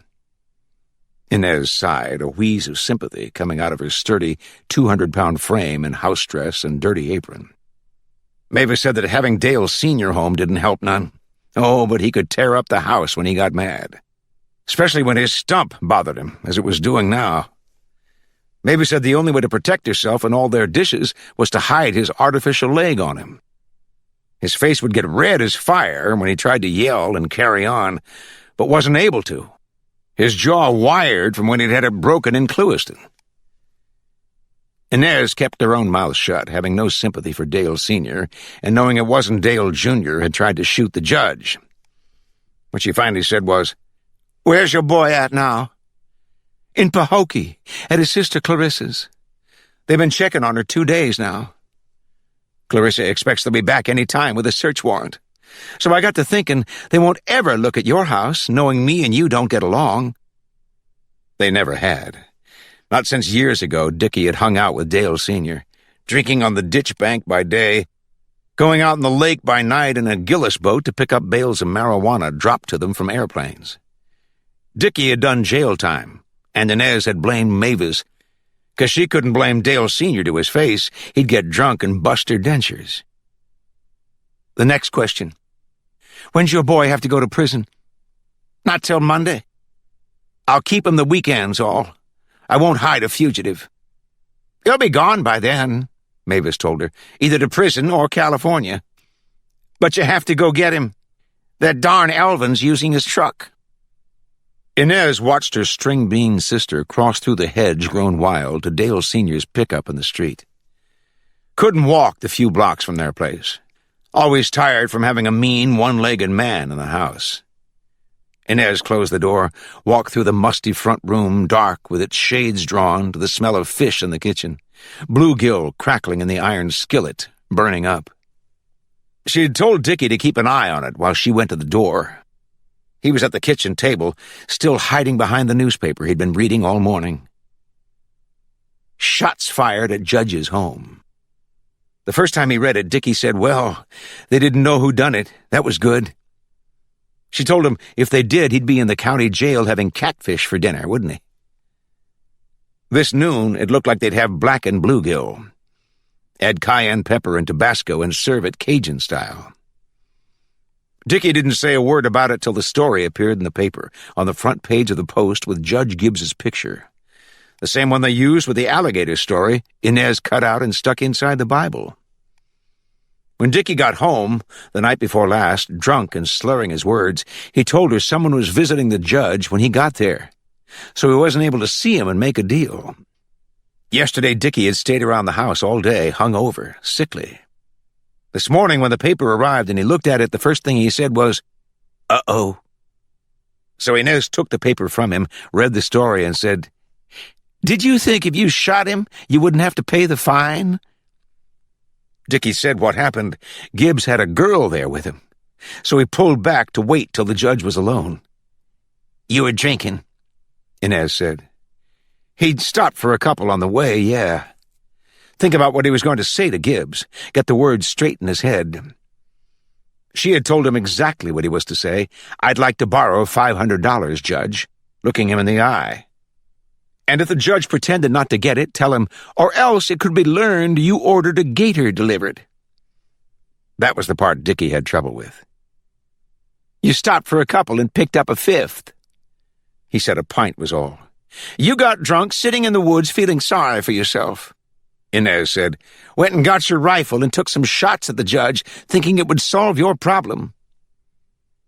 Dickie said the judge was out in the yard with a flashlight, flashing it around, and at first he thought the judge was looking for him. But what he was doing, he was showing this girl his flowers. In the dark? Dickie said he never shot at the judge. He shot at a window where a light was on inside. He believed the kitchen. Inez asked him why. Dickie said to show him. "Show him what, Dickie?" That it wasn't fair the way he didn't keep his word. "How's he supposed to know?" Inez said. "That's what shooting at his kitchen meant." "It was to show what could happen you back out of a deal." "Oh, don't you understand? I had to do something." Inez said, "You poor soul. You still owe the court $500, and now you got more problems than before." Dickie said he didn't see how he could be in any deeper shit, and he was already in. Inez stuck his engineer's cap on his head and told him to go on up to Pahokee and get Dale Jr., their weekend house guest. It gave her time to think, see if there was a way to get clear of this mess. What bothered her most was the newspaper bringing up the alligator again, mentioning it in the same story with shots being fired, investigators looking to find a connection. Also, their mention of security measures being taken to protect the judge. It would make it hard now to talk to him directly about a deal. What Inez did like was the mention they already had suspects. The paper didn't give names, but if deputies were looking for Dale Jr., then he had to be one. And if he was going to be staying here the weekend, what if Dale Jr. could be traded for getting Dickie's fine taken off the books? Was that possible? It wouldn't hurt to phone the judge and ask. By the time Dickie walked in with Dale Jr., the boy showing his family trait, that sullen, mean expression, Inez was dishing up. She said, "You're just in time, sweetie." Wasn't that the truth? "I have your dinner all ready." Gary found Kathy Baker with 4 other young ladies around a conference table at the Omar Road office, one of them handing out case folders. Gary said, "Is this where you apply for a job?" They all perked up, looking him over. Kathy said he can take Roger's place. The guy, she had told him on the phone, who'd quit all of a sudden, and they had come in today to divvy up his cases. He asked if he should wait in the lobby. She said, "You can sit over there if you want," and then zipped through an introduction. "Michelle, Karen, Paige, Terry, this is Gary. He looks like he sells insurance, but he's really a cop." Sassy with a grin in front of her co-workers. They said, "Hi, Gary," giving him different kinds of flirty looks, these nice young girls in shorts and jeans who dealt with criminal offenders. He knew that 8 out of 10 probation officers in Palm Beach County were women. What surprised him, not one of them here could be over 30.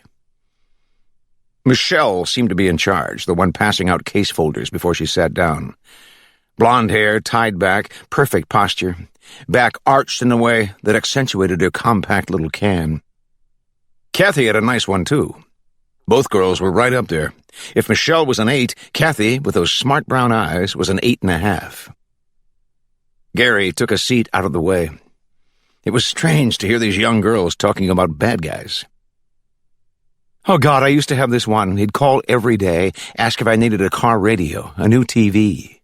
He was lonely. He was a jerk, but I liked him." "We've got a bunch under community control," Michelle said. 20 house arrest and 6 on the anklet. One's a rich doctor with 3 cars he can't drive." "What did he do?" "Drugs. 2 years probation. They'll go to AA just to get out of the house. Listen, they'll even go to church. I had one." "Nah, all they do is hang out. I go in there to check on some guy. They think I'm a druggie. 'Yo, babe, sit here with me.' I know, they come up and give you hugs. Hugging's big, all that feely, touchy stuff. Here's another one I had. Real skanky-looking guy. Who wants him? He had a dirty urine twice in a row, so I violated him. The last guy I violated, he drove here to report in a stolen car. Took it from this tire shop where he works. His boss called to tell me. The guy's sitting there nodding, all rocked out, while I go get a warrant signed. Then have to drive out to the sheriff's office to get it put in the system. I come back, call West Palm PD, and West Palm goes, "Is it in the system?" I go, "Yeah," and the guy's right here, sleeping on my desk. I know guys who'd rather do time than community control, sit at home all night. Well, you can understand that. A year and a day of DOC time, you do what, 90 days, maybe? A year on community control, you do the whole bit, no time off. I catch this guy leaving his house after curfew. He goes, "Oh, my phone ain't working. I was just going someplace to call you." Like a bar. Or, you want a problem? They're under house arrest and get evicted for not paying their rent. Michelle said, "We've got a doctor, a lawyer. We've got a woman, and it's not drugs." No thanks, they're too fucking devious. Fraud, bank and credit card. She lives in Palm Beach. The guy with the 2 dirty urines? He told the judge I was hounding him. I wanted to say, "Don't flatter yourself." Kathy said, looking at him, "Gary wanted to bust me one time in Riviera Beach. He thought I was a rockhead." In the car, the unmarked Dodge, he said to Kathy, "You look more like a rockette, you know it?" One of the first times I made a house call in a black ghetto at night. Kathy said, I walked up to the door. It was open, and I heard a voice inside say, "It's the man." I weigh 105, but that's who I am, the man.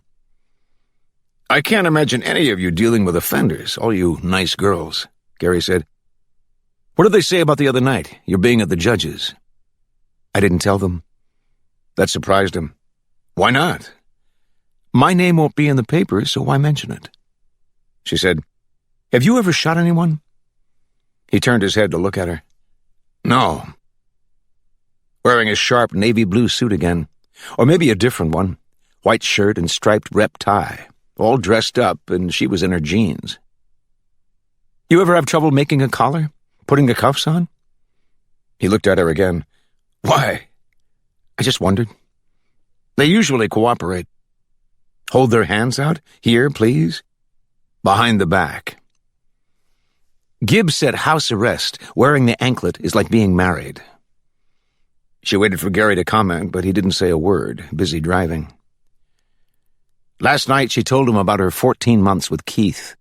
Dr. Baker. Some of it. Gary said he went with the girl 3 years. They set a date to get married, and a month before the wedding, she changed her mind and went back to Chicago. He said the funny thing was, he felt relief. So then he wondered, what if he had married her? You know what I mean? How can you be sure? This was out in the parking lot. Kathy said, "Don't ask me." She could tell it was something he thought about. He said, "Would you get married again?"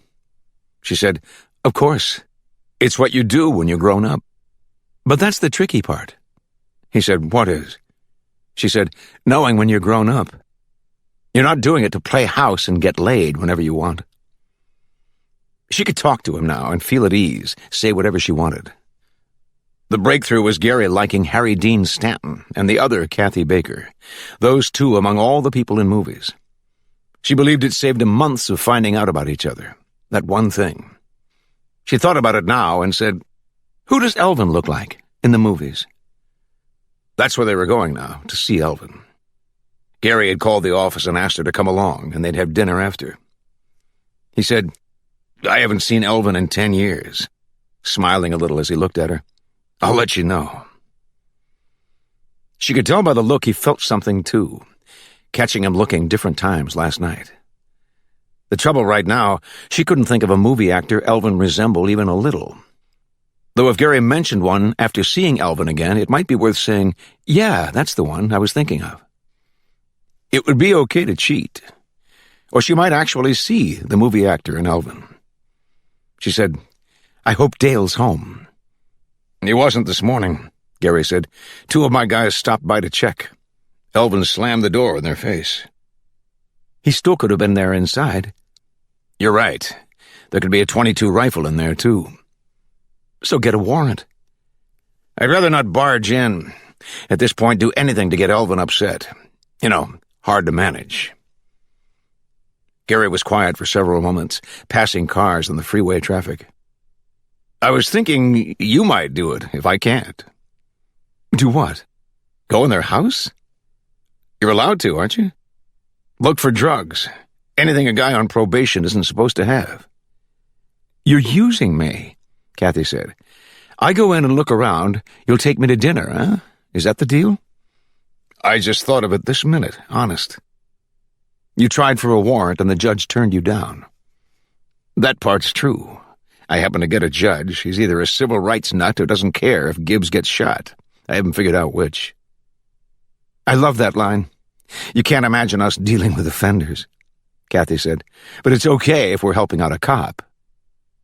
"My timing wasn't too good," Gary said, and paused, his eyes on the road. "It's not a bad idea, though, is it? If Dale's there, you get a chance to talk to him." "If he isn't, I can still look for the gun." "It's up to you. If you don't want to do it, I understand." "You'll still take me to dinner?" "Wherever you want."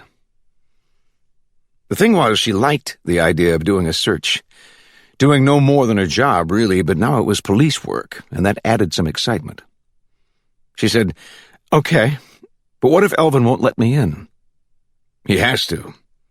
"You mean he's supposed to?" He was sitting on the front steps with a long neck, cowboy hat down on his eyes in the late sun, bare arms across his knees in a sweatshirt with the sleeves cut off. His hat, eye level to Kathy, showed sweat stains and crimps she hadn't noticed before. Here was the ex-con model repeat offender. And here was Gary Hammond in his navy blue suit giving Elvin a friendly hello. "How you doing?" Introducing himself, showing the shield pinned to his belt. "I wonder if we could go inside, have a talk." "I like it here," Elvin said. "I get to watch your buddies in the Thunderbird up the street there.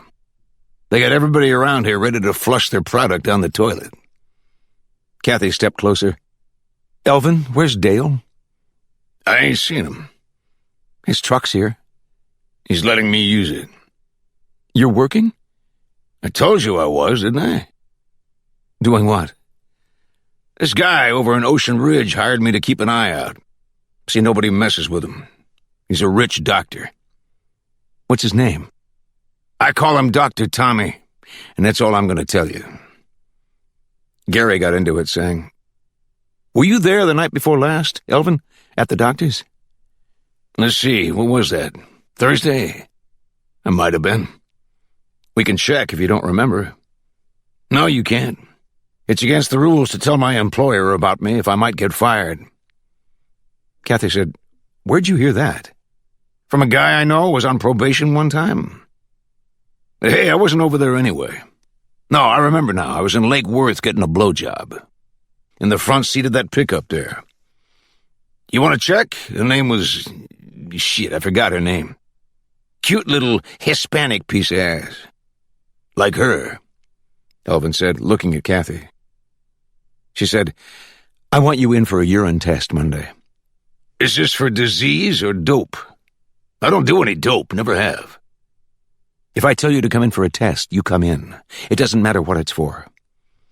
I'll piss for you right here, Elvin said, in this beer bottle. You can take it with you. He opened his legs and let one hand slide down the inside of his thigh. You're out of line, Gary said. Elvin looked at him. Is that your opinion? Why don't you behave yourself? Why don't you get fucked? Kathy stepped in, raising a tennis shoe to the first step. I'd like you to move out of the way, Elvin. I'm going in the house. Dale ain't in there, I told you. Are you going to move? Elvin said, I don't see why I should. Looking at her with those stupid eyes under the hat brim, thinking this was funny. What I'm wondering about is why you brought this dink along, says he's a police officer. Shit, I thought he was your sister. I'm going in the house, Kathy said. She started up the steps past him. Elvin put his hand out, touched her stomach, and she grabbed a finger, the middle one, not the one she wanted. Tried to bend it, and he grinned at her, holding it stiff. Move, Kathy said, or I'll violate you. Elvin said, That's the best offer I've had all day. She saw his expression change. His face raised with a dumb look, and his hat was gone, snatched from his head. She saw Gary, close to her, throw the hat aside and grab a handful of Elvin's hair. Elvin thrashing around now, pushing her out of the way, reaching for Gary's arm. But Gary's fist was in his hair, tight. And Elvin howled as she saw Gary dragging him off the steps, tripping him, throwing him down in the weeds along the front walk. Gary kneeling on him now, a knee planted on Elvin's chest as he brushed his suit coat open to grip the Beretta holstered on his hip. She heard Gary say, If I pull it, I shoot it. You understand? It's up to you. Not angry or excited, more like he was reciting it from a manual. Kathy didn't move till he looked over and said, Go on in. We'll wait here. It didn't take long to look around. Empty beer bottles and pizza cartons. Pizza from Pisa. And a drawing of the Leaning Tower. Palmetto bugs, dirty dishes, clothes all over the place. Some she thought might be Dale's, but no rifle. In the kitchen she found a spoon with the handle sharpened to a point and a piece of wood taped to the other end. Now they were standing in the yard, talking.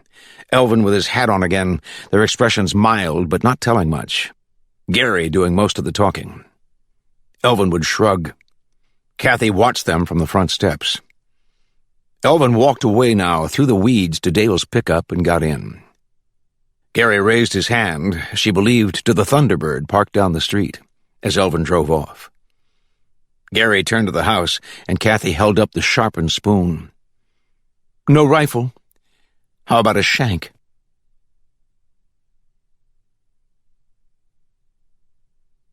Chapter 17. It was on the kitchen table, Kathy said, watching Gary gnawing on a barbecued rib, his little fingers pointing out. The guy's so neat. But I don't know if a shank is considered a weapon outside. She watched Gary shake his head now, meaning he didn't know either. Elvin couldn't have brought it with him, so I guess he made it, showing Dale how to do prison. What do you think?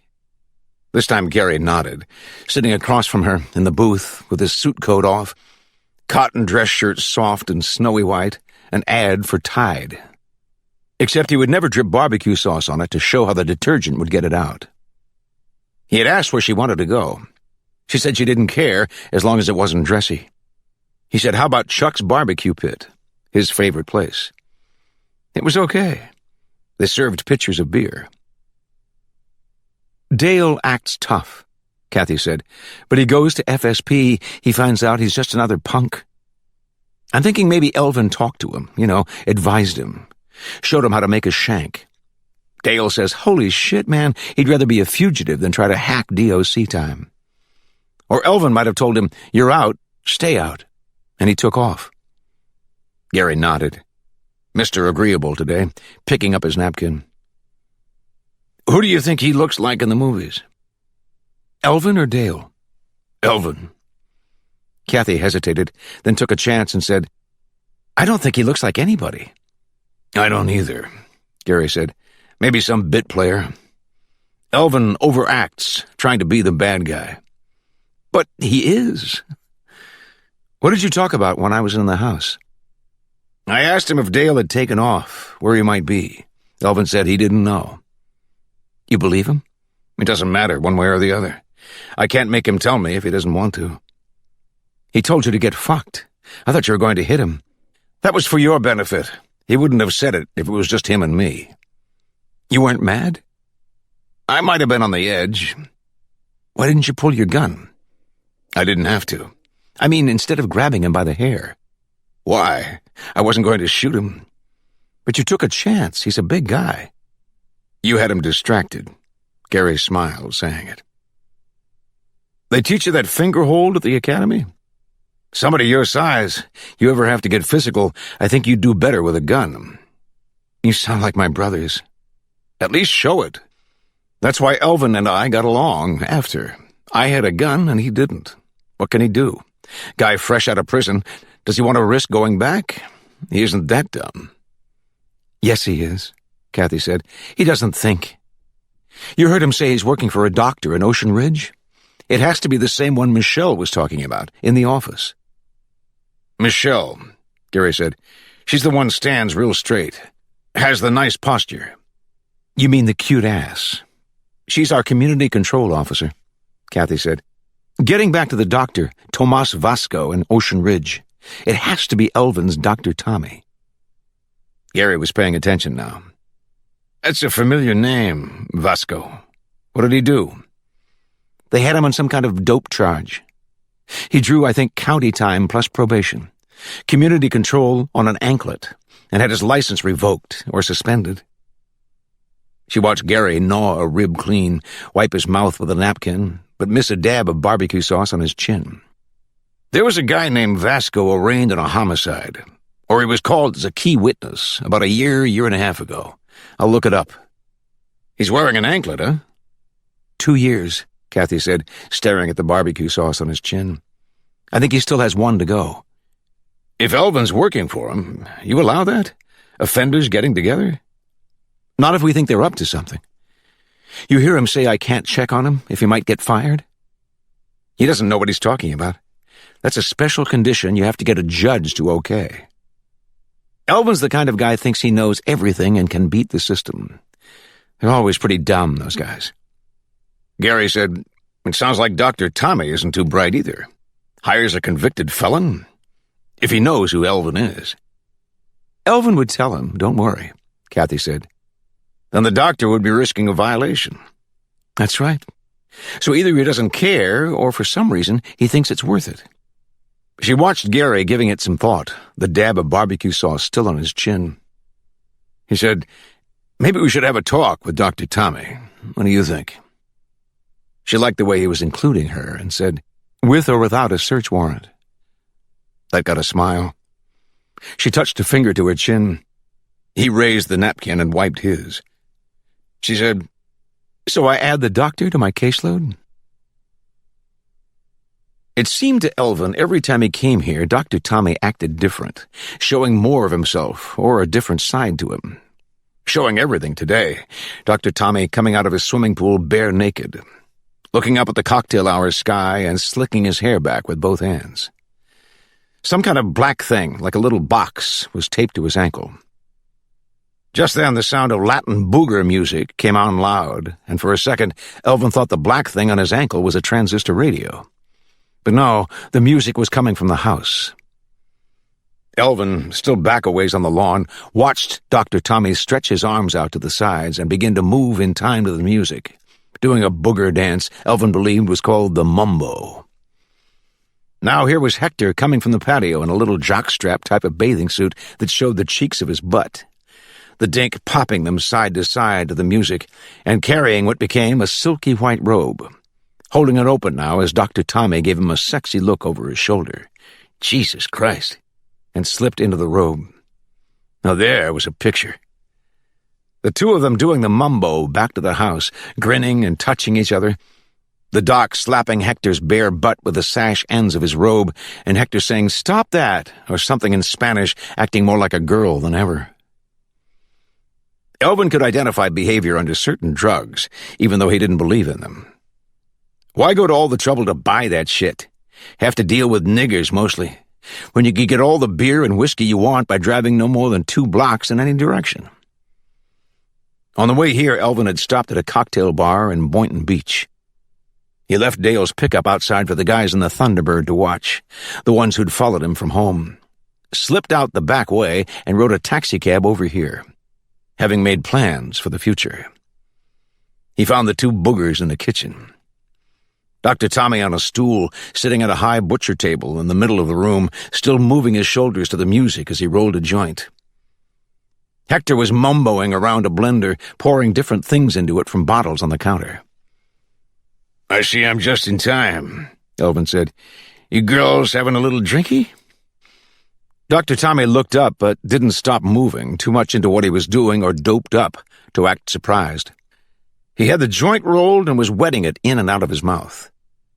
Hector had the blender going, holding his hand on it. Dr. Tommy said something in Spanish, and Hector laughed, nodding his head, his hair in a greased ponytail today. Now Hector was talking in Spanish. "You two are cute," Elvin said, "but impolite." He saw Dr. Tommy smoking the joint now, sucking in on it. "What was it you said to him?" "You come in," I said. It's the great shooter of windows." Dr. Tommy spoke in that strained voice of a weed smoker, holding his breath. "That's pretty funny," Elvin said. "You think it was me the other night shot at the judge?" No answer. Hector came over with creamy yellowish drinks in big wine glasses. He served Dr. Tommy first and toked off the joint before shoving a glass across the table toward Elvin, saying something in Spanish in that strained voice. Dr. Tommy seemed to get a kick out of it. Elvin heard his name in whatever was said. He stood at one side of the table between the 2 boogers at opposite ends. "He said something about me, huh?" "Hector says if you ever want someone's kitchen shot, you're the one to hire." "Shit, he's funnier than you are." "It wasn't me, Doc. We better get that straight." Hector was talking again in a girlish way, moving his shoulders. Dr. Tommy grinning at him. Couple of dinks. Elvin picked up the glass and took a sip. He said, "Jesus," and wiped his hand across his mouth. "What is this thing?" "Banana daiquiri," Dr. Tommy said. "You don't like it?" Hector was talking in Spanish again and laughing at whatever he said, this queer that put bananas in a drink, saying his name. Elvin thought of stepping over to smack him, but then had an idea he liked better and threw his banana drink in Hector's face. "Talk English in front of me. Here?" It stopped him moving his shoulders, all that creamy shit dripping from his face onto his hairless body. Elvin turned to Dr. Tommy. "You two, talk English from now on." He heard Hector's stool scrape on the brick floor and looked to see him running out of the kitchen like a girl. Dr. Tommy didn't seem to mind. He drew on his weed and held the smoke in a long time before letting it out. He said, "Okay, it wasn't you." "Listen," Elvin said, "it not only wasn't me, I almost got hit standing in the man's house. You hear what I'm saying?" The doc's eyes didn't look too clear. I was in there waiting on Gibbs to come in from the yard. You were in his home? I told you how I'd walk right up to him, didn't I?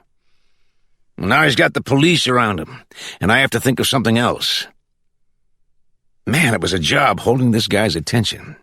Now he was climbing off a stool, his robe coming open to show a bare leg, and Elvin said, "What's that thing on your ankle? Looks like a little radio." It's how they keep track of me. Dr. Tommy was at the counter now, putting more rum in his drink. You never saw an anklet? You wear it, you can't go more than 150 feet from your telephone. There's a receiver in this thing and a box hooked to the telephone line, like you have with your cable TV. Elvin didn't have cable TV or know what he was talking about, but said, "Yeah." A computer calls my number every now and then, and if I'm not in the house or close by, the computer doesn't get a signal back, and it lets them know. Elvin had heard of that. "You're on probation." "Shit, so am I." "Is that right?" Dr. Tommy was coming back to his stool. "I don't think you told me that." "It don't make any difference. They can't check on me coming here." He watched Dr. Tommy sip his drink, not saying anything. "Why don't you take the goddamn thing off and set it by the phone?" "You'd have to break it." Dr. Tommy stuck his legs straight out. "You can. All it has is the strap holding it on. But there's some kind of sensor in there. Tells them if it isn't on your leg." "You mean you can't ever leave the house?" "Only to go to Alcoholics Anonymous twice a week." Shit, this was working out perfect. "Then you don't need your car, do you?" Elvin told him why you couldn't use Dale's pickup with cops watching it. Then Dr. Tommy had to think about it. His mind fuzzed with weed before he said, "You have my gun, now you want a car? There's a difference. A gun doesn't have a license plate on it." Elvin noticed Hector was back, standing at the counter now with one of those Cuban shirts on over his jockstrap, and his hands held together over his crotch. The booger music had finished playing. That was good to hear. "I need a car for getting around in," Elvin said, "as I track the judge. Figure where I'm going to hit him. Then when I'm set up, I either swipe a car or use my brother's truck. He don't drive no more with one leg. He does, but ain't supposed to. They took his license on account of he keeps running into things." Elvin got that booger stare before Dr. Tommy said, "You look different today." "I'm letting my beard grow." "Wants to look like a rogue," the doctor said to Hector. In English, so it was okay. "I'm thinking I may use dynamite. I know how. I shoot it sometimes I go fishing, and I don't have all day. My brother always has some." He had to wait then while Dr. Tommy relit his weed, took another drink, and stared, trying to appear casual. He said after a minute, "Okay, you can have a Cadillac or a Lincoln. Hector likes the Jaguar to go to the store." His dead brother Roland had owned a Cadillac. It was Elvin's choice without having to think about it. He said, "I might stay here, too, since I know you have a room." "Now you want to move in?" "I'll see, but I think I better while I'm working this out. Your probation officer comes by, I'll hide in the closet." He watched Dr. Tommy shrug inside his silky robe and give Hector a nod, the doc easy to deal with on his weed trip. So Elvin said, "I'll need a couple of $100 for expenses, so I won't have to stick up a liquor store, your car sitting on front." The doc gave another shrug, looking at Hector, then had to say, "Give it to him," when Hector didn't move, still holding his hands by his crotch. Something funny going on here. Elvin squinted at him. Dr. Tommy said some words in Spanish, his voice quiet, soothing, different than before. Hector slipped his hand under the Cuban shirt and drew a little blue steel automatic from his jockstrap. Elvin said to him, "You little booger, you weren't going to shoot me with that, were you?" "Hector worries about me," Dr. Tommy said. "It's all right. He won't shoot you unless I tell him. He's a very good boy, aren't you, Hector?" Hector turned his head to look away. Like a girl. Like he wasn't ever going to speak to the doctor again. These guys were creepy. Elvin took his expense money and the Cadillac and went back to West Palm to get laid. "I was going to kill him," Hector said in Spanish. "Shoot him at least several times and make up a story for the police." Dr. Tommy listened to this, thinking, "Not again, please." He said to Hector, "Don't worry about it." "He has your car, your gun. Don't worry about it." "What gun?" Dr. Tommy said. "I don't own any guns." "Listen, he could be lucky and do it. You know why? Because he's a fool. He doesn't see what could stop him. But this was something you thought about when? A year ago. Now you're thinking about it again?" "I wasn't until I saw that in the paper. The judge and the alligator. See, I'm beginning to entertain the possibility again, and this one walks in, a convict, tells me yes, of course, he'll be happy to do it." "Like St. Anthony answering your prayer," Hector said, in a better mood now. "But what if he's arrested?" "If he is, or the time comes I can't bear the sight of him, I report my car stolen." Hector came over with the blender and began filling their glasses. "I wanted so much to shoot him." "I know you did. Listen, it could still happen." "But if he does kill the judge, will you pay him?" Dr. Tommy picked up his glass. "Are you serious?" They were having coffee now and wondering what to do this evening. No more talk about work. Go to a movie, a bar, listen to a band. Gary asked if she'd like to dance. They could go to the banana boat. Kathy said she'd have to go home and change. She said the only trouble with the banana boat, sometimes she ran into probationers, and they always wanted to buy her drinks. Or they'd bother her till she'd finally have to leave. Gary said, "Oh?" stirring his coffee. "You go there alone much?" She said, "If you want to know do I go there to get picked up, ask me. Don't be afraid." He used milk and sugar and stirred his coffee forever. "Do you?" "No, I don't. I go with friends." "You want to drive by Dr. Tommy's house, see what it looks like?" "Tomorrow. I'd like to check on him first." She thought of Elvin hanging out at $1 million home on the ocean. It was hard to imagine. She could see him in Dale's house, no problem, among the long necks and pizza cartons. Pizza from Pisa, with a drawing of the Leaning Tower. The same kind she saw in the judge's kitchen after. "We could go to my place," Gary said. "Talk, listen to music. I'm down in Boynton, right off Hypoluxo." Kathy raised her eyebrows as if to say, "Oh, that's an idea. Talk and listen to music. Uh-huh." She said, "Well, okay," not wanting to sound too anxious. "Drop me at the office to get my car. I'll follow you. Or I can drive you back later." She didn't like that idea. "I only live about 5 miles from you, in Delray. You want to drive all the way up here, and then we both have to drive all the way back?" He was stirring his coffee again. "I don't see a problem. It's not that far. I'd have to leave my car on the street all night." They were looking at each other across the table as she realized what she said. "I mean, it might be late."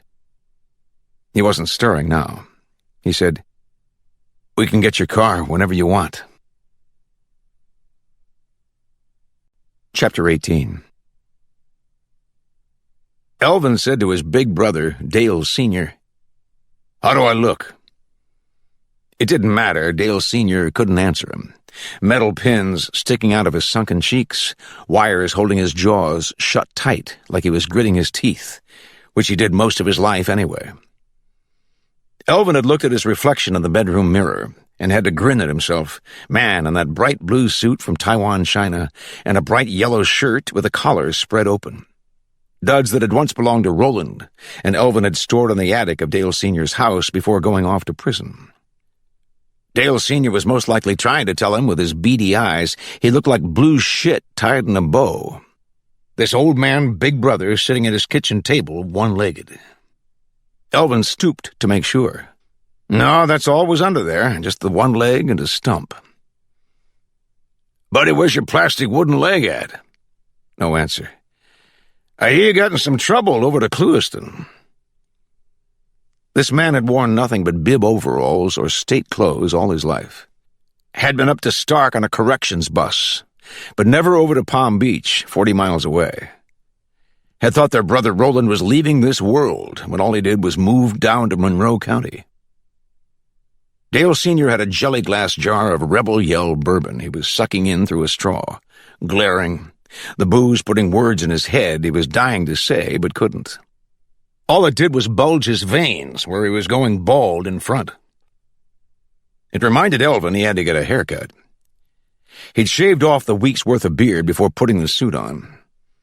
It was driving the Cadillac last night had changed his mind about looking rough and ready. The Cadillac and the go-go whore he picked up at the bar after she was done and took to Dale's house. He said to Dale Sr., "Bud, I was with a girl last night. Had her puss shaved near clean. Told me so she wouldn't look like a female gorilla up there in her G-string. I thought of ones me and you used to take out on the lake. Man, there were some of those old girls had bushes on them. I'd say I ain't going in there without a gun and a flashlight. Remember? This one last night was like a little girl down there, except she was grown." One of Dale Sr.'s big ugly hands, all spotted and gnarled up with arthritis, was scratching at the oilcloth cover on the table, putting nicks in it, like a hound pawing on the end of a chain. Cut him loose and look out. "This here's a go-go rock whore I'm talking about. Does it to buy crack and get high. That's a new thing, crack. They can get scrappy on you. Insulting, too, this one calling Dale Jr.'s house a rat hole. This whore appraiser named Erlene, hand on her hip saying, 'Drive a Cadillac and live like a nigger.' He gave her a look at the shank he'd made for Dale, sticking it up under her nose. 'Oh, is that right? You calling me a nigger?' It changed her tune quick, eyes about to pop out of her head. He told her he had already killed a man, was about to get him another one, and to watch the newspaper if she thought he was blowing smoke at her. But she was right in a way when she said, what was he doing in this dump if he drove a Cadillac Fleetwood only 3 years old and looked brand new? Or why dress as he did and look like he stole the car? It was the reason he came here this bright Sunday morning and pulled Roland's trunk from the attic, where it had laid 10 years untouched, not counting his getting the hat and boots out of it. Animals had scratched at the trunk, but none had got in to mess up the clothes. 3 suits, a bunch of shirts and ties, and undies. All he had to do to complete his changeover, besides get a haircut, was move in with Dr. Tommy and that little puss Hector. He said to Dale Sr., "You know where Ocean Ridge is at? You go on over to Palm Beach and turn south." Elvin would catch himself talking loud, as if the man couldn't hear as good with his jaw wired, and have to lower his voice. "I'm moving into a house over there. Big one, right on the ocean. How's that sound to you?" Dale Sr. could at least nod his head. Shit, it was like talking to the wall. He turned as Mavis came in the back door and walked right past him, looking concerned and heading straight for Dale Sr. "I'm home," Mavis told him, in case he didn't see her standing there. "I come right back like I said. Can I dish you up a nice bowl of soup? It's split pea with bacon in it, your favorite."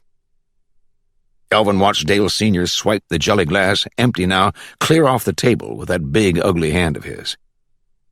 "I think he wants another toddy," Elvin said to Mavis, and looked over at the cast-iron pot of soup on the stove, bubbles popping in it. He said, "I bet 30 years with the old sweetheart you thought of adding roach powder with the bacon. Look at him. He's afraid I'm giving you ideas." He said to Dale Sr., "You better be careful what you suck into your mouth there, bud."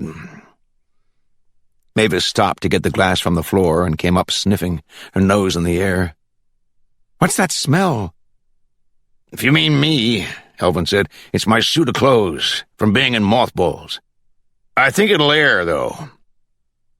Mavis was getting the bourbon off the sink counter. "Where's his leg at?" She said, "Shh," putting her hand up by her mouth. "Don't mention it."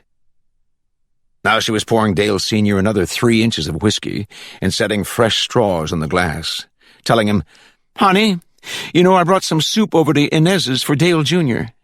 He's still there, doing just fine. Elvin said, "That's where Dale's at?" Mavis gave him a scared look, the kind when you're caught saying something maybe you shouldn't have. Then seemed to decide it was all right and told him, "Since yesterday. They've been looking all over for him, deputies have." "That ain't a problem," Elvin said. "What is, he's going to prison tomorrow. Man, I know if I was, I wouldn't be staying over at Inez and Dickie's. Jesus, I'd be in every bar in West Palm. No, I wouldn't either. I'd find that little girl I was with last night." "I don't know as he's decided he's going or not," Mavis said. Elvin had to grin at the woman, thinking you had a choice. Just then Dale Sr. began making growling sounds in his throat and blinking his drunk eyes, his way of trying to speak. "Too bad he never learned to write," Elvin said, watching his big brother, this old man of 56, struggling with himself, spit coming from between his sealed lips. Elvin raised his hand. "Buddy, let's see you wave bye-bye. Like this. Move your fingers." All he got were those beady eyes staring at him, and veins turning blue. Elvin said to Mavis, "I think I'll stop over and see Dale. Show him my new car."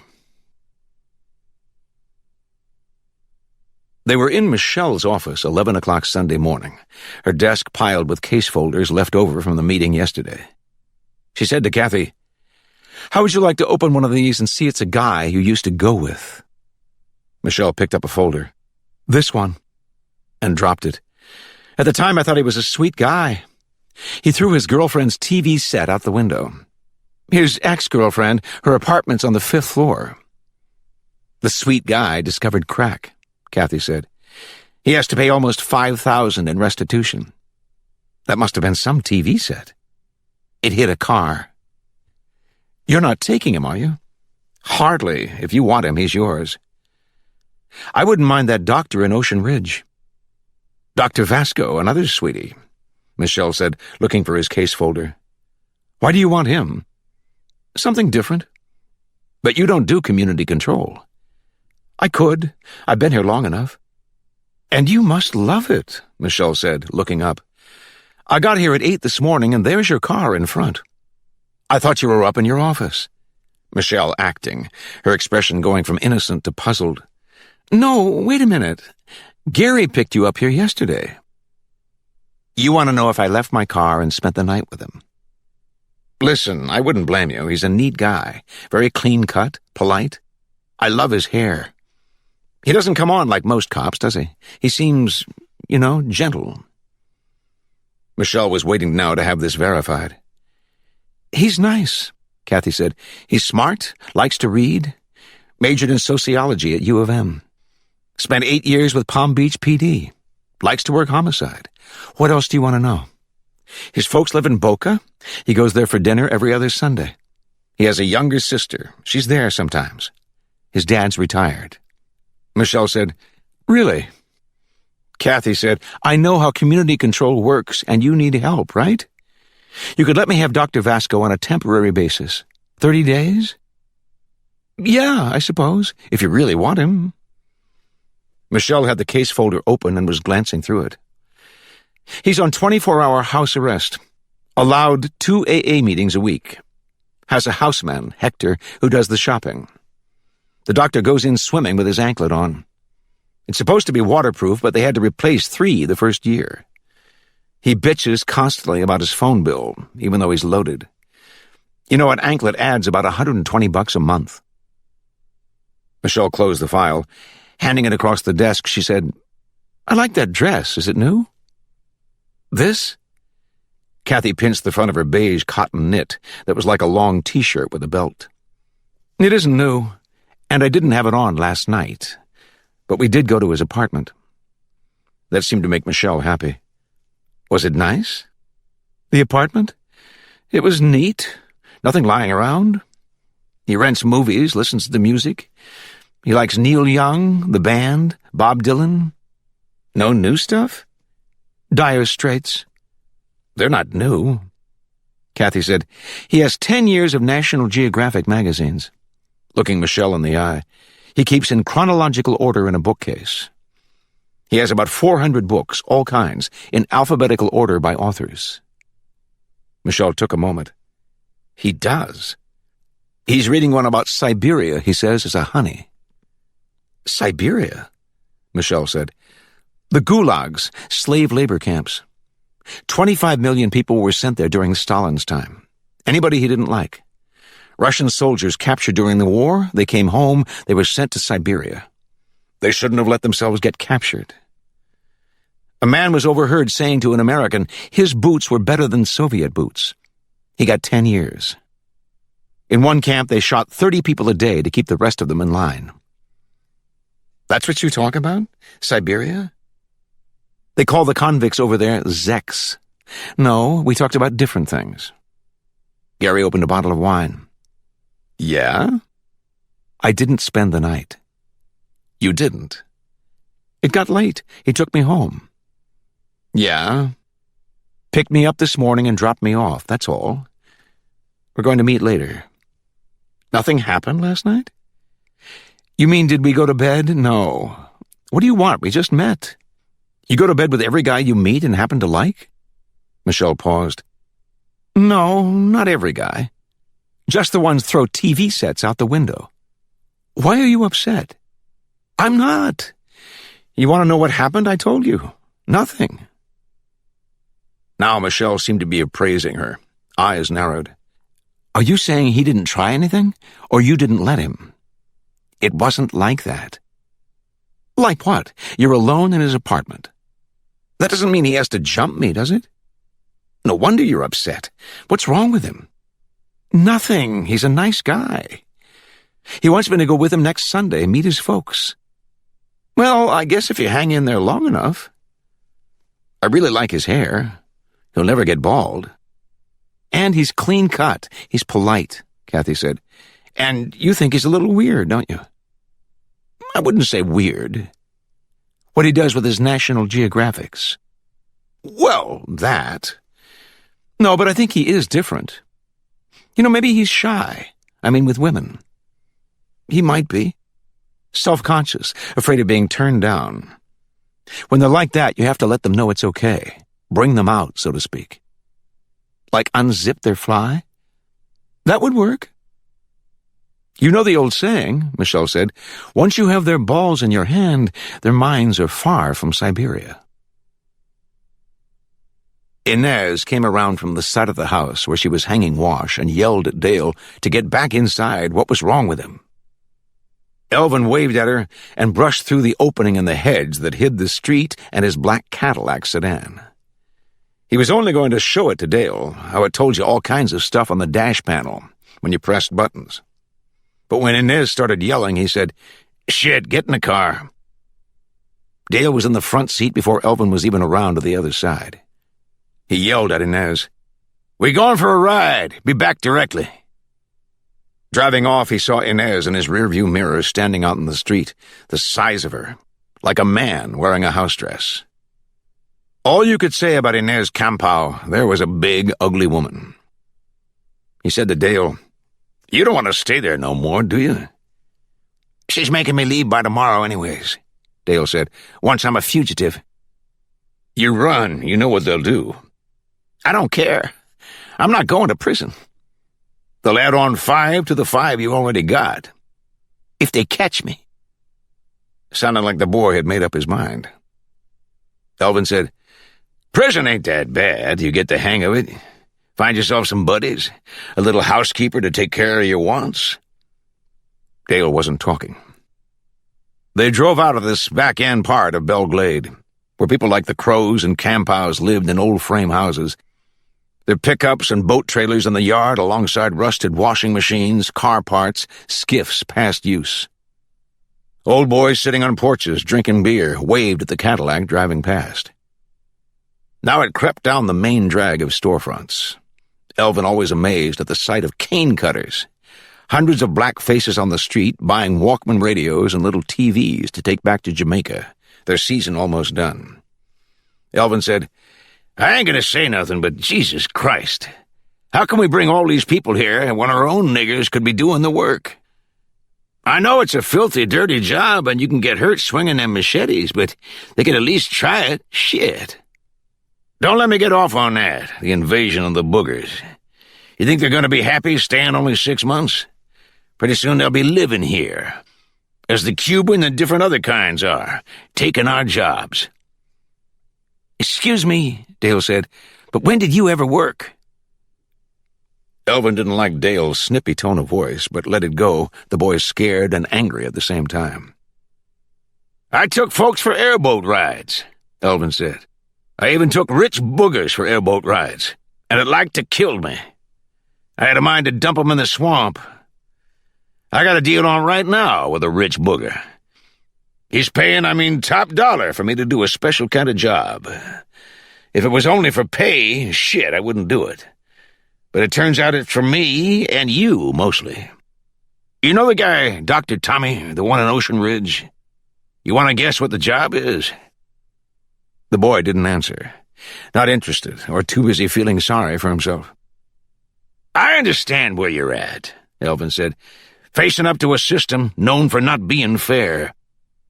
Dale said, shit, all I did was hit a cop. Why are they any different? Elvin said, I know, I've done it and paid. I've learned, if you're ever angry enough to hit somebody, don't do it. Cool down and get yourself a pistol. There's a cop pulled my hair I was dying to hit. I'm waiting till the right time. Elvin hunched close to the steering wheel, turning his head as he gazed up through the windshield. Look at how they live. They were passing migrant housing now, 2-story concrete barracks, wash hanging to dry on the upstairs rails. Day off, they drink rum and chew sugarcane. You go inside there, every one of them's playing a radio. I never saw people like the radio so much.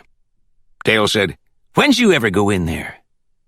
Looking for an argument in his frame of mind. I worked one time for a guy who ran the Bolita. You know, the numbers. I'd have to go in those places they lived, be the only white person in there, boogers looking at me like they wanted to cut my balls off with a cane knife. Ugly people, but man, did they love to play the Bolita. They'd love this car, too, wouldn't they? They'd keep house in it. Out on the highway, the sky to the south was full of black smoke, where they were burning off the last of the fields. Trucks whipped past, hauling cane stalks to the sugar house for processing. They drove their Ford tractors fast, dumped the loads off the trailers, and headed back for more. It was a job Dale used to have, and Elvin thought he would brag on it now. But he didn't. That's how mean his disposition was. Oh my, what to do, Elvin said. All right, I'm going to make you a proposition. Dale didn't even ask what it was. Didn't say one word till they'd driven the 40 miles back to civilization. Took the freeway down to Boynton Beach and turned into the parking lot of the cocktail bar on SE 15th. Dale said, That's my truck. Not snippy at all now, more surprised than anything. Elvin checked, didn't see any surveillance before saying, Why, yes it is. The pickup's still sitting where he'd left it yesterday. And the keys are in it. They sat in a booth with their drinks, Jim Beam and 7-Up. Dark in here this Sunday afternoon. Elvin relaxed with something he was anxious to tell, but irritated the drinks were served in skimpy glasses. He'd waved to the waitress for 2 more. She'd bring them, and he'd quit talking and tell her to take it from the change on the table. The waitress would poke through the pile there, car keys, bills, and silver, Dale's cigarettes and matches, and pick out what she needed. Elvin spoke of prison for a while, about sports and movies, making it sound not too bad, though advised Dale to get laid tonight. Be his last shot at some front door lovin'. Dale wouldn't talk about it. So Elvin said, All right, you made up your mind. On their 3rd drink by this time. Go on, get in your truck and take off. By tomorrow, they'll have detainers on you clear across the country. But if that's what you want to do... On their 4th round, Elvin was telling him about the deal with Dr. Tommy. Top wages to shoot the judge. And he'd give Dale, $2,000 to drive for him. How did that sound? Take off in your old beat-up truck or drive a Fleetwood Cadillac while we set up the judge." It got Dale to fidget around some in the booth. "I'm thinking we'll move in with Dr. Tommy," Elvin said. "Have a party out there tonight, huh? Get some girls. I'll tell you one I'm thinking of having sometime, that little probation lady. I've had Cuban puss, and it ain't too bad. We could have her some tonight, you want? Or this go-go whore I had over to your house last night." "You want to kill the judge?" The boy finally waking up. "I call it paying back. How about you?" "They already think it was me tried." "Listen, that dink, whoever it was, he's an amateur. You're working with a pro here. I've done it." "And you went to prison." "Hey, that's something else entirely. We set this one up right, it'll work slick. You take off after with some cash on you." Dale was quiet, looking at his drink. "Come on, what do you say?" "I'm thinking." "While you're doing that," Elvin said, "I'm going to go shake the dew off my lily." He got up and walked to the men's room, all the way in back. Elvin was gone maybe 5 minutes. He washed his hands after, for no reason, then had to hold them under one of those goddamn machines you pushed the button and it blew hot air as you were supposed to. Briskly, it said, "Rub your hands together." That's what took the time. Then after that, drying his hands on his shirt tail and having to stick his goddamn shirt tail in his pants again. When he got back to the table, Dale was gone. The waitress said, "He didn't leave but a minute ago." Elvin ran outside, hoping to catch him driving off. Beat some sense into the boy if he had to. He stopped short in the parking lot, around on the side of the building. Dale's pickup was still there, nosed against the cinder block wall. It was the space where he'd parked the Cadillac that was empty. They must have seen him drive up in the taxicab. Hector opened the door, and Dr. Tommy was standing in the hall waiting for him. Elvin said, "You know what happened?" Dr. Tommy said, "Tell me." Elvin said, "Somebody stole your car." Chapter 19. They stopped 100 feet or so from the entrance to Dr. Tommy's, on the opposite side of Ocean Boulevard. It was dark inside the unmarked Dodge, going on 10. Through a wall of trees and sea grape, they could see lights on in the house. Gary said, "I guess you know what working surveillance is like." As she was thinking this could be the time to bring him out, if he was willing to be brought. But no grabbing, with the right words, tone of voice. "I do it a lot," Kathy said, "keeping track of my cases." "Okay, where were you?" "The drugstore. Had to get some medicine." "Why didn't you come in today?" "I was sick." The same thing over and over. "You're bored." She wanted him to touch her, and they'd kiss. She was dying to kiss him. She said, "No, this is different." The idea was to see if Elvin was around. He wasn't home in Delray Beach, and he wasn't using Dale's pickup. Yesterday he'd left it in Boynton. This morning TAC pulled off its surveillance and gave the job to Boynton PD. Well, requested they keep an eye on the truck. Elvin could be here at Dr. Tommy's, but if he was, Gary said, it didn't make sense. He had looked up Dr. Vasco, key witness in a homicide, almost implicated. Fingered his houseman, Sonny, who was convicted and drew 25 to life at FSP. Where Elvin was, Kathy said. Gary said he'd thought of that, wondering how Elvin had found Dr. Tommy. So he called the prison, and what do you know? Elvin and Sonny were sweethearts. Elvin would cut anyone who even looked at Sonny with lust. With lust? A corrections officer said that? I think it was looked at Sonny's ass. That's more like it. Sonny tells Elvin about Dr. Tommy, who fingered him, and for all we know, might have been implicated. As an accessory? Sonny claims he killed the girl trying to protect the doctor. They got in a fight, the doctor accusing her of blackmailing him with some home movies, and Sonny hit her over the head with an iron poker.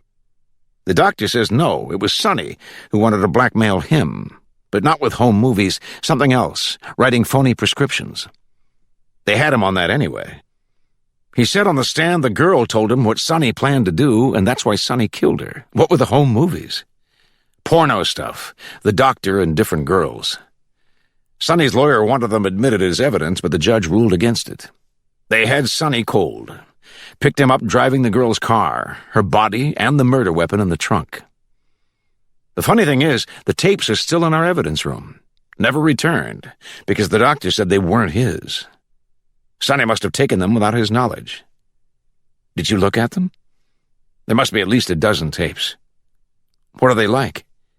The usual, mostly kinky sex. I only saw a couple. She said, what's kinky to some people isn't to everybody. These were kinky. I'll have to take your word. Well, like in some of them, the doctor had more than one girl in bed with him. I thought you only saw a couple of tapes. I might have looked at 3 or 4 to get an idea. Yeah? You learn anything? I meant get an idea what they were about. They turn you on? You're not serious. Yes or no? Is this another test? Come on, I won't tell anybody. He said, well, they weren't bad for home movies. Was he smiling a little? She wasn't sure. Even the kinky ones? I mean the camera work, she said. You're not shy, are you? I never thought I was. But you're steady, always composed? I'm not sure what you mean. You don't like to take chances. You're cautious. I suppose, up to a point. Really? You let go sometimes? If I know what's going to happen. You're safe, Kathy said, moving close enough to take his face in her hands. She kissed him on the mouth, lingered, and said, relax, okay? She kissed him again, staying on it longer this time, before she said, I've had enough surveillance for one night. How about you? Elvin brought the go-go whore in the front way, opening the door with a key on the ring that had the keys to the Lincoln, the car he was driving since Dale stole the Cadillac this afternoon. Elvin had to argue Dr. Tommy out of reporting it. You want police coming here while we're working our deal? My nephew won't hurt your car. By the time they pick him up, the job will be done. Then I had to argue the doc into letting him use the Lincoln, a big gray one. You want me to ride in taxicabs while I set up the judge? Dr. Tommy had seemed nervous at the way things were going, not as cocky, but stoned and half drunk was easy to handle. He might not like it, but what could he do? Booger music was coming out of hidden speakers, and the go-go whore was moving to it on the terrazzo floor, looking around bug-eyed like she'd died and gone to whore heaven. Mumbo on down the hall, Elvin said. He followed her cute butt sliding side to side in a little skirt that barely covered it. No backs to her high heels clicking on the marble. She wasn't too bad looking for a crackhead junkie. Had her G-string on under the skirt to give Dr. Tommy a show. There he was in his den, lamps shining on the gold wallpaper that looked like stucco. The doc crapped out in a fat sofa full of pillows, swallowed up in there. His drink on the round gold-medal table. The doc a drunk prisoner among all this glitter shit, eyes closed. Elvin said to the go-go whore, looking over the den, hand on her hip, the same way she'd checked out Dale's house. See that rug? It's the hide off a skinned zebra. Feel the wallpaper. Elvin noticed Dr. Tommy had his eyes open now, but didn't seem about to move, bent low in the sofa with his legs sticking out, barefoot and glassy-eyed. Sunday night, Elvin said. How come you are watching TV? The doc blinked his eyes and then rubbed them. He was looking at the go-go whore now. Doc, this here is Erlene. She's going to do her go-go number for you, and then I'm going to take her upstairs. You want, you can have a turn after. Hey, Erlene. She came over from feeling the wall, hips sliding, eyes sparkling with crack. Elvin grinned at her. Honey, show the doc your little G-string. It was good to see a guy in his underwear again. A nice guy this time, not anything like Keith. Keith, taking his clothes off, would be looking at himself in the mirror on the door to the closet. The mirror still there, full length. Gary, taking his clothes off, looked at her, taking hers off. She pulled the dress over her head, and he was motionless, looking. Even when they were in bed, Keith, the catalog model, would watch himself in the mirror, very serious. Gary came over to the bed in his shorts, pushed them down, and said, "I'm on the wrong side." She said, "There is no wrong side." There was to him. He crawled over her as she squirmed away to the middle of the double bed, and now he was on the left side. "Is that better?" She could see him in faint light, the bed close to the window. He seemed happy. He said, "From driving a car." She didn't ask what he meant, and he didn't say more than that, because it was getting good now. Doing all the things with a man she had not done in a long time. Getting to the best part, letting go and letting him hear small private sounds come out of her, until finally, silence. It was nice. It wasn't the kind where you get totally carried away, lost in it, or quite like falling off the edge of the world. It wasn't sweaty. It was nice. He said, "When you made out in a car, the guy's on the left, because usually he drove." "You like to do it in a car?" "I mean when you're younger." "Or on surveillance," Kathy said, getting out of bed. She stepped into white panties. "Is that it for tonight?" It gave her hope. "Don't move. I'll be right back." She went to the kitchen, turned on the light, and got 2 cans of beer from the refrigerator. As soon as Gary mentioned being in a car, that business about the left side, she was in the unmarked Dodge again, seeing the dark street, the doctor's house. It reminded her of a British colonial building in the Bahamas. If Elvin was there, it would be for one reason.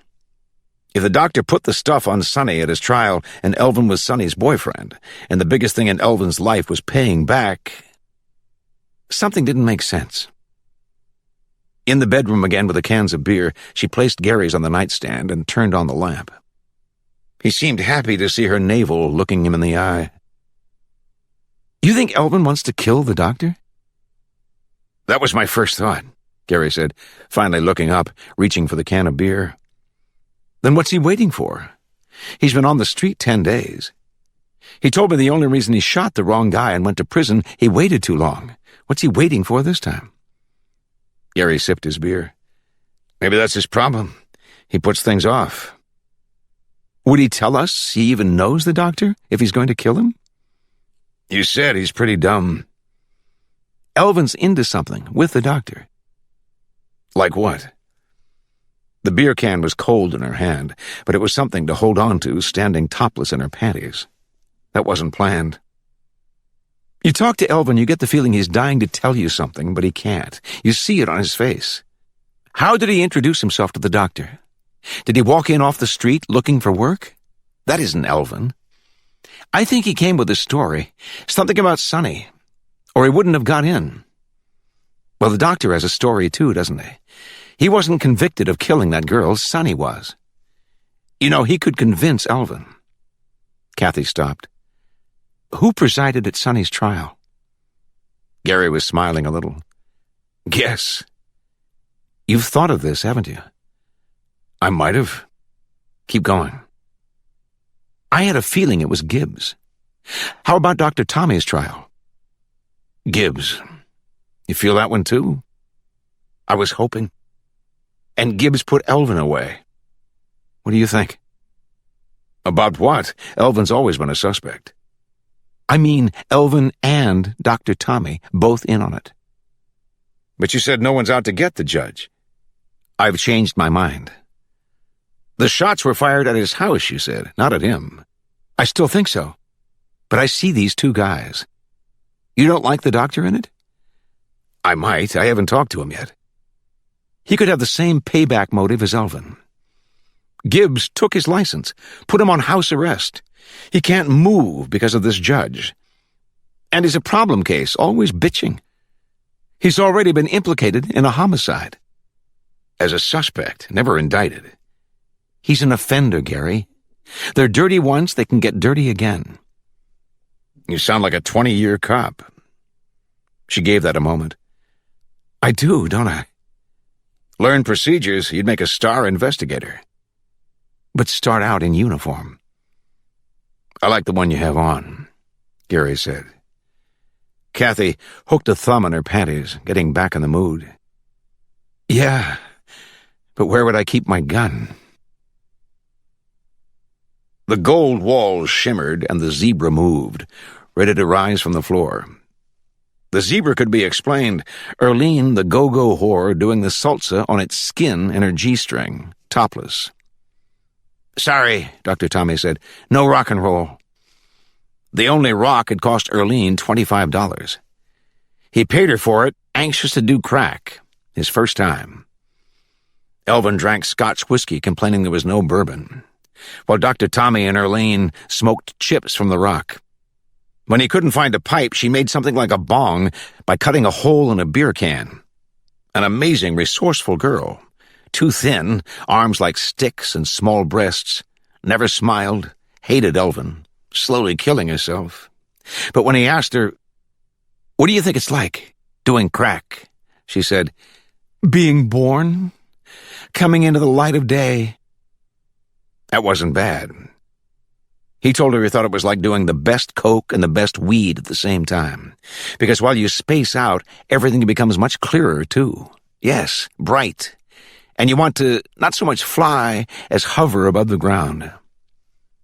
She wasn't listening. Elvin was telling her to take off her G-string. She wasn't listening to him either. Elvin telling her then, "Show the doc your haircut." What? She had long, limp hair. Dr. Tommy said wait, he had to go to the bathroom. Each time he left the room, he would stop by the kitchen where Hector, fluttering, afraid to come out, would have another observation to make. This time, "What if the nephew is arrested?" "I'm sure he will be."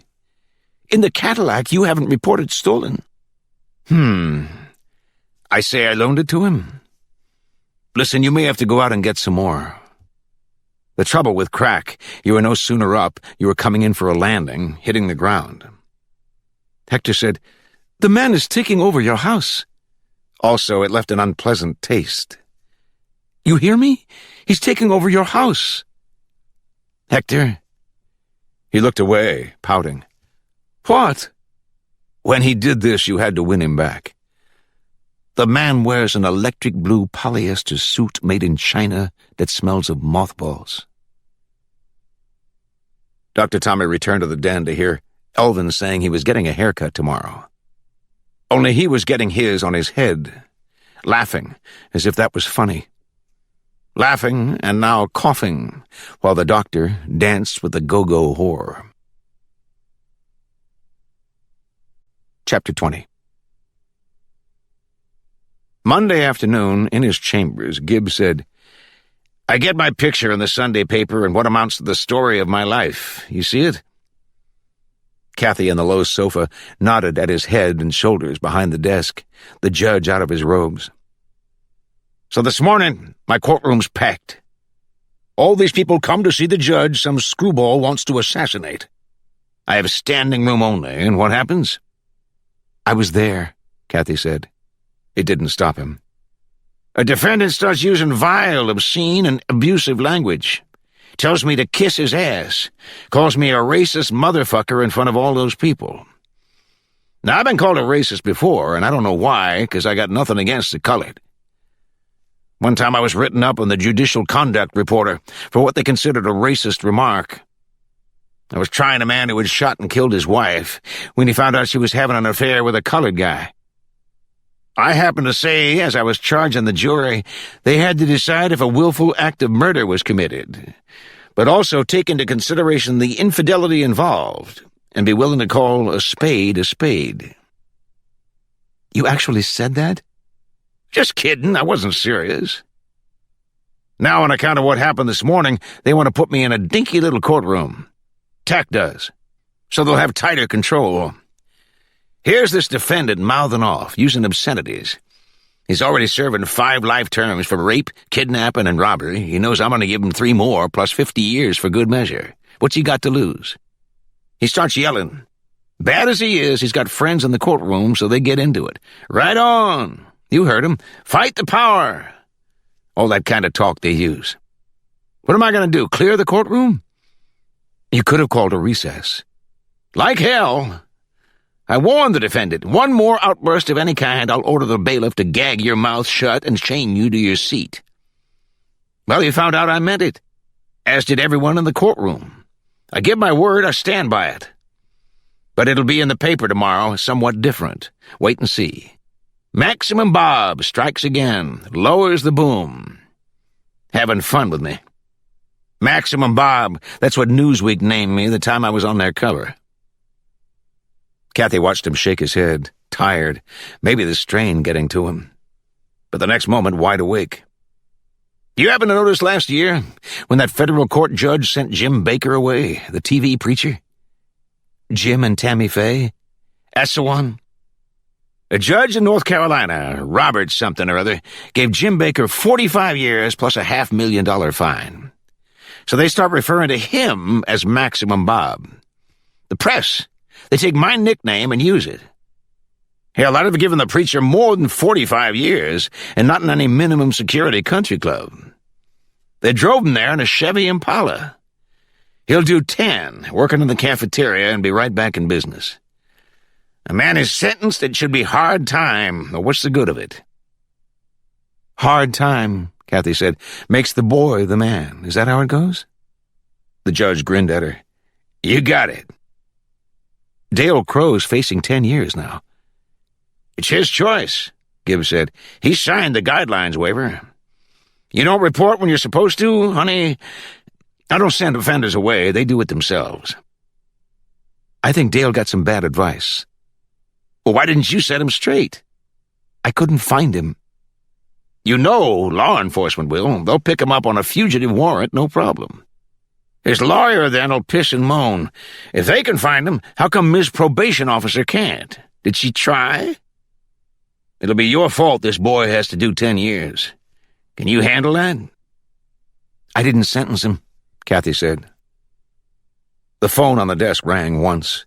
Gibbs ignored it. She saw his solemn Harry Dean Stanton face change, start to grin. She saw his bare arms, pale and bony, raise as he leaned back in the chair and locked his hands behind his head. She was pretty sure he dyed his hair, slick and shiny in the light. He said, I love young girl probation officers. They most always surprise me. Here you are looking sweet and innocent, but underneath it, you're a tough little thing, aren't you? No, you didn't sentence him, but you did bring him into my court. I didn't go out in the street and drag him in. The judge's gaze moved. Kathy looked over to see one of his bodyguards from TAC in the doorway, a young hot dog cop named Wesley, blonde hair down on his forehead. In the JA's office earlier, Kathy waiting to come in here, Wesley said to her, You must be the judge's friend I've heard about. His coat open and hands on his hips so she'd see his .357 mag. He told her he usually worked undercover but got stuck with his babysitting job. Wesley's tone was different now. Judge, can I interrupt? Gibbs said, If you feel you have to. There's a guy on the phone wants to talk to you. He give his name? No, sir, but this one's different than usual. Gibbs came forward to rest his bare arms on the desk, looking at Kathy. I've had a dozen or more calls already. They say, I hope he gets you, you son of a bitch, for whatever I did to their boy or their husband. One said, if he don't do it, I will. Full of talk. I thought I'd met all the flakes in my courtroom. Saturday, they found a snake in my mailbox. The TAC cop, Wesley, said, Judge? Gibbs ignored him. Every call that comes in is recorded out in my JA's office. Of course, I never say who it is, but we had Southern Bell put a trap on the line. It tells what number they're calling from, so then they look up to see where the phone's located. Now TAC's rounding up all these smart-ass anonymous callers. Gibbs looked toward the doorway. What's this one, another threat? This is about Dale Crow. There's a warrant out on him. Tell the guy to call the sheriff's office. He says it's something you'll want to know about. Kathy looked from one to the other. Now at Gibbs picking up the phone, he winked at her as he pressed the speaker button and said, This is Bob Gibbs. What can I do for you? A voice came over the speaker saying, "Is this the judge?" with that country accent you heard in the glades. "I just told you it was, didn't I?" "I'd like to make sure is all." "Say what you want or I'm going to hang up." There was a pause before the voice came on again. "If you want Dale Crow, Jr., I can tell you how to find him." "All right. How?" "I know who he's with and the kind of car they're driving." "Tell me," Gibbs said, "and we'll both know." There was another pause on the line. "Remember that gator was in your yard?" Now it was the judge who paused. Kathy watched him frown, looking up at the wall above her, maybe wondering what the voice was getting at, or deciding what to say next. Then surprised her. All he said was, "What about it?" But in a different tone, his voice lower, serious. The voice said, "You don't know what I mean? Or who this is?" The judge's eyes raised to the wall again to stare with a look of concern that wasn't like him. He said, "I'm afraid I don't." Lying, Kathy was sure of it. Because if he didn't know who it was, he'd snarl at the voice to quit wasting his time. The voice said, "Come on, Judge." Then paused a moment and said, "Wait a minute, okay?" Kathy watched Gibbs' hand creep across the desk toward the phone. She said, "Is this being recorded?" And the hand stopped. Gibbs looked at her, stared a moment, and nodded. Now his fingers close to the phone began to drum on the desk, without making a sound. She had the feeling he wanted to press the speaker button again, turn it off, but now it was too late. The voice came on, saying, "Judge, I won't mention that business about the gator if we can make a deal here. Otherwise, what I'm going to do—" "Is that right?" Gibbs said. "Well, since I don't know what you're talking about, and I don't think you do either, I'm going to hang up this phone."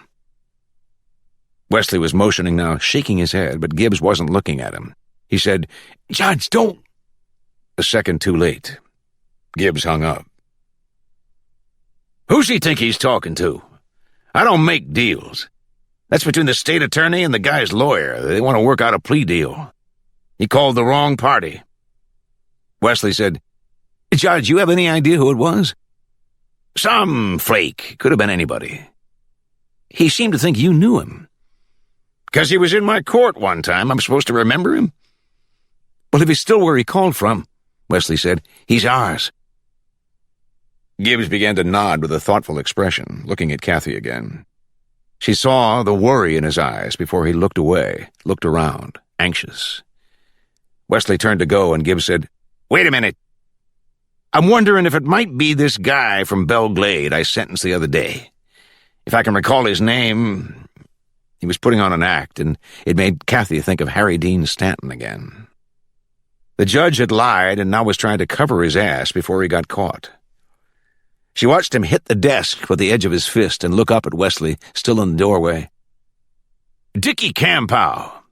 I bet anything that's who it was. I had Dickie up for shooting a gator, used a rifle he keeps in his truck.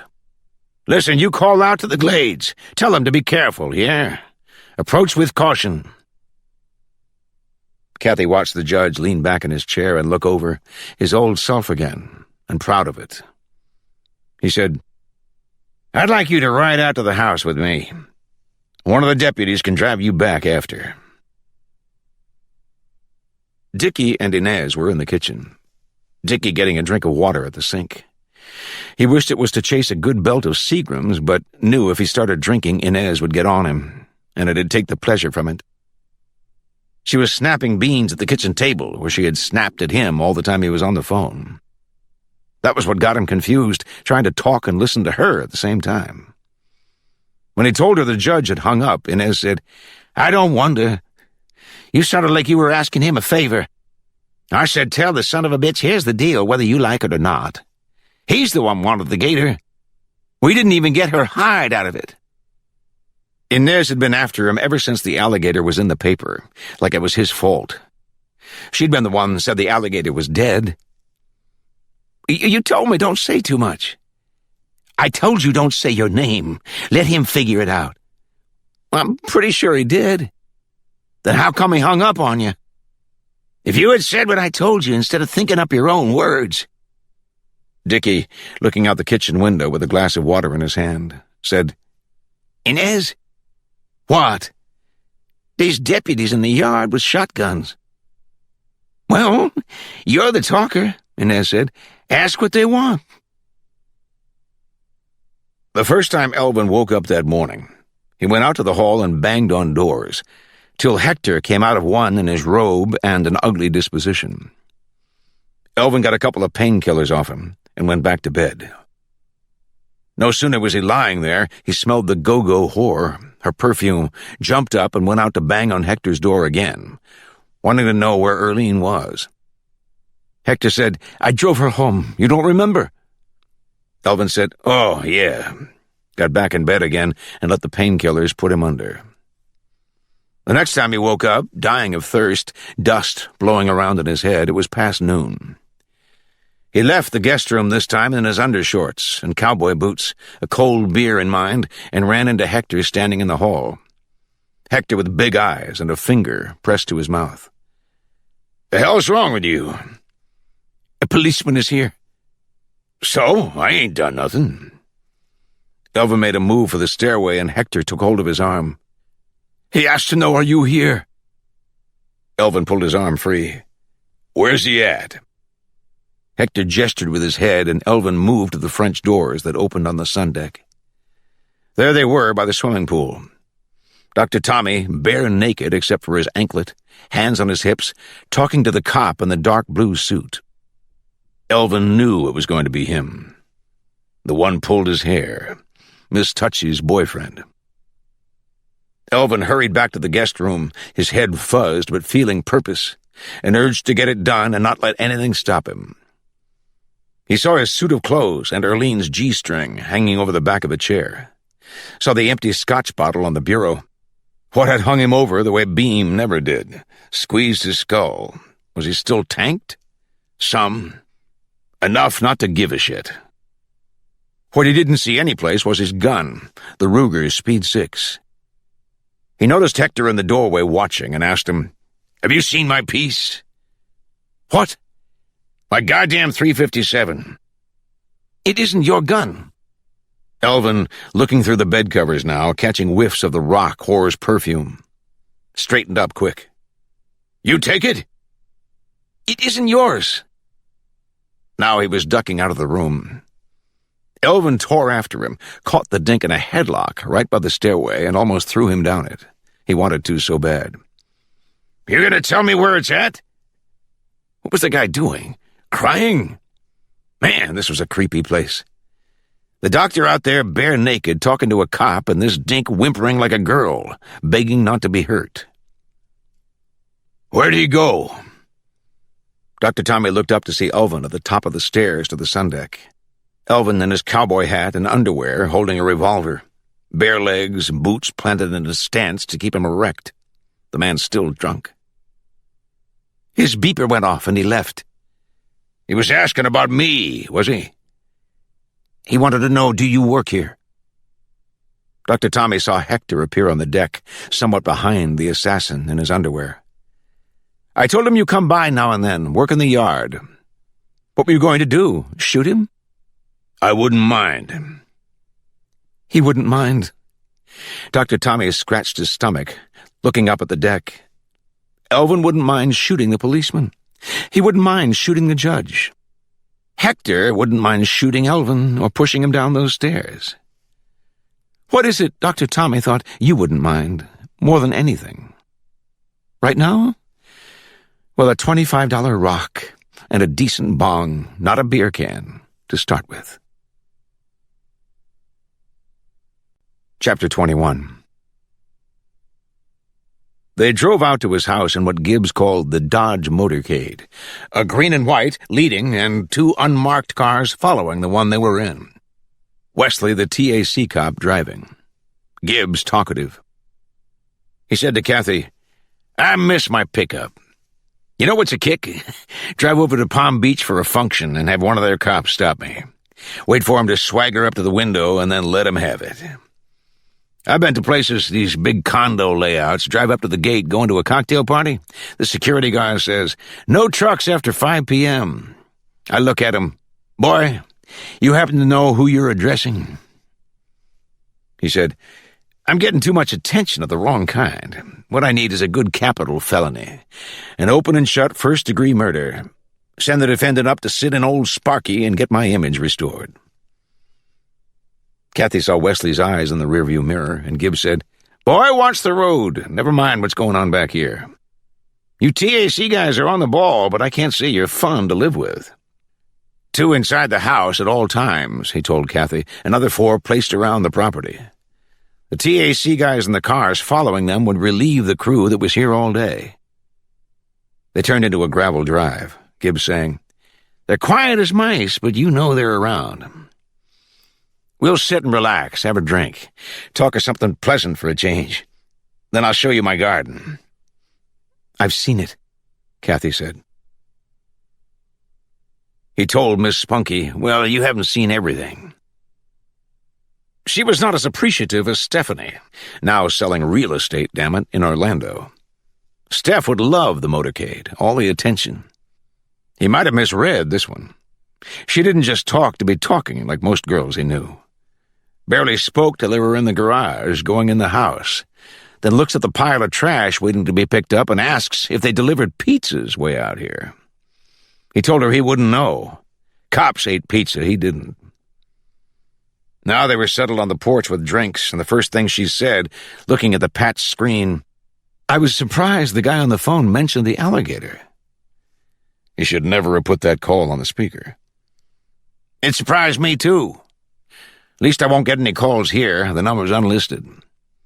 I'll have to play the tapes for you sometime. The ones called hoping to see me killed. You imagine the kind of person would do that?" "He seemed to think you'd know who he was." "Well, last week I fined a poacher $500. I mentioned him, Dickie Campow. Shot a gator in the Palm Beach Canal." "But he was talking about the one in your yard." Bob Gibbs saw he had to take another tack. He hated to act dumb, give this girl the wrong impression. "Well, the only thing I can think of, he's the same one brought the gator. Put it in the yard beforehand, mad as hell, knowing he was going to get a heavy fine. What do you think?" He saw her start to tell him and moved on, saying, "The guy's wife was in court at the sentencing. Now there's a woman looks like an alligator. Homeliest female I ever saw." Hoping to slide off the subject.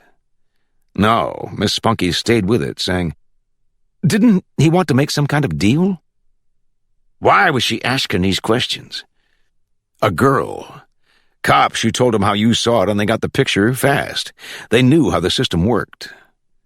He wasn't worried about Dickie Campow.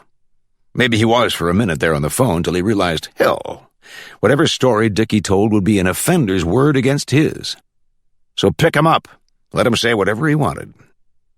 Now he couldn't remember what it was she'd asked him. It didn't matter, she had another question. "You think he's the one shot at us?" Gibbs almost said, "Who, Dickie?" before he realized it wasn't a bad question. Why couldn't it be Dickie? Kept a rifle in his pickup. He'd even mentioned it to the TAC cop. When he did, though, he wasn't thinking of Dickie as the shooter. He saw Miss Spunky waiting to know what he thought. "Honey, are you reading my mind or what? I thought of Dickie Campow as we lay there on the ground before the shots had even faded out. How's your drink?" "It's fine, but you didn't mention him to the sheriff and his guys." "I wanted to think about it a while first." "Did you mention him to anyone before he called?" "Let's see now. All last week I had a full schedule, plus these TAC guys in my hair. You could use some ice." She said, "How would he know where Dale was?" Gibbs had their glasses now, leaving the porch. "I'll be right back." In the kitchen, he dialed his buddy McKenna's home number. "Bill, I think they're picking up Dickie Campow on one of the anonymous calls." "They already have," the colonel said. "They should look for his rifle." "They have it, too. It's in the lab." "Let me know, all right?" "Soon as I hear." He doused their glasses with bourbon and took a good sip of his, beginning to believe he might have to strangle this girl if he couldn't get her drunk. Maybe this wasn't a good time to be thinking of romance. Gibbs opened the back door and stepped into the garage. Wesley and another TAC guy were out in the driveway talking. Gibbs said, "Wes?" and watched him look his way. "Sir?"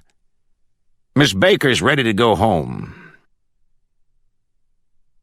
Wesley had the radio tuned to a top 40 station before they were out of the drive. He asked Kathy if she wanted something else. She said no, that's fine, but then reached over and turned down the volume. They were on Southern Boulevard before he said, "So you're a friend of the judge's, eh?" She shrugged, her mind on something else. "You want my opinion? He's too old for you." "He is," Kathy said. "You ever stay at his house?" "You mean on security detail? Every night." "What do you have to eat?" "What do we eat? What kind of meals do you have? Do you cook or send out?" "We cook on his grill." "You know any evidence techs?" With each question, he'd glance at her. "I know every one of them." "Would they bring pizza on a job?" "Pizza?" "Last Thursday night at the judge's house." "When the guy shot at him?" "Yeah. Would they bring a pizza?" "You kidding? With the sheriff there?" They didn't say anything for several minutes. Wesley turned the volume up a notch. Coming to Military Trail, he asked if she'd like to stop for a beer. Kathy told him she had to pick up her car at the courthouse and get home. They drove along. Wesley turned the volume down again. "I usually work undercover." "When you're not babysitting?" "Yeah." He liked her remembering that and grinned. "I make buys, set up the bust. Since I've been with TAC, we busted 17 dope houses I was in on. One time, I run around to the backyard and here's this dude coming out with a MAC-10 in his hand. I'm cocked. I got the tension off the trigger. I go, 'Put it down, man, or you're fucking dead.' I mean, it was close." "Have you ever shot anyone?" "Not yet." She drove home on that one. Not yet. Dark now, almost 7. Traffic on the freeway erratic.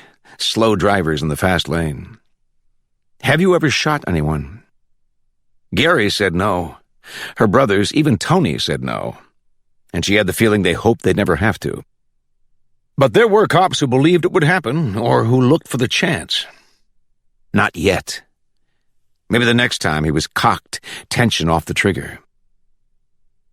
She parked in the lot in front of her apartment building, got out, locked the VW. A door slammed in the dark. Gary walked up without saying a word and kissed her. He tried to step back, but she had hold of his tie and wouldn't let go until they'd kissed again, putting some meaning into it. Now they could play around. She said, "I think my affair with the judge is over. I asked too many questions." "How was your day?"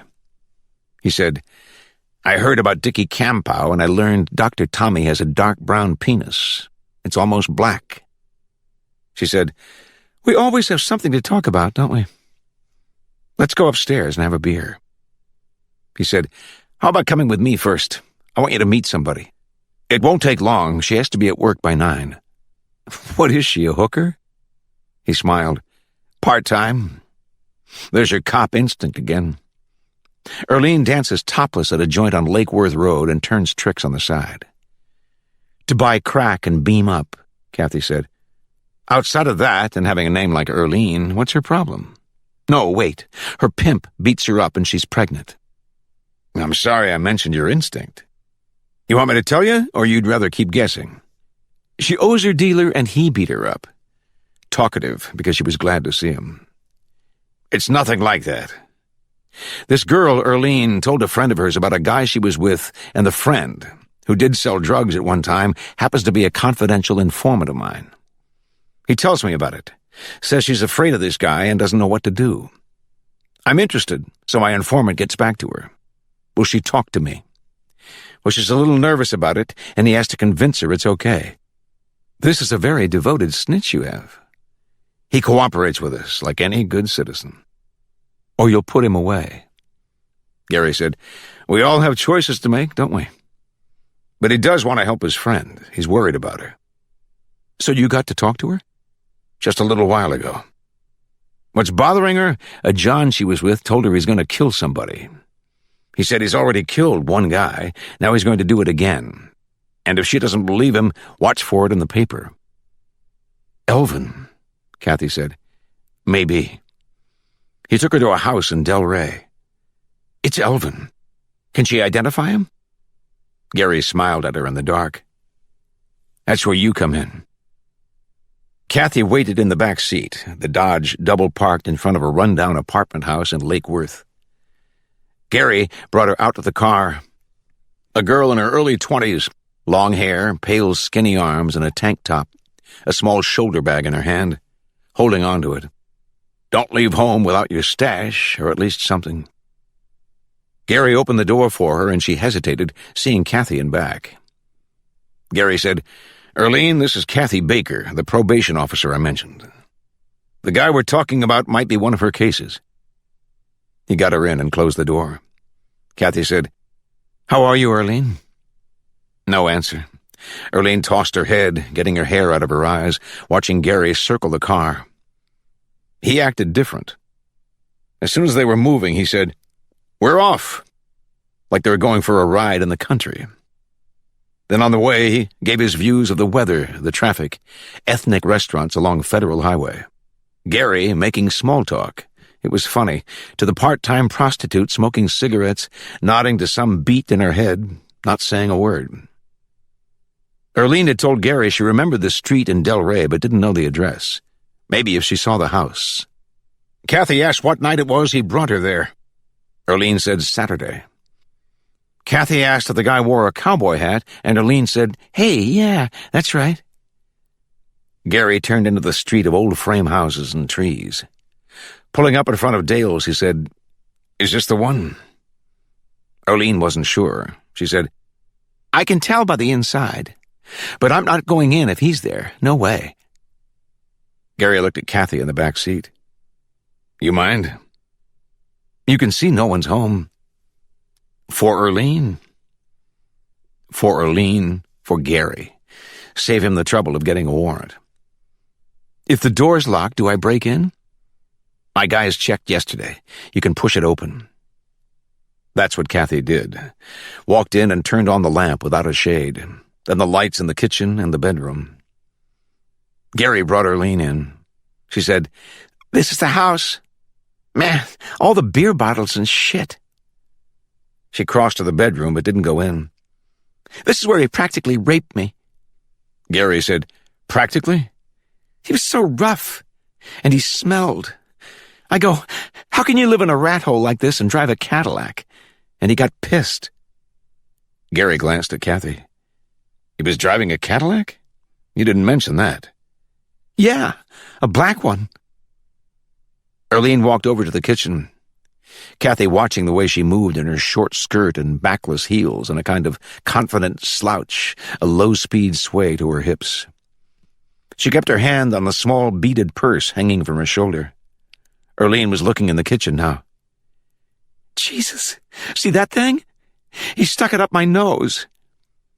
The shank made from a spoon, lying on the kitchen table. Gary edged past her and picked it up. I thought he didn't threaten you. It was when I said the place looked like a rat hole. He goes, You calling me a nigger? I forgot that part. See, it was right then he told me he had killed a guy and was going to do it again. Gary prompted her, saying, And if you didn't believe him?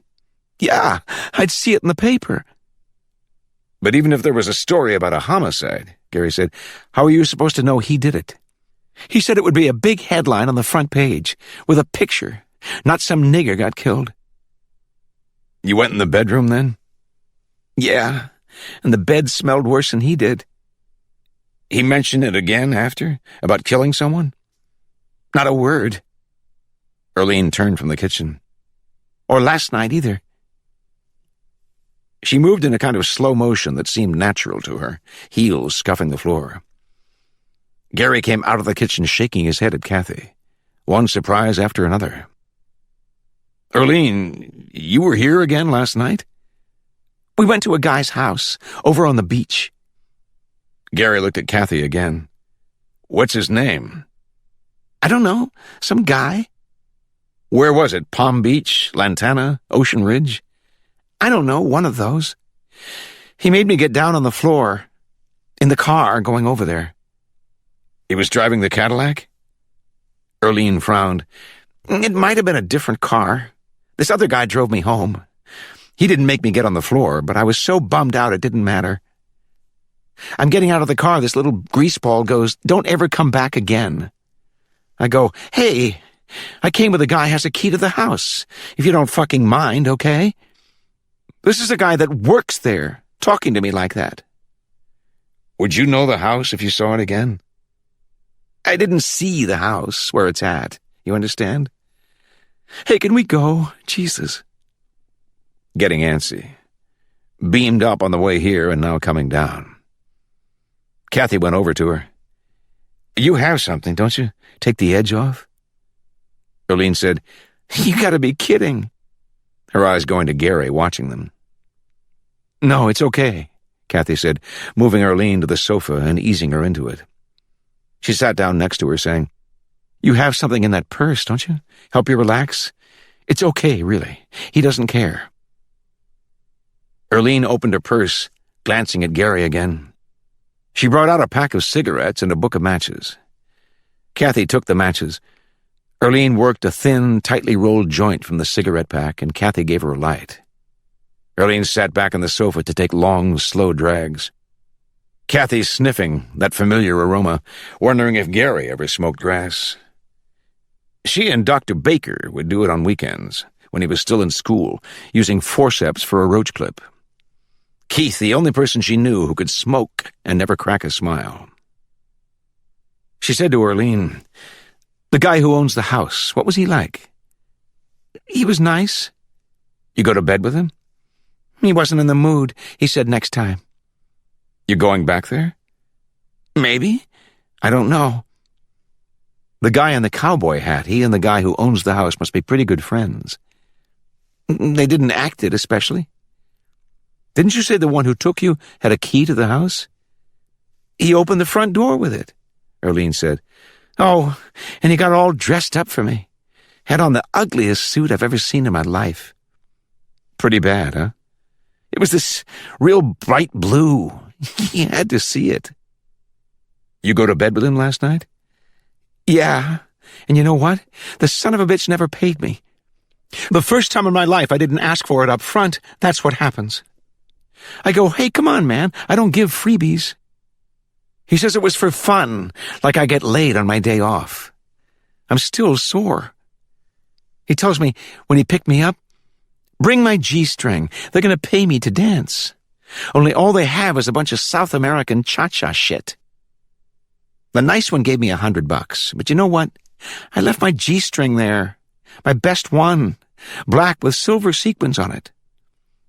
"I'll see if I can get it," Kathy said. She gave Erlene's arm a pat, got up from the sofa, and motioned to Gary. They went into the kitchen. She said, "Is Elvin living there now?" "It sounds like it." "She isn't upset that he's going to kill someone. It's because he didn't pay her." Gary was nodding. "I got that." "You want to know something else?" Kathy stepped to the table and picked up an empty pizza from Pizza carton. "There's one just like this at the judge's house, and he never eats pizza."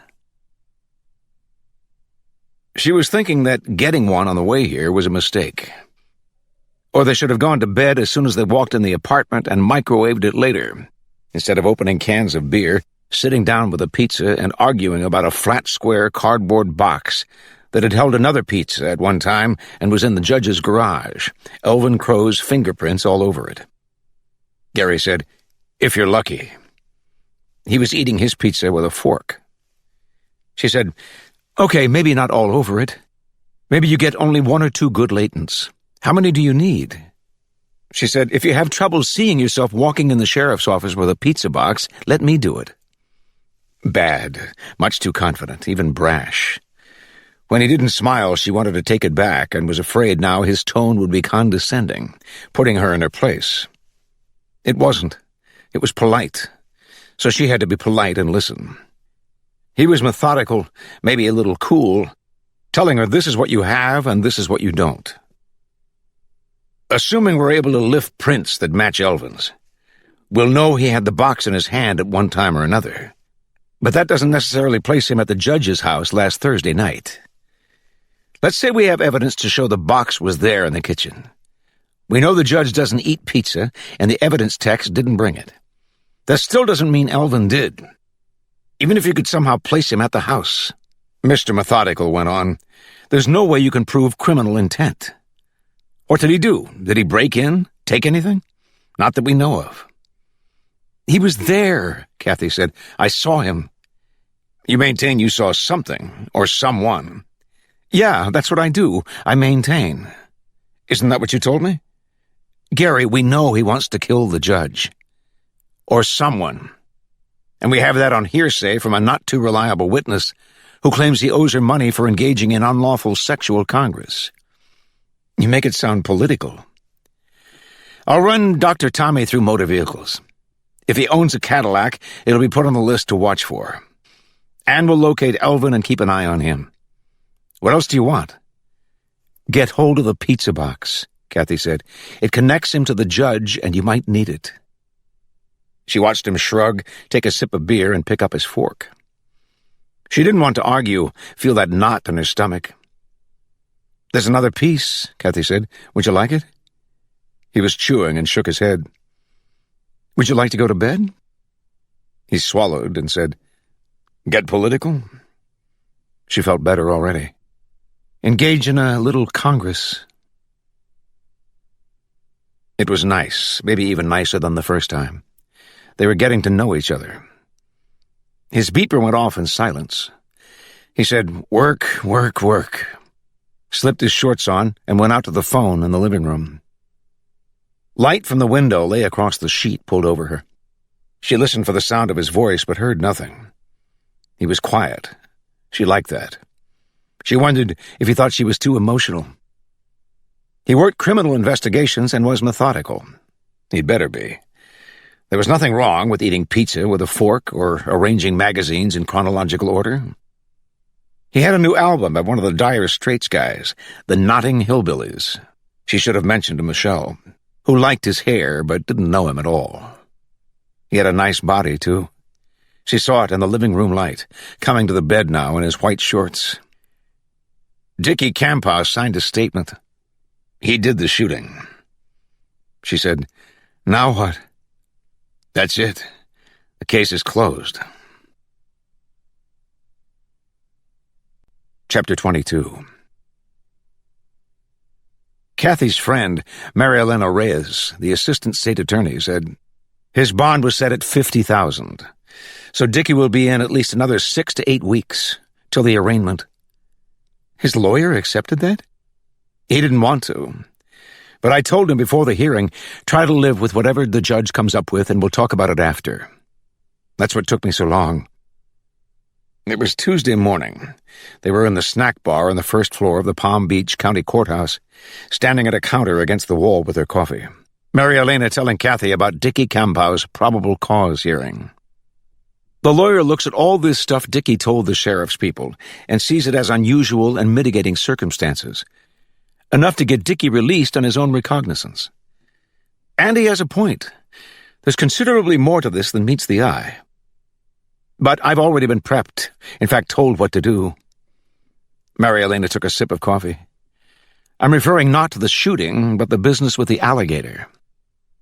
Kathy said, Gary filled me in on some of it. That's not in Dickie's statement, is it? No, of course not. Just the shooting. But he claims Gibbs ordered him to bring the alligator to his house. Isn't that it? His story was he was given a choice. Bring the alligator or do time on a poaching charge hanging over him. Dickie says if the alligator had been dead, he thought it was, none of this would have happened.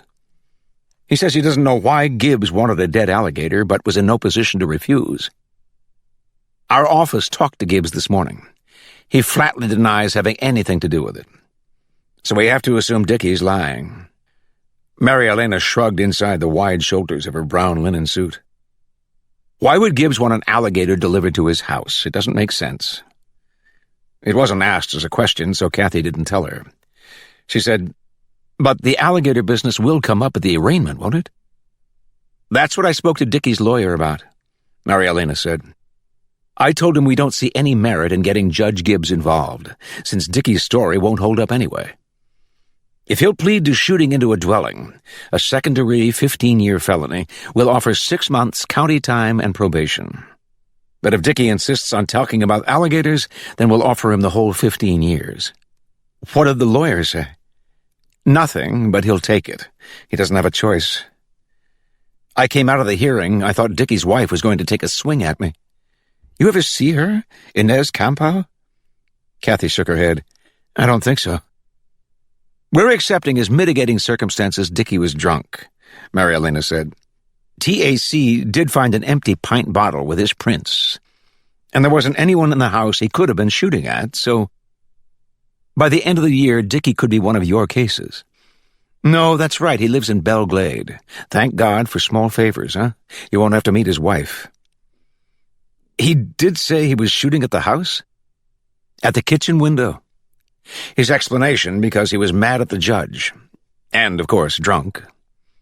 "He didn't see anyone?" "If you were both outside, how could he?" "I mean, I wonder if he thought he was shooting at someone in the window." "He ever admits that, we're talking about attempted murder," Mary Elena said. "Let's keep it simple." Kathy said, "Oh, shit." And Mary Elena looked around. Bob Gibbs was already in the snack bar, the judge in shirt sleeves and grinning, raising his hand to people. Kathy thought like he was giving them a blessing. He came over to where they stood at the counter against the wall, saying, "Well, they've called off the dogs. I'm a free man again. Mary Elena, honey, would you excuse us? I have something to say to this little girl." Mary Elena stooped to get her briefcase. "I was leaving anyway, Judge." "I have to go, too," Kathy said. "I have appointments at the office." She picked up her purse from the counter, and Gibbs put his hand on her arm.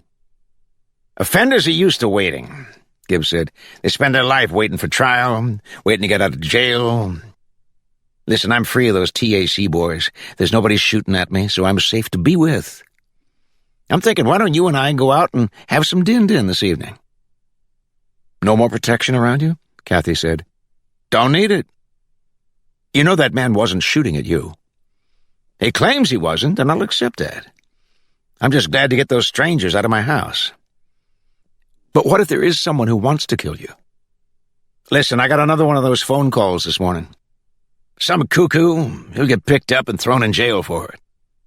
But now they'll read in the paper the shooter was apprehended, and it'll be over. The nuts will have to think of something else to do." "Maybe," Kathy said, "but I don't think so." She tucked her purse under her arm. "They shouldn't have pulled the protection off you. Not yet." "You're concerned about my welfare?" "I don't want to see you get shot." "Honey, that's the nicest thing anybody's ever said to me. Let's have dinner this evening. Come on." "I'm sorry. I really can't." "You have a date?" "I just won't do it." "If you're afraid of us being seen, come out to the house. I'm all by myself now, my wife gone, run out on me." "I thought she was visiting friends." "Yeah, but now it doesn't look like she's coming back." "She afraid," Kathy said, "another alligator might show up?" Gibbs stared back at her with a mild expression that was almost a smile, a gleam, mischief in his eyes. This old man judge acting like a little kid with a secret. "You don't think I'd have a live 10-foot gator brought to my home, do you?" "I heard it was supposed to be dead." "You believe that story?" Kathy said. "Yeah, I guess I do," nodding. Now he did grin at her. "See, that's why I like you. You aren't afraid to speak right up to my face. I saw it that time in my court. I called you Ms. Bakar." "You always called me that." "You know the time I mean. You said, 'It's Baker, Your Honor. It's always been Baker.' I got a kick out of the way you stood up to me. You know what I thought? Why I wanted to talk to you after? I thought, well, I'll be damned. This girl and I think the same way. Excuse me, Kathy said, but you gave Dale Crow 5 years, and I tried to argue that was excessive. Now, you're being picky now. What I'm talking about, you and I aren't afraid to say what we believe. Hell, we could have more fun disagreeing with one another than most people have getting along.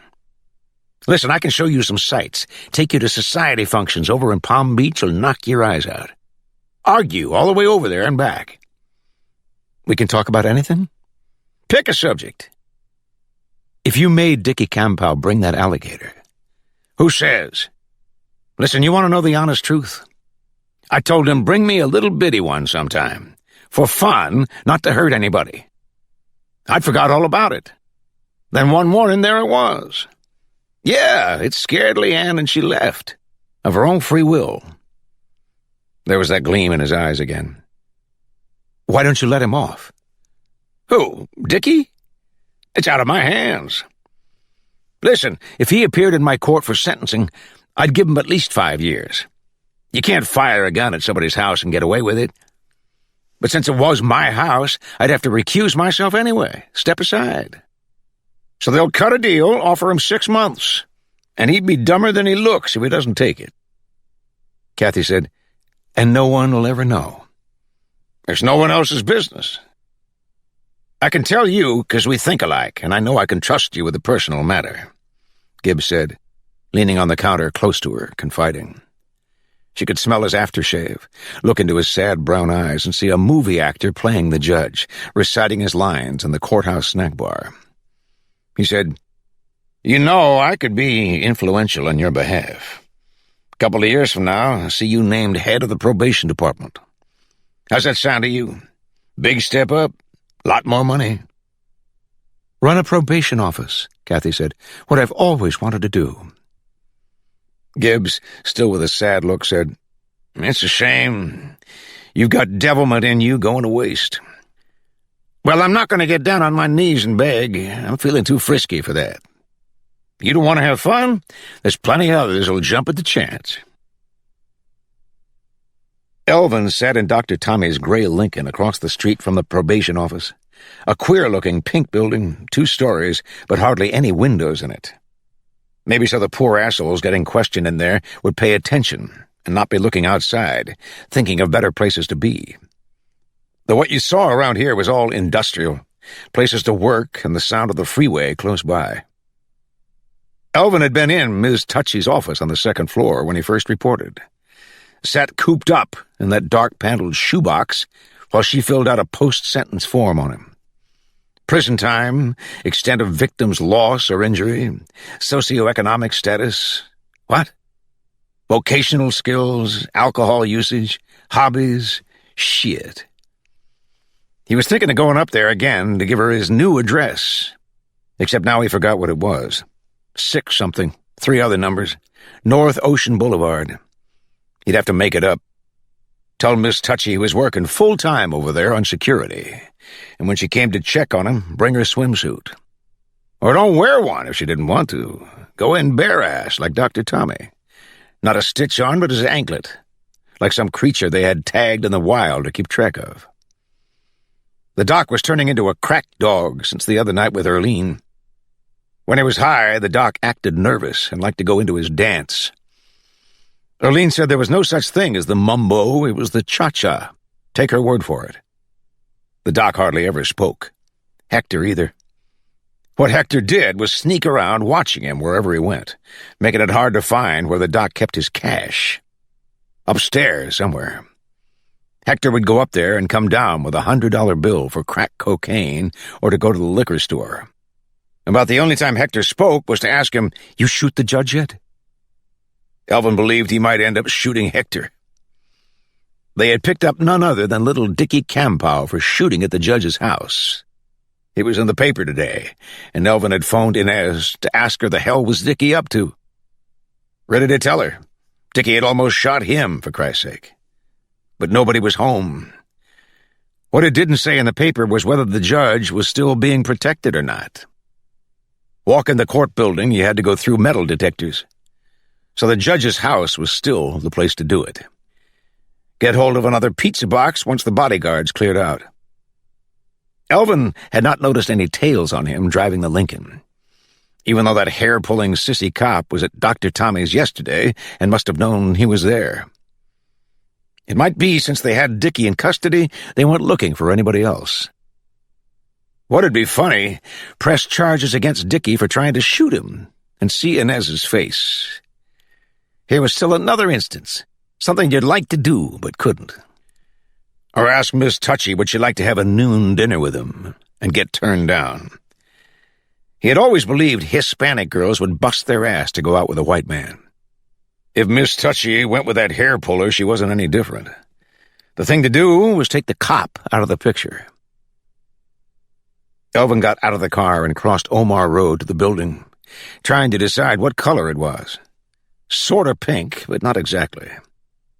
There were 2 colored boys in the lobby who looked like convicts, and 2 young white guys, addicts of one kind or another. Elvin gave the woman at the reception window his name and Miss Touchy's and sat down to wait. Now the 2 white boys were looking him over, boots to cowboy hat.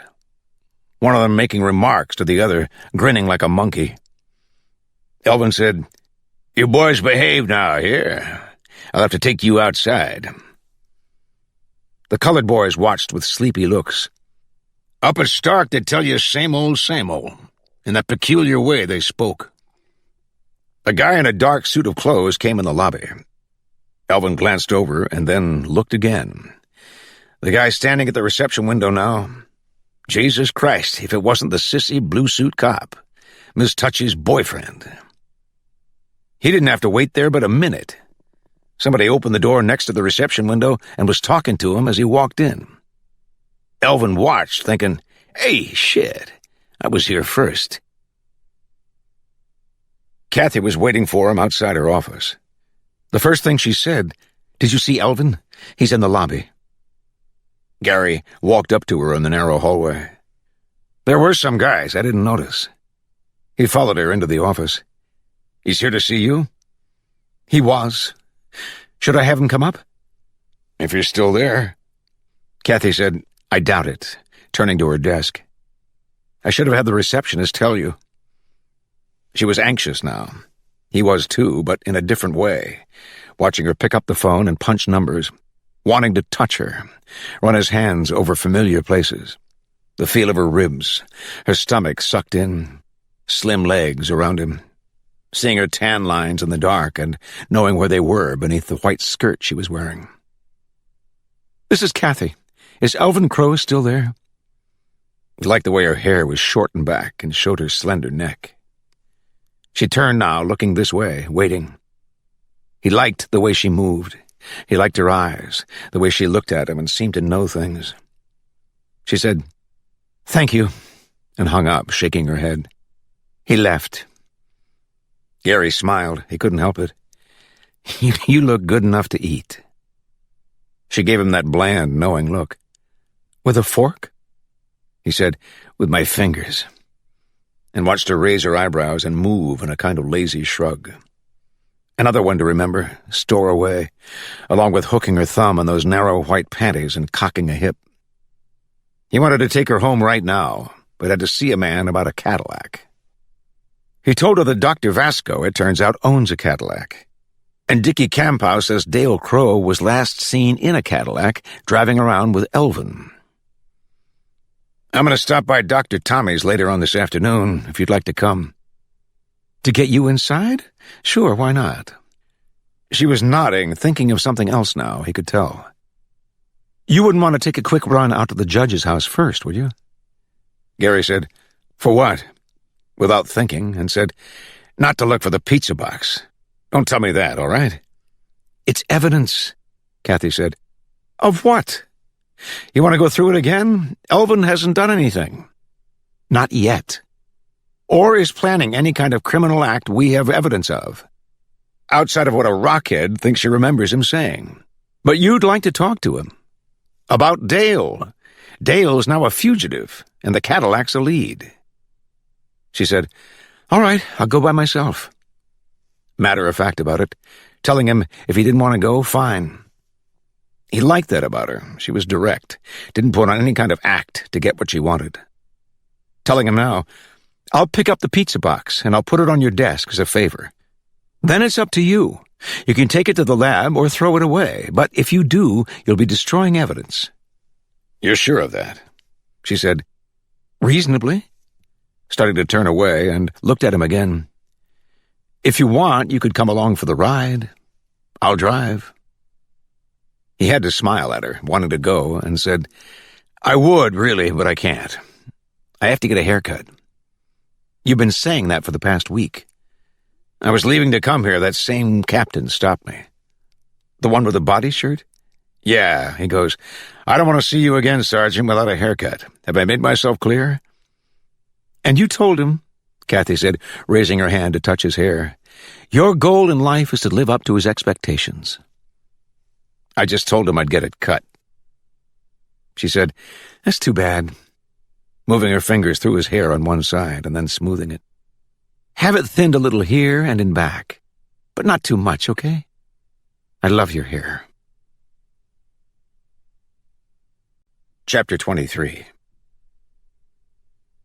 All Elvin had to do was spot the blue-suit cop coming out of the building alone. He changed his mind like that about seeing Miss Touchy. She'd be around the next 5 years to fool with. The blue-suit hair-puller was here and now, and chances didn't come along every day.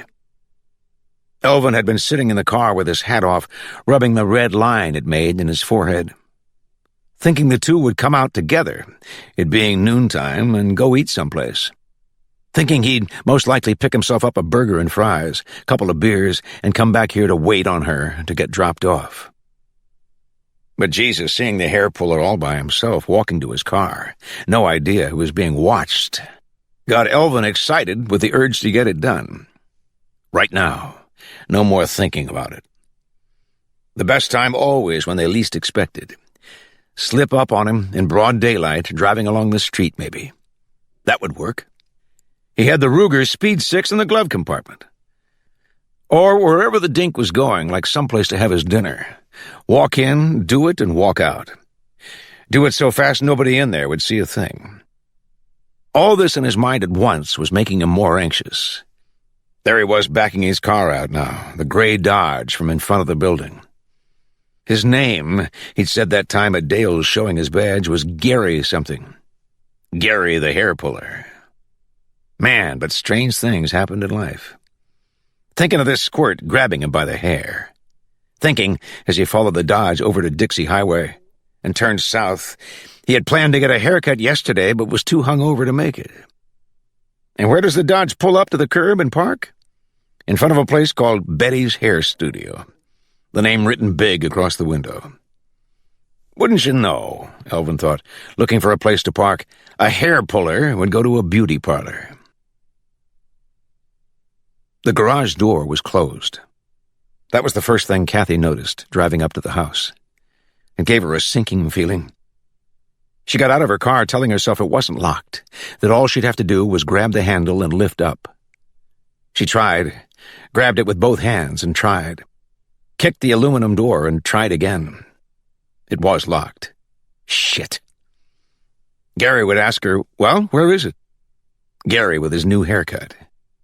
She caught a glimpse of him as a skinhead and got rid of that one. Saw him with a side-shaved marine style and crew cut on top, saying to the crew cut captain in the body shirt he was trying to live up to his expectations. With a straight face. He was actually a cool guy. He acted natural, didn't pose or try to impress anyone. She should have cut his hair last night, in his undershorts. Kathy stepped away from the garage to look at the front of the house, the door, sunlight on the windows. No one home, the place shut tight. She turned, wondering what to do, looking at the dense growth across the drive now, young palms and a lot of fern, and saw the car parked in tree shade. A Ford Escort, dark blue, nosed into the cover of an old laurel oak. The judge drove a pickup truck, but could have a car, too, whether he used it or not. It seemed reasonable. Unless it belonged to someone else, visiting. Kathy walked to the front door and rang the bell. Waited, tried it again. She could hear it ring inside. The car could belong to a TAC guy still hanging around somewhere. They drove all different kinds of cars, whatever they appropriated. If a TAC guy was here, she would have to tell him what she was looking for. Oh, a pizza box. Have to go into all that, explain her theory. Or make up a story. She lost an earring. In the garbage? Maybe swept up and thrown in the trash. And thought, you think too much, you know it? But if a TAC guy was still around and happened to be out in the yard, he wouldn't have heard the doorbell. She walked past the attached garage to the north end of the house, looking out at scrub growth and a line of Australian pines in the distance. The canal curved off in that direction toward the lake. Kathy stopped. She heard voices, or thought she did. Another few steps would take her around the corner to the screened porch in the backyard, the judge's gardens, his orchids hanging in trees. She stood listening before moving again, from coarse grass to the edge of the brick patio in sunlight. Looking at the screened porch now, dim inside. Kathy stood motionless. In the silence, a woman's voice, coming from the porch, said, "I told him. I refuse to only work dry. Stand around being a hostess, or have to do that awful bird show?" Another voice, much higher, a child, said, "Wasn't a reason at all." It was, too. "You left account of your thighs looking how they do. Be with those young girls and everybody see how chubby you is now? No, ma'am." "I'm not chubby." "You is, too." "I am not."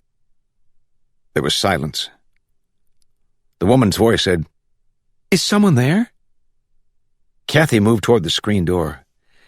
"I'm sorry to bother you." "No, please. Come in out of the sun." Kathy said, "Thank you." Opening the door and stepping inside.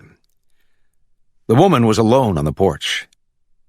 Pretty in a kind of old-fashioned way, a pleasant smile, blonde hair to her shoulders with a small blue velvet bow to one side. She did appear chubby in her flowery print dress. Nice legs, though, in a dark shade of hose and white sensible shoes. She stood waiting for Kathy. "I thought I heard you talking to someone." "Oh, Wanda. Yes, she left." "You're Mrs. Gibbs," Kathy said. "Leanne, please. And I bet I know why you're here." They had porch furniture out here where you waited to get your hair done. A table of magazines, a counter full of hair products, and a white lattice fence separating this part of Betty's hair studio from where they did the work. Elvin stepped over to the fence and peeked through the crisscrossed slats. He saw 4 beauty parlor chairs in there, 2 on each side, mirrors on the walls behind them. Everything the same turquoise color, floor to ceiling, and nobody in there. He no sooner straightened up, he heard a woman talking. Now when he looked through the fence again, he saw the cop, Gary, coming out from the back with a turquoise cloth over him like a cape, his hair wet to his head, and this woman leading him, a tiny woman with rouge on her cheeks. She had on a smock the same turquoise color, and appeared to be Hispanic. She was. Elvin could hear her talking again as she got Gary in the beauty parlor chair and spun him to face the mirror. Seeing him sitting there, the cloth draped over him, made Elvin think of a book Sonny had read to him up at Stark. Not the whole book, part of it. It was a Western where this guy is getting his hair cut, the good guy, and the guy who's supposed to be the bad guy comes in. He's in a hurry and tells the good guy to get out of the chair. The barber's done with the guy, has slicked down his wavy hair, but now the fucker won't move. Acts like a girl and won't get out of the goddamn chair. The guy in a hurry, Frank, has a rifle under his arm. The pissy good guy, Elvin couldn't think of his name, doesn't have his 6-shooter on him, but Frank isn't too sure. He doesn't want to get shot by a gun hidden under that barber cloth. Elvin stepped back from the lattice work and squared his oxbow straw over his eyes, thinking about that barber shop in the book. A real barber shop, not a beauty parlor. He touched his right-hand suit coat pocket where the Ruger Speed 6 rested heavy, then unbuttoned the coat. What happened in the book was Frank got so pissed off at the good guy, he stepped up to yank him out of the chair, and the guy hit Frank with his mirror he was holding the barber had given him to look at his haircut. Wouldn't fight him like a man, hit him across the head with a mirror. With the cop, if you got too close and weren't minding, he'd pull your hair. There was no doubt in Elvin's mind that this cop had his gun on him, except it was around on his hip and would be wedged down in there between him and the beauty parlor chair. Watch his right shoulder. If he lifted it, he'd be going for the gun. Elvin readjusted his hat, put it lower on his eyes. Now he brought the revolver out of the pocket and slipped it into the waist of his pants, a bit to the left side, and closed the suit coat over it. There. Ready? He took another peek through the latticework. The beauty parlor woman was snipping away at the cop's wet hair now. Ready. Elvin walked in. He saw the woman pause, holding her comb and scissors in the air. He saw the cop raise his head and saw his eyes in the mirror. Elvin said, "You do men in this place, or just women and sissies?" "I felt you in my energy field," Leanne said to Kathy, "so I knew you were there. But it's so bright out I didn't see your aura good till you came inside." Kathy said, "You can see it?" "Oh, my, yes. It's a soft blue. You're acquainted with the judge? You should see his aura." "I think I have, almost." "You'd know if you did. Here, let's sit down." Leanne pulled a chair out from the metal table. "You came for a psychic reading, didn't you? Not knowing I've moved. Well, I haven't actually moved. I've left here, but I haven't as yet relocated. There'll be a notice in the Third Eye and some of the other papers when I do. I have to be going pretty soon, but sit down, please. I only stopped by to get something I forgot." Kathy took a chair next to her, saying, "When you left here, you went up to Weeki Wachee?" "I did," Leanne said, "with the idea of picking up where I left off. But then after I thought about it a while, I decided no. I have another life now." Kathy watched Leanne's eyelids begin to flutter. The other voice, the child's, came out of her saying, "What you have is thighs shake when you walks." "They do not." The child's voice said, "Try and zip up a mermaid tail. See how far you get." "You hush up." Leanne closed her mouth tight, Kathy watching. Now she closed her eyes for a moment, opened them, and said, "Wanda's been picking on me ever since I left Big." "You mind if I ask," Kathy said, "how you do that?" "Not sure what to call it." "Communicate with my spirit guide?" "Oh, there's different ways." Leanne leaned toward Kathy, confiding now. "You can resonate by grounding yourself to the earth. See, that allows you to vibrate at a higher level, so you become a conduit for the other being." "But now, Wanda," Leanne said, sitting back again, "she sneaks in on my energy level just about whenever she wants. I love her dearly, but she's getting to be a pest. See, she's upset because I left." Kathy said, "She wants you to stay here?" and saw the woman's eyelids flutter. "She ain't finished her work," the child's voice said. Leanne's eyes blinked. She said, "Now you stop that. When I want to hear from you, I'll get in touch." Looking at Kathy again, Leanne said, "Wanda gave me a time in the car, driving up to Weeki, kept grabbing the steering wheel to turn us around. I don't know why we didn't have an accident." "There's so much I'd like to ask you," Kathy said, hunching over the table now. "You don't mind?" "It's what I'm here on Earth for," Leanne said, "to answer those who ask." Her eyes for an instant began to glaze, and she straightened, hitting the table hard with the edge of her fist. "No! Now you stay put, darn it!" Kathy waited a moment. "Are you all right?" "I'm fine. I won't ask you anything personal. I've spoken to thousands of people," Leanne said. "My life is literally an open book." "Well, something I've always wondered about. When you're performing underwater, how do you stay down? I mean, keep from rising up." "Controlling your depth. A lot of it is in the breathing, something you have to learn. You don't just put on a tail and you're a mermaid." Leanne cocked her head, her eyes shining with an inner wisdom. "When people from out of town ask, how do you get to Weeki? A mermaid will always answer, "Practice." "That's good," Kathy said. "Do you mind talking about the alligator?" "Which one? The one here or at Wiki?" "Both, I guess. The one at Wiki first." "You want the whole story? My out-of-body experience and what happened at the hospital after?" "Everything," Kathy said. "Well, it began just after 1 in the afternoon of a gorgeous day." Leanne's gaze moved to the backyard. "I remember rising from the underwater chamber behind the screen of air bubbles we use as a curtain and seeing the surface of the spring above me shimmering in bright sunlight." As soon as Gary was in the chair, she turned him around and he saw their faces close together in the mirror.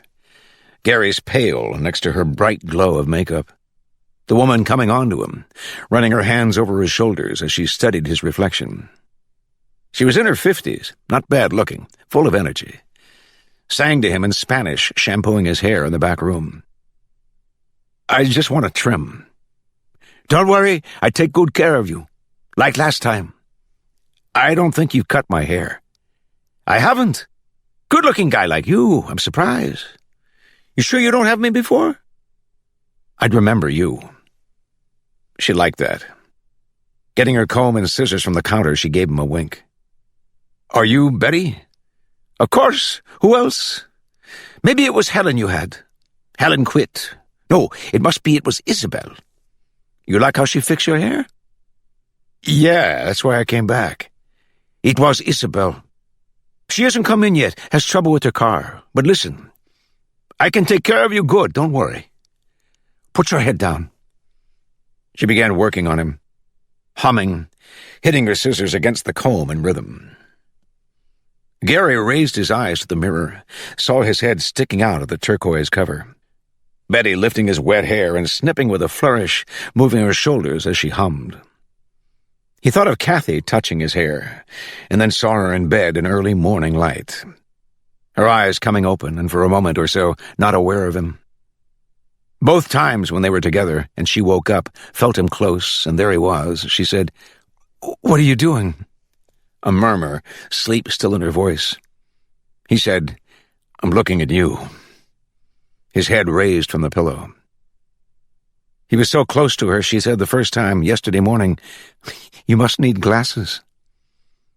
This morning she looked at him and didn't say anything, waiting, and he said, "I love to look at you." She said, "We're moving right along, aren't we?" With that quiet expression in her eyes, knowing things. She raised her hand to his face, touched his mouth with the tips of her fingers. He saw the cowboy hat in the mirror. Elvin sang, "You do men in this place or just women and sissies?"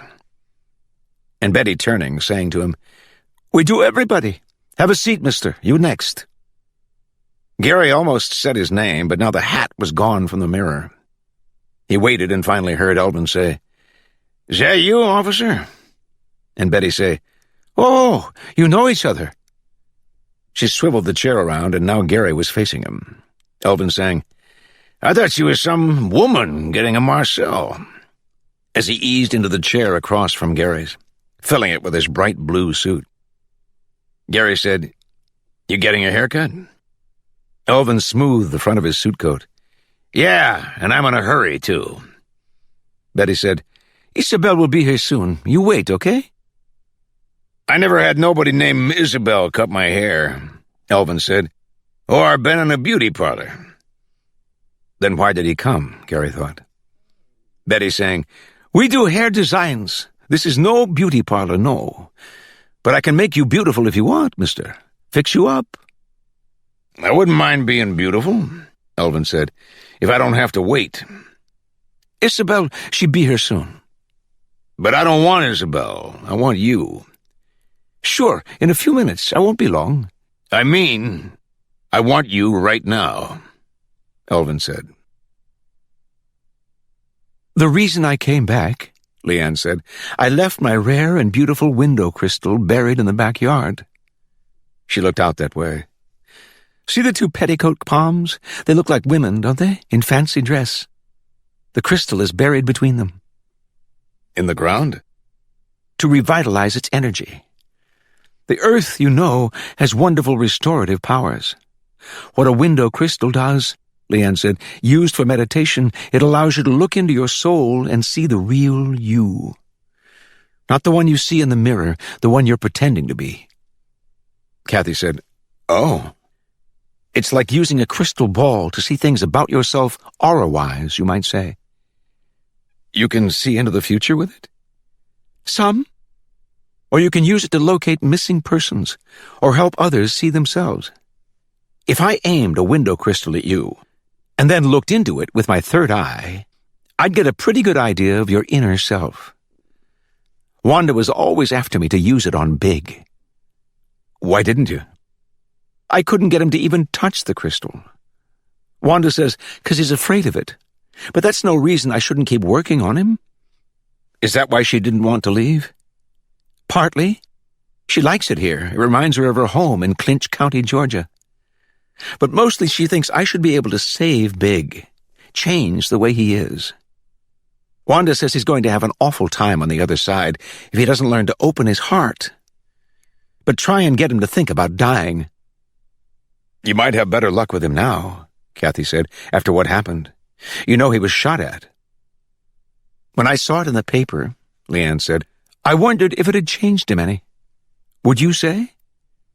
Kathy thought about it and nodded. He seems less sure of himself. Aware of his mortality in this life? I don't know if I'd go that far, Kathy said. But I think you could get to him now, do him a world of good. Kathy hesitated, then went straight ahead, saying, I mean, if you could find it in your heart to stay here and be his wife again. She took a breath and said, Big needs you. Leanne was looking at her in a strange, cockeyed sort of way, unfocused, like she was stoned. Maybe using her third eye. Kathy wasn't sure. You were sent here, Leanne said. Actually, I came to look for something in the trash. It brought Leanne back. She said, Oh, the trash was picked up this morning. And seemed concerned. Hauled away. Is this something valuable you lost? Maybe I can help you find it. Kathy eased back in the chair, quiet for a moment. She said, Thanks anyway. Not wanting to get into it with Leanne. It's not that important. And saw the woman giving her that strange look again, as if in some kind of trance. Leanne said, You were sent here. Did you want me to contact someone for you? A deceased relative? Kathy shook her head. I don't think so. You brought a message, Leanne said, instructing me to stay and help Big. I feel I should give you one in return. I believe I'm supposed to. Wait now. Wanda's telling me about someone. Who? She doesn't know. It's someone who passed over recently. Kathy said, I don't know of anyone. Leanne said, Shh, glaring at her. Then stared, cockeyed again or stoned, and raised her hand. Wait! This person hasn't passed over, she said. What? And said, Oh, my lord, he's passing over right now, as I speak. Kathy saw her eyes squeeze closed, and heard her little girl voice say, There's two of them, Leanne. This was good, the woman trying to take it as a joke, but not too sure now, getting nervous, saying, I can't leave this man sitting here, can I? Why can't you? He's here first, with an appointment. He's a good customer. The cop was staring at him, not saying a word, no doubt wondering what in the hell was going on. Was he being played with, or what? Meantime, the woman was working on him again, scissors clicking away, trying to get it done quick. I know who he is, Elvin said. I still want you to come over here and cut my hair. I want it cut real short, too, so nobody can pull on it. The woman said, If you can be patient for just a few minutes, in her Hispanic way of talking, and the cop's left hand came out from under the cloth. He raised it to her, saying, There's no hurry. Take your time. Almost just like in that book. It made Elvin think of it again. Sonny reading, getting to the part where Frank starts to put his rifle on the guy to move him out of the chair, and the guy tells him if he raises it another inch, he'll kill him. With what? Elvin knew he was bluffing. Why didn't Frank? Sonny read some more, but Elvin had lost interest in Frank, knowing he'd be dead before the end of the book, so why read it? Instead of talking, letting himself get faked out, why didn't he use the goddamn rifle? That was the difference between a book and real life. In a book, the one who was supposed to be the bad guy always got killed in the end. Elvin pushed out of the chair and moved behind it to a wash basin and counter, glancing at himself in the mirror. He picked up a hairdryer that looked like a Buck Rogers gun and thought of smashing the mirror with it. He could see them watching. First, ask the woman if she's ready to cut his hair. She starts to argue, smash the mirror, and then say, "Now are you?" And the cop would be out of that chair so fast. Best not to touch anything. Keep it simple. He moved toward the opening in the lattice fence, saying over his shoulder, "Seeing you're so busy, I'll come back later. Have Isabel cut it." "It's okay with me," the woman said. "You go someplace else." Let her think whatever she wanted. Elvin walked through the room with the porch furniture to the front door, opened it, and let it slam closed. There were all those things you wanted to do and couldn't, and finally there was something you could if you had the nerve. If you quit thinking about it and did it. He moved back to the lattice fence, not making a sound. The Speed 6 revolver in his hand now peeked through the slats and... Jesus. The cop was pulling the cloth over his head, shoving it at the woman, about to push out of the chair, and Elvin had to step quick to the opening. He shot Gary as he was standing up, and it punched him back in the chair. He shot him again, sitting in it, starting to slide out. He shot the woman as she was screaming. It knocked her off her feet and shut her up. The hair puller, Gary, was on the floor, getting to his hands and knees, straightening up now. Jesus, with his gun in his hand. And Elvin shot him again, and then one more time, before he got out of there, that sound ringing in his head. Chapter 24. Tuesday afternoon, Hector said to Dr. Tummy, "You believe there's another dermatologist in the world who sunbathes?" Dr. Tummy, lying naked on the patio in a chaise, said he was no longer a dermatologist, so it was okay. He was no longer anything.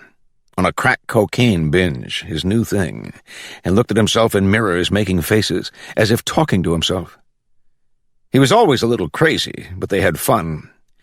Now, since doing crack with the go-go whore, he was crazy in a different way. In 2 days, he had become a rockhead. It was all he wanted, saying, "Where have I been? Where?" Right here, doing cocaine, the best weed, quaaludes. At least then he was aware and made sense when he spoke. Now he called the creature, Elvin, the assassin in underwear.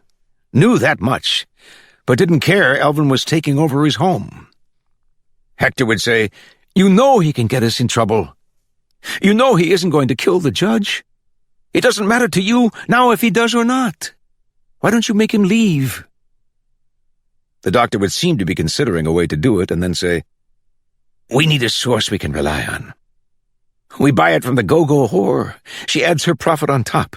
I don't blame her. But it isn't the most economical way to buy it. Unless you bring her here, give her what she paid, and share it with her.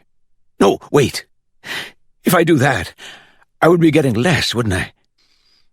That'd be okay, though. I like to watch her. Do you know she's killing herself? She doesn't know it yet, but she is. Ask her. What? If she knows she's killing herself? Or if she wants to come here? That's an idea. She stays here. It would save you going back and forth. We let her use a car to make the buy." It was all he thought about. "Maybe she can cook," Hector said, "and clean the house." "Maybe. Ask her that, too." See? Now he was seriously crazy. "I'm trying to get rid of the assassin," Hector said, "and you want to bring his girlfriend here to live with us?" "She hates him," Dr. Tommy said. Again, missing the point. Though it got Hector to realize that, given a choice, he would prefer to have the go-go whore in the house than the creature, the animal that wore a suit. And if there was a way to get rid of him, the doctor wouldn't care. He would like to shoot Alvin, feeling this since almost the first time he saw him, and had been thinking of ways to dispose of his enormous body. Drop it in a canal, or the Intracoastal. Take it to a woods. Steal a car and put it in the trunk. If he knew how to steal a car. The doorbell chimed. Hector put on his silk robe and left Dr. Tommy baking on the patio. By the time he reached the front door, the high-low ding-dong chimes had sounded at least 10 times. He peeked through the spy hole before opening the door, saw a young woman with short dark hair waved to extend out on each side. Cute hair, a little girl face. The beige jacket and white skirt were okay, nothing special. She said, "Dr. Vasco?" Hector shook his head. "He's not in." "That's too bad," Kathy said, flipping open her ID case to show her picture, her name, and those official words, Department of Corrections. "I'm his new community control officer." "Oh, you know something? I thought he went to AA, but he's sleeping," Hector said. "Please come in." She moved past him and he said, "I like your hair. It's much more chic than in the picture." His voice, so delicate, didn't go with his coarse features. A little guy with a big nose and a ponytail and a robe that touched the floor. Kathy said, "Thanks, Hector," turning to face him and saw his eyes light up. He said, "You know my name?" Pleased, but still surprised. "I know all about you," Kathy said. "Now, I don't believe that. You may have a complete dossier on the doctor, but me? No, you couldn't." Close to him, Kathy said, "Will you tell me things I don't know?" Playing with him. He liked it. He said, "I might." "Would you wake up the doctor for me?" He said, "You can, if you want. He's on the patio." Following him along the hall, she asked if a Sergeant Hammond was here earlier. Hector stopped. "He was here yesterday." "You been home all day?" "Yes, so I would have seen him." "Is Elvin around?" This time he hesitated. "I'm sorry, who?" "I thought we were getting along," Kathy said. "You like my hair, I like yours. Why spoil it?" He smiled at her and said, "All right. I haven't seen him." "Is he staying here?" "I wouldn't say he's staying, no." "What would you say?" "He's here 2 nights, that's all." "You know where he went?" "No, but if I did—" Kathy waited. Maybe too long, giving Hector a chance to change whatever he was going to say. "Is he your business?" "I'm his probation officer." "He isn't any of my business, so I don't want to talk about him, okay?" "I think you want to," Kathy said, "but the idea makes you nervous," she said. "Anything you tell me, Hector, would be in confidence. I'm not a cop." He said, "No, but you sound like one," and motioned for her to follow. The rest of the way along the hall and through the gold-wallpapered den to glass doors open on the patio. "There he is," Hector said, stepping aside. "In the flesh," Kathy said, looking at the man lying naked, the anklet on his right leg tanned a deep brown all over. And Gary was right, what he'd said last night. The guy's member was darker than any part of him. A cop's observation, something to keep in mind for possible identification, though not conclusive. There could be others that dark, weird, almost black. "You going to check his equipment?" Hector said. "You kidding? I wouldn't touch it with a stick."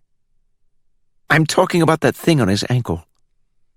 Sure he was, acting innocent. "I wouldn't touch that either," Kathy said, turning from sunlight to the semi-dark room with its glittery walls. She sat down in the sofa, sinking into it. Hector remained in the doorway, in light. She had to turn her head to see him. "You worried about the doctor?" No answer. "What's he on?" Hector looked over now. "I'm not stupid." "And I'm not a narc," Kathy said. "Come and sit down. Talk to me. You have a convicted murderer living in your house. The doctor doesn't seem to care, and you don't know what to do about it. Am I close?" Hector came over, taking his time. You think you know everything? No, I need you to tell me. Why? There's nothing you can do. How do you know that? Please sit down with me. I can be your friend if you want. I don't think so. Will you tell me one thing? Why the doctor lets Elvin use his car and gives him a key to the front door? Hector was staring at her now. Talk to me, Kathy said, and I won't look for dope. I imagine Erlene brought a few rocks Sunday night, but they're gone, huh? Listen, I won't look for guns either. Hector kept staring at her. Now he glanced toward the patio. Now she watched him sink to his knees in front of her, a slow, fluid motion in the robe, a priest in vestments, and sit back on his heels. He said, in his delicate manner, "You're making serious accusations." "Of course I am," Kathy said. "I'm putting you on the spot. You know I can search the house if I want. Look for Erlene's G-string she left here? What do you think of her?" "Nothing. She's a whore." She turned the doctor on? "He doesn't need someone like that." "Elvin brings her?" "He did once." "I told her I'd pick up her G-string." "Well, that was presumptuous of you." "Why do you say that?" He had sounded offended. Now he shook his head. "It doesn't matter." This was a weird guy. Kathy watched him. She said, "You want me to tell you something I know?" "You're going to anyway." "Maybe I should whisper it," Kathy said, paused, and said, "Elvin and Dr. Tommy are going to kill a judge." It hooked him good. He said, "No, oh no," shaking his head, but too late to hide that look of panic in his eyes, there and gone. Kathy eased toward him, laying her arms on her knees. "They changed their mind?" "It's crazy what you're saying." "The police know it." "You're making that up. There's nothing for them to know." "You want to protect the doctor. Of course you would. But if I know it, you think the police don't? Come on. Believe me, please. He isn't doing anything." "The doctor, but what about Elvin?" "I don't speak for him." "You want to tell me something without saying it?" Kathy said, "That's hard to do." "I don't want to tell you anything." "Look at him," Hector said, getting a plea in his voice, his eyes. "You said yourself he doesn't care about Elvin, what he does." His gaze moved, came back, and he lowered his voice, saying, "There was a story in the paper. Somebody tried to kill the judge with an alligator. You think that was Dr. Tommy?" Kathy hunched in closer. "I think it gave Dr. Tommy the idea." She saw Hector shaking his head again and said, "But the doctor was putting Elvin on. Look at this, someone's trying to kill that judge we both know intimately.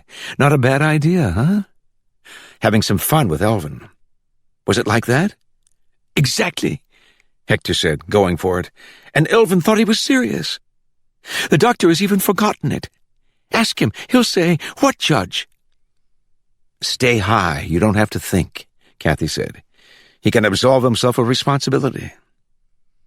She shrugged. "It might work. But you have clear eyes, Hector. You know what Elvin's doing. You don't want to say anything because you're afraid of him." "Listen, I am too." "But I know a guy who isn't afraid. The detective that was here yesterday. Gary, a good guy. He's coming back. When he does, why not talk to him? What do you say?" Nothing, not a word. "Tell him what you've told me." "Or you will? Is that what you're saying?" "Gary knows all this," Kathy said, "what we've talked about. But it doesn't do him any good unless you tell him, yes, it's true.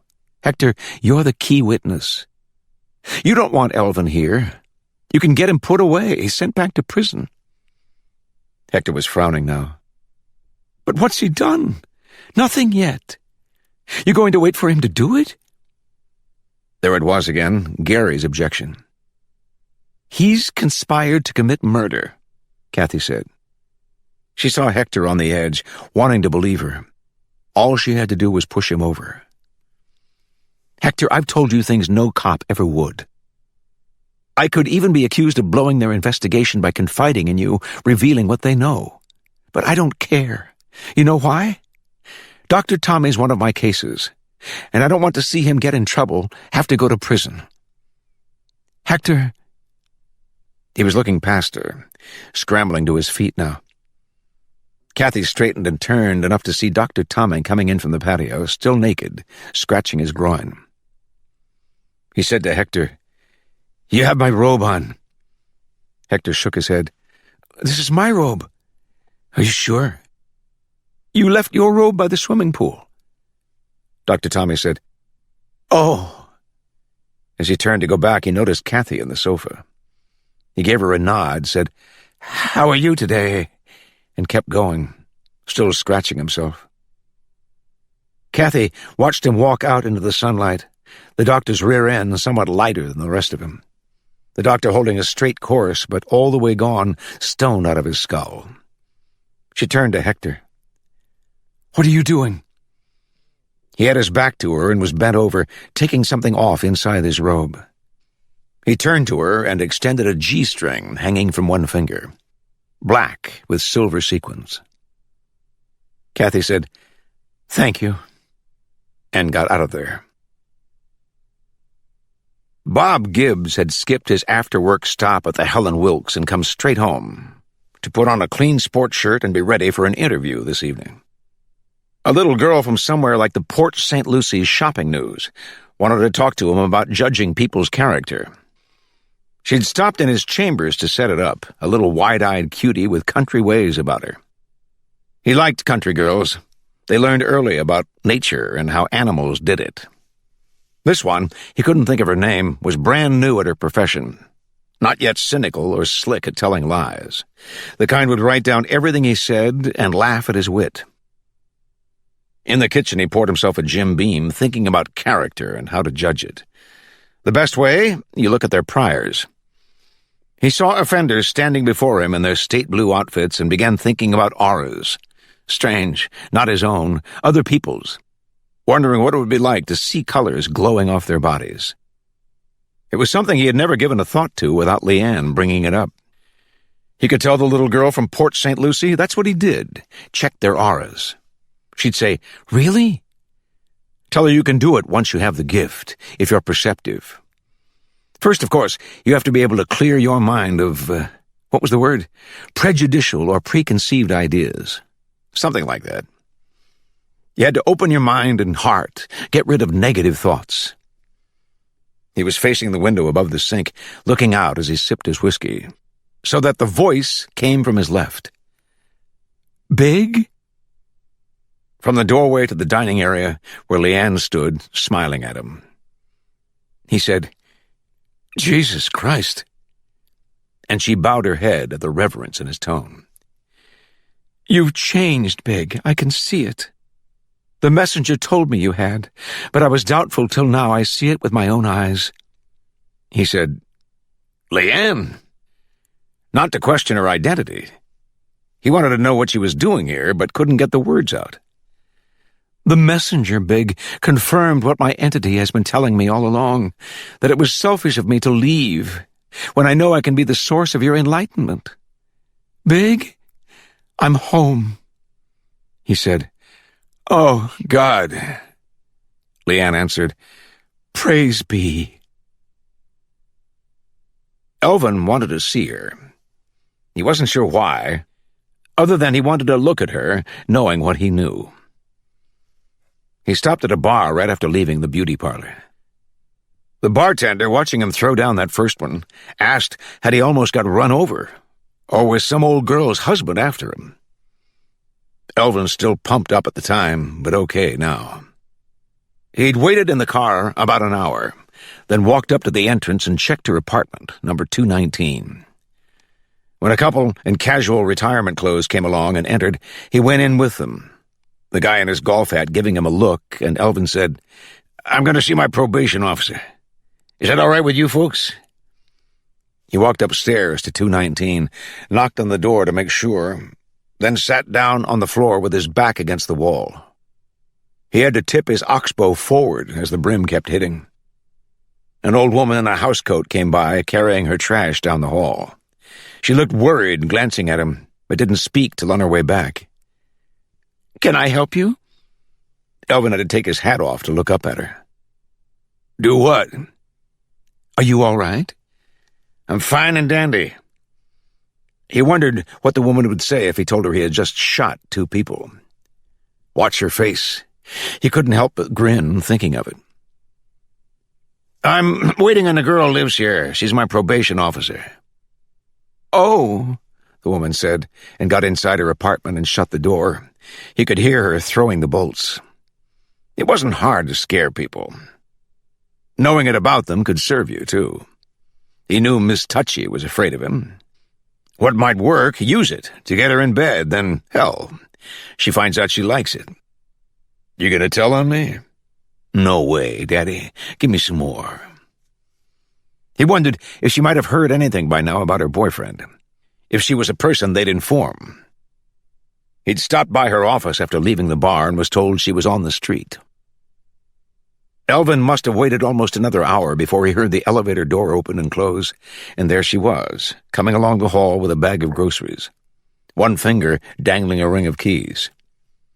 Elvin got to his feet and put his hat on, noticing she seemed calm. "What are you doing here?" He said, "Let me help you," reaching for the groceries, but she pulled back. "Elvin, what do you want?" "Just to talk to you, that's all." "We talk at the office. You were supposed to come in yesterday for a urine test." "I forgot all about it." "Tomorrow, or you're in trouble." "I was in today. You weren't there." "You came and left." "I had some business to take care of. Can I come in for just a minute?" "Elvin, get out of here right now. Leave." She didn't seem upset, like she'd heard anything yet. "I'm working tomorrow," Elvin said, trying to keep it going. "You know my job I told you about?" It stopped her. He could tell the way she was looking at him she wanted to say something. Just then, the phone started ringing inside her apartment. Now, as she turned to the door, getting the key ready, he said, "Here," and took the grocery sack from her. She glanced at him, getting the door open, not wasting any time. But now she seemed in doubt whether to take the groceries back or run answer the phone, leaving him out here holding them. He said, "Go on, I'll set him down inside." And she did, more anxious to get the phone than worried about him coming in. Elvin walked over to a table in the dining L with the groceries. Nice place, pictures on the walls. Miss Touchy stood at a desk in the living room, her back to him as she talked on the phone, saying, "Yeah?" a couple of times, but mostly listening. Elvin set the groceries on the table and stood watching. He heard her say, "Lou, just tell me what happened." He heard her say, "Oh, Jesus." And then, "Where is he? Is he all right?" Elvin was sure now they were talking about her boyfriend, the hair puller.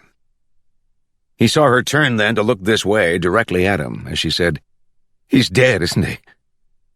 It gave Elvin a funny feeling the way she kept staring at him as she listened to what was said to her. She said something else he didn't catch and saw her hang up the phone. Still looking at him. He said, "You can get some bad news?" She didn't answer, just kept looking, like she was in some kind of state. He said, "Well," and moved to the door. It was as he reached it, about to go out, he heard her say, "You followed him, didn't you?" Elvin kept going. There was no talking to an upset, emotional woman. Chapter 25. She called her DEA brother Ray, and he came up from Miami late Wednesday afternoon. She said, "You know what it's like? It's like getting kicked in the stomach." Ray said, "I know." She said, "I haven't seen him yet. They're doing a post today. Then I'll be at the funeral home. I don't know which one yet. He was shot 4 times in the stomach and the chest, and they're doing a post to determine cause of death." Ray nodded. There were silences because he didn't ask her questions, not at first. They had the same features, the same thick dark hair. Both wore jeans and T-shirts, sipping beer Ray had brought. "A girl who works there found them," Kathy said. "Isabel something. She called 911, and fire rescue rushed them to Good Samaritan on Flagler and Palm Beach Lakes Boulevard. It's not too far from the hair studio. They worked on Gary, but he was dead on arrival. The woman, Betty, lasted a little while. I think she was shot in the back. She was never conscious long enough to tell what happened, give a description." "I know who did it," Kathy said, "but it doesn't seem to help much. He was standing right by that table when I got the phone call. I was looking at him. I said to Lou Falco, 'He's dead, isn't he?' Lou said yes, and I'm looking right at the guy who killed him. You know what I thought of doing? I wanted him to wait there while I went in the bedroom and got the .38 Tony gave me. Remember that gun? I still have it. I clean it every once in a while, keep it loaded. The guy is standing right there by the table. Elvin Crow. I said, 'You followed him, didn't you?' He walked out. Oh, but before that, I hung up the phone and he said, 'Did you get some bad news?' The guy who shot him." Her brother raised his eyebrows at that one, but still didn't say anything. "I called Lou back," Kathy said. "I told him about Elvin, everything I knew, where he's staying, the people he's been hanging out with. They couldn't find him, not till this morning. They picked him up for questioning and he was released this afternoon. Lou called just before you came. He said they have nothing to hold him on. I said, 'What about Erlene? There's a girl involved I mentioned to him last night.' Lou said they put Elvin in a lineup and she failed to pick him out. I know she was with him Saturday, she told me. Sunday she spent the night with him. But she saw the paper today, Gary's picture. They talked to the doctor. He owns the house where Elvin's staying, and his houseman. They both know it was Elvin. They have to. But if they were afraid of him before, now you know they won't say anything." Ray said, "You're getting ahead of yourself." She said, "Gary was really a nice guy. And he was good. I mean, at his job, I saw him. He was tough. He was careful. What I can't understand, how he let a guy like Elvin, this clown, you know what I mean?" "I know," Ray said. "Listen, why don't you tell me the whole thing from the beginning?" She said, "He's dead because of a fucking alligator, if you can believe that. An alligator he killed. Now it's killed him." Elvin found Hector in the kitchen, running the blender. "Well, life goes on, don't it? You guys sure like to party. Act like nothing bad can ever happen to you. The doc's out there in the gold room with his music on, talking to a dead zebra, else he's talking to himself. Smokes rock and then weed, up and then down. I said to him, 'Why don't you make up your mind?' He goes, 'Huh? Like, where am I? Stoned and smashed at the same time. What are we making there?' The booger didn't hear him or pretended not to. 'Shut that goddamn thing off!' He let it go another few seconds before flicking the switch. There were banana peels on the counter, and the color of the mixer was pale yellowish. Hector was getting a couple of glasses ready. He had on clothes for a change, what looked almost like a regular shirt, tucked into tight black silky pants. His high-heeled Cuban boots brought his ponytail up even with Elvin's chin. Elvin leaning against the butcher table. "Making more of that banana shit?" Hector turned his head to the side. "You want one?" "Not if I was on fire. What did you tell the cops?" "Nothing much." He had to be drunk to sound this calm. "They get tough with you?" "Why would they do that?" "Scare you? People get scared, they tell things before you even ask. What do they want to know?" "Last night it was all about you. Where are you? What do you do here? Today they had a warrant and searched the house. They took the doctor's hunting rifles." "Oh, his flamingo shooter? That's too bad. They find where you hide the money?" They weren't looking for money. They asked about the Cadillac. What happened to it? Yeah, they knew it was gone, didn't they? Hector turned from the counter, wiping his hands on a dish towel. Elvin watched the way he laid the towel over his shoulder then and picked up one of the drinks. I told them you took it. Speaking right up. Elvin judged he'd drunk a load of that banana shit already. Well, what I told them when they asked, I said, yeah, I had the car at one time, but my nephew Dale borrowed it. 'Cause he did. They're gonna find him anyway. I said he probably went up to Disney World to see Mickey and Goofy. What did you tell him about Earlene? Thinking it would catch the booger off guard. But all Hector said was, not much, and took a big sip of his drink, still calm. Wipe your mouth. He had foam all over it. They asked if I knew her. Elvin watched him pass the back of his hand across his mouth and then lick his hand, his tongue turning that yellowish color. I said she was here that one time with you. What did you tell them about me last night? They wanted to know where you were. I said I didn't know. I expected they might come by. What they like to do, they think you're a suspect, is put you in jail overnight and not talk to you till the next day. So I was going to stay at a motel, come back here this morning and let them take me, which they did as I drove up. I saw it, Hector said. But then last night I thought, why spend the money on a motel? I'll go on over to Earlene's when she gets done working. I went.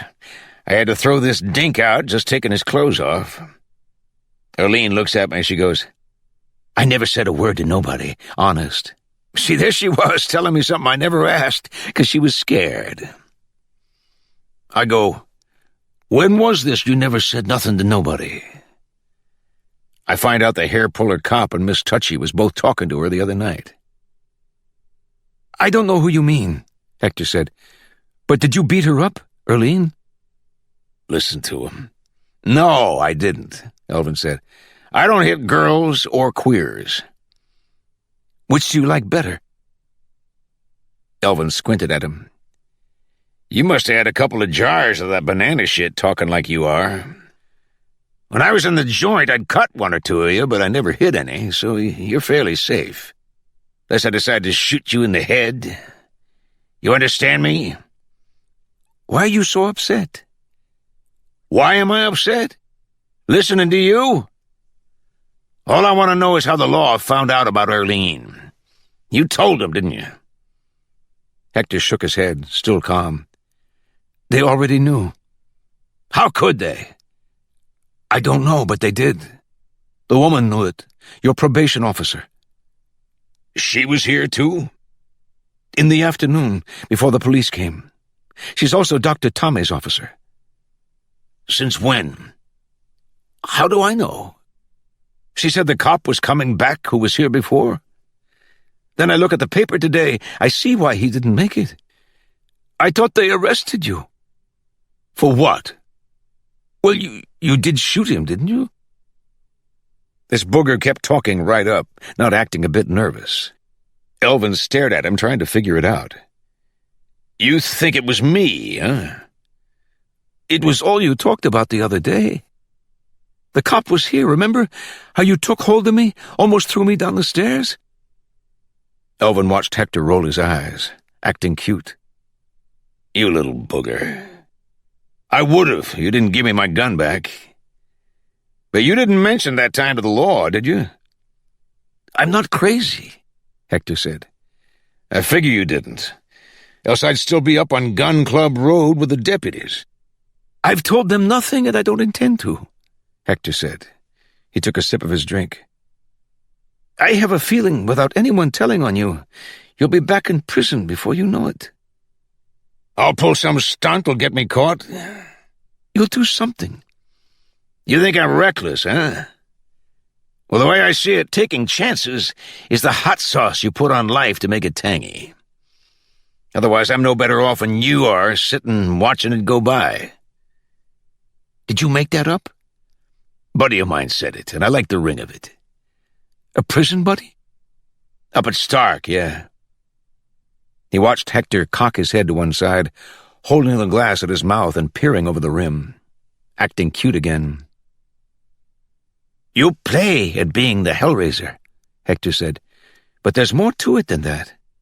This was good, the booger trying to read him.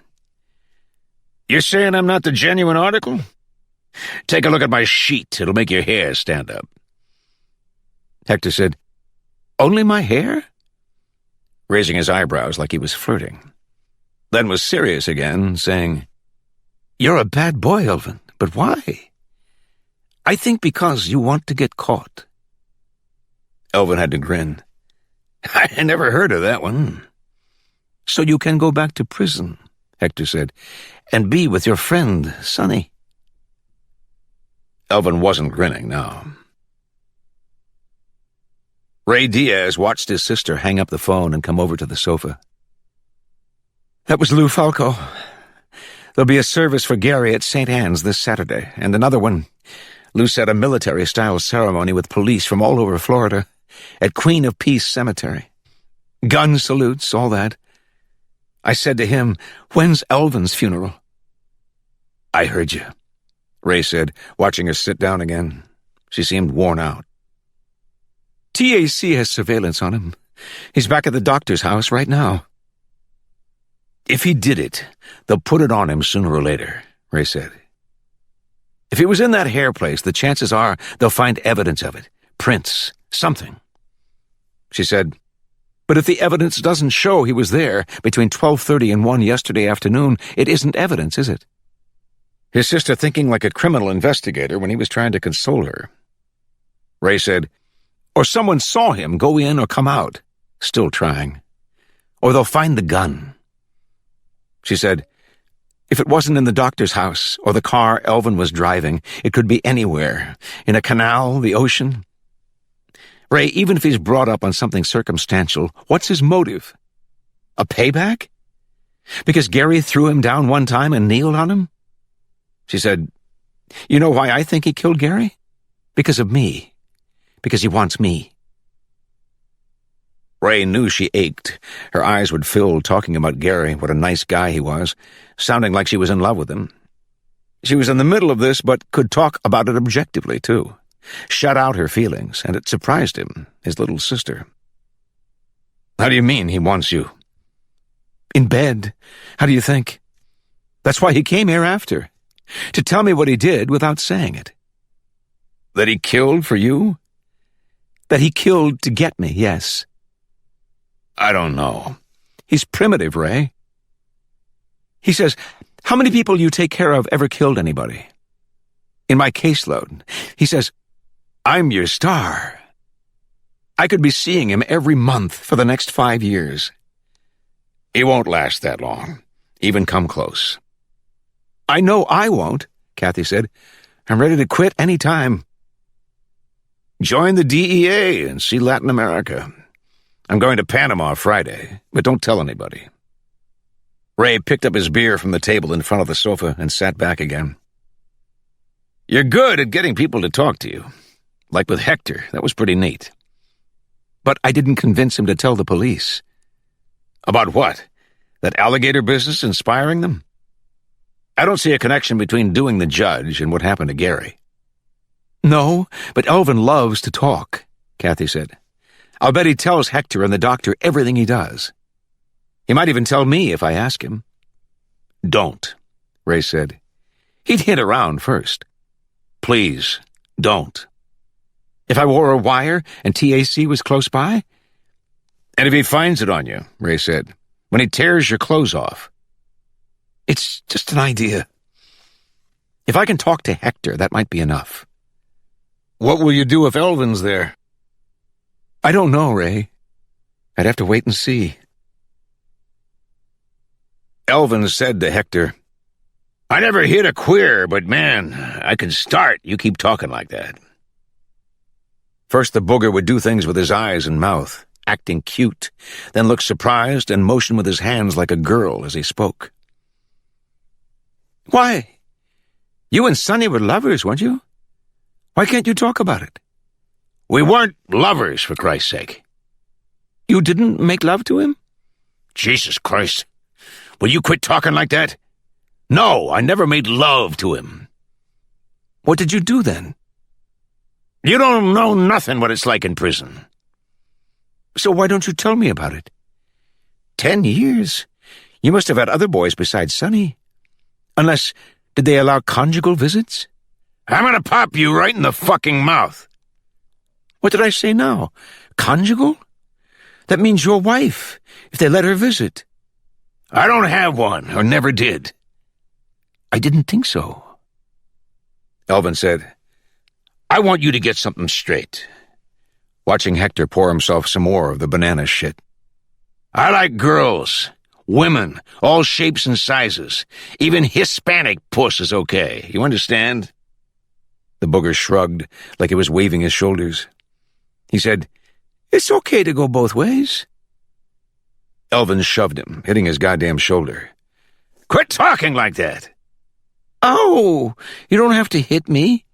I didn't hit you. I'm not going to tell anyone. Then shut up. The booger shrugged his goddamn shoulders again and said, Well, if that's how you feel, and stuck his big honker of a nose in the air. Something Elvin hated, a guy acting like he was better than you. Elvin gave him another shove. The booger said, Stop it! So Elvin shoved him again, harder. He said, Elvin! In that girlish way he had, like he was going to cry. Elvin hated it worse than the snotty look. He said to him, Sonny'd whine like that. You know what I'd do? Hold a pillow over his face so he couldn't breathe.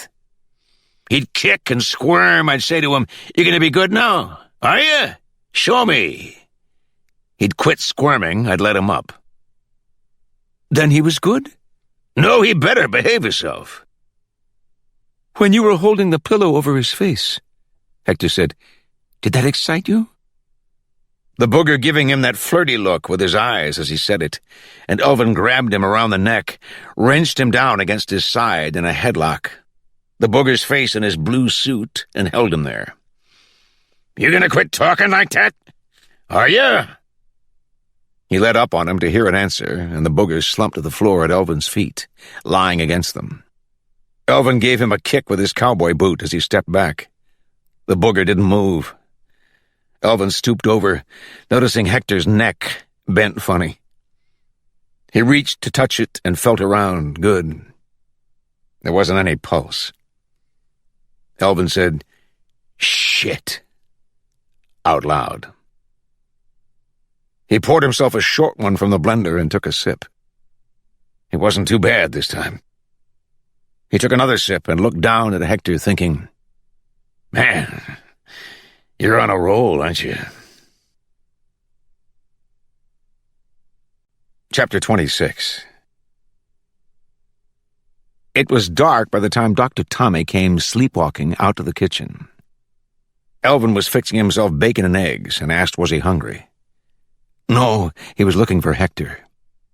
Elvin said, I haven't seen him. Which was true. Not since he'd stuck him in the broom closet. Dr. Tommy said he needed Hector to get him something. He walked through the back hall saying he might have already gone, and opened the door to the garage. No, both cars were there, the Lincoln and the Jaguar, the one Hector would have used.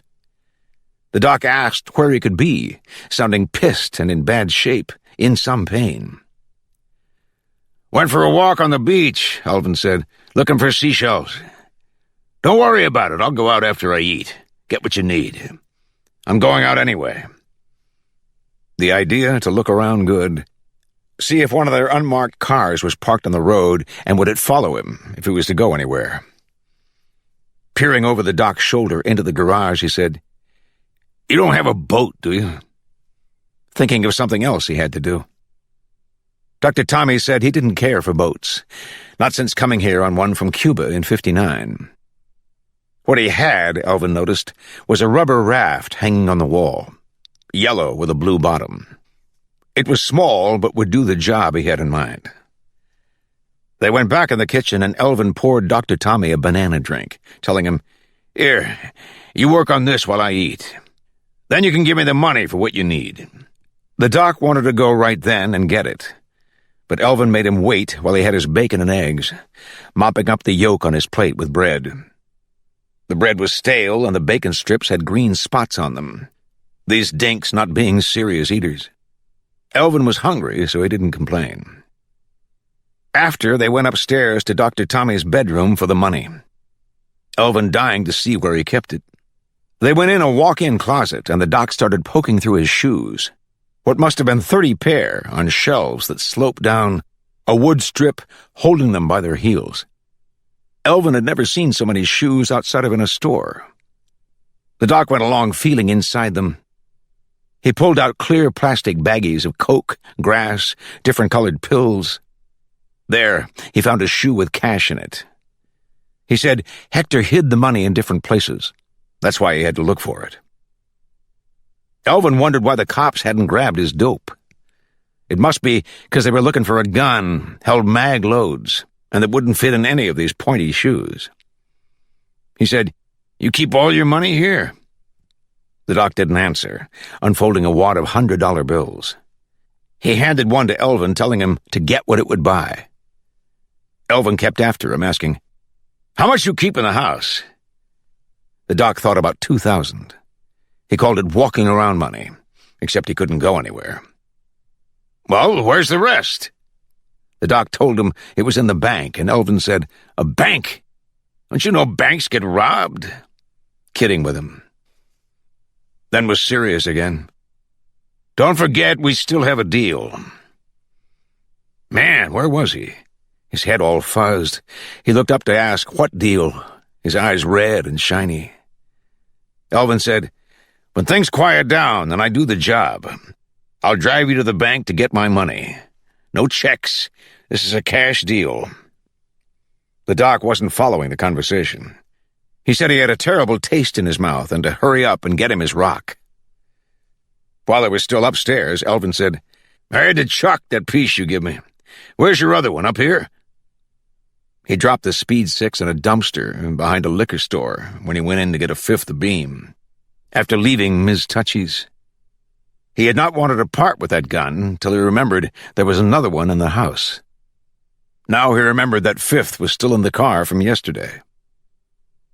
The doc was telling how the police found his rifles and confiscated them. Elvin said, "I mean that gun Hector pulled out of his jockstrap. When was it? Saturday? I bet you still have that one." Dr. Tommy asked why he needed it, not wanting to give it to him. Elvin said, "Keep talking. See if I go get you your rock." A junkie was the easiest person in the world to handle.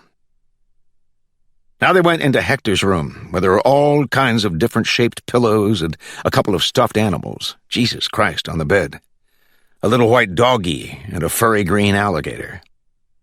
Dr. Tommy hefted the one, then the other, zipped open the gator, and pulled out the blue steel automatic Elvin recalled.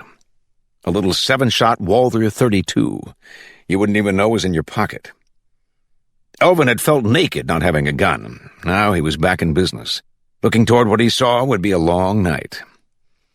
The first thing, drive over to the club where Erlene worked and have her make a buy for him. She'd do it right on the premises. All the dealers and dope fiends they had in there, she'd be happy to in her scared state. Look to see if he was being tailed, of course. They might even try to give him a hard time in that smarty way cops had of talking, but they weren't going to run him in on any 2-bit dope charge. The second thing, later on in the dead of night, load Hector onto the rubber raft. Something heavy tied to him, paddle out in the ocean a ways, and put him over the side. Come back and open that fifth beam. Hear Dr. Tommy moaning, "Where's Hector at? Have you seen him?" "I don't know, Doc. Maybe he went swimming." God damn, he wished there was somebody he could tell all this to and watch their face. She stared at the ceiling in the dark bedroom, wondering if there was a way to turn off your mind. Thinking that if she had cut Gary's hair Monday night, he wouldn't have gone to Betty's. Imagining the place, Elvin walking in, Gary in the chair. Elvin knowing what he was going to do, speaking to Gary. She could hear his voice, but not the words. Then wondering if she would have shot Elvin, standing by the table, the bag of groceries, if she'd had the chance. If he had waited while she came in here to get her revolver, walked back into the living room, then seeing it a different way. Looking at him with the gun in her hand when Lou Falco said yes, he was dead. She might have shot Elvin at that moment. Might have. And thought, that's the best you can do. Maybe you would. The gun in your hand. But then realized she was thinking about it now, after the fact or as a fantasy, and thought, so you don't know what you would have done in that moment. The gun in your hand. She imagined Betty's hair studio again and saw Gary dead with his gun in his hand. Never fired, the paper said. She remembered Gary saying to Elvin the other day, if I pull it, I shoot it, you understand? That was the trouble, he did understand. He would know enough to walk in and start talking, and Gary would think, oh no, I have to sit here and listen to this guy and his bullshit, trapped. And Elvin would have him off guard, the nice guy putting up with him. It could have happened that way. Gary pulling his gun too late. You had to be ready for Elvin. Armed. A gun on you he didn't know about. A gun in your hand beneath the cloth they put over you to cut your hair, the moment you saw him come in. She slipped out of bed in her t-shirt and got the .38 revolver from the top drawer of the dresser. A stubby S&W Chiefs Special with a 2-inch barrel. The same model she had fired at the academy during her training, and again with Tony when he gave this gun to her. He said she was a pretty good shot. A little more than a pound of metal fitting her hand. She brought the revolver back to bed with her and laid it on the night table. She could see it in the wash of light from the window and began to think, you can't change any of that. What are you getting ready for? He doesn't want to kill you. He wants to play. He'll make you come to check on him, kid about his urine, and one day open his pants with that stupid grin on his face and get on top of you. That's what it was about. What she saw in her mind and heard him saying, did you get some bad news? He wanted to talk about it, wanted you to tell him, and then he'd put on his act and hint around. Because if you don't know he did it, you have to know. It's important to him. Gives you that stupid grin waiting to see what you're going to do about it. She was looking at tomorrow now instead of yesterday and could feel her heart beating with the idea of walking up to him. Look him over. Give him a chance to put on his act. Ray said, you're good at getting people to talk to you. And she had thought of wearing a wire. But that could come later if TAC went for the idea. The thing to do now was give Elvin a chance to show off, give his opinion maybe, tell something that wasn't in the paper. Talk to Hector first, if that was possible. Check out Dr. Tommy. Get a feel of what was going on in that house. She was wider awake now, a few minutes past midnight, than when she came to bed. She set the alarm for 5:30 and thought about what she'd wear. Jeans, her navy blazer, a shoulder bag with a .38 in it. They could fire her. She was going to pack it from now on. Chapter 27. Wesley, the young TAC cop, sat low behind the wheel of the Thunderbird with a clear view of the doctor's property. The brick posts with lamps still lit where the drives circled in and came out. There wasn't much going on this early, a few cars now and then. People living in the big homes were still in bed, or else they'd gone north and their places were closed till next season. He heard a horn beat behind him once, looked at the mirror and saw a VW close to his rear end. Wesley got up higher in the seat as he saw the girl, the judge's friend Kathy, coming up on his side. His window was already down. He was glad to see her and got ready to ask what she was doing here, but she beat him to it, saying hi. Just want to tell you I'm going to Dr. Vasco's. He's one of my cases. You know what time it is? He saw her look at her watch. 6:20. I mean, don't you think it's kind of early?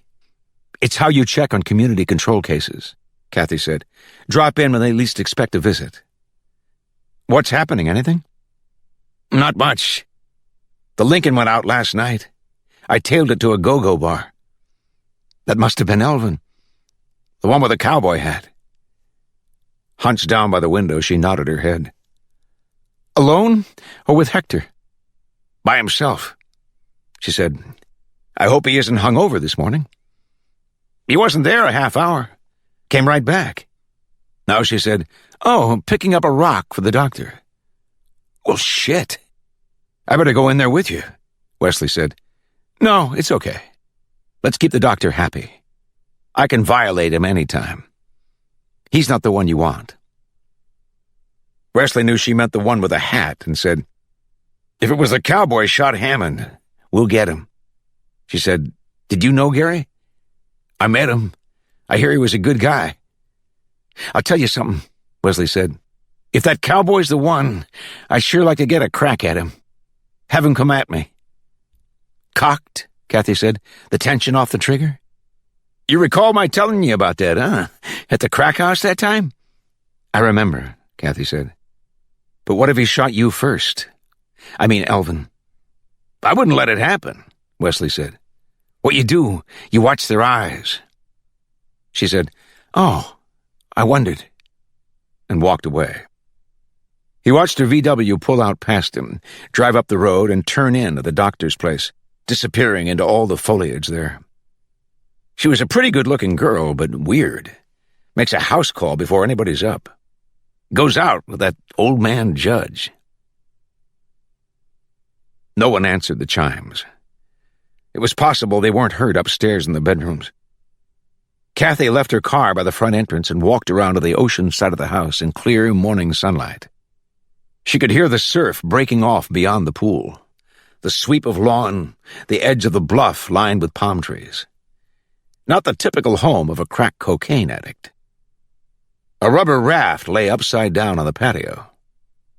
She gazed up the stairway at the deck, sun reflecting on the windows, walked past the stairs to a door with glass panes, and put her hand on the knob as she looked in at the kitchen. The knob turned.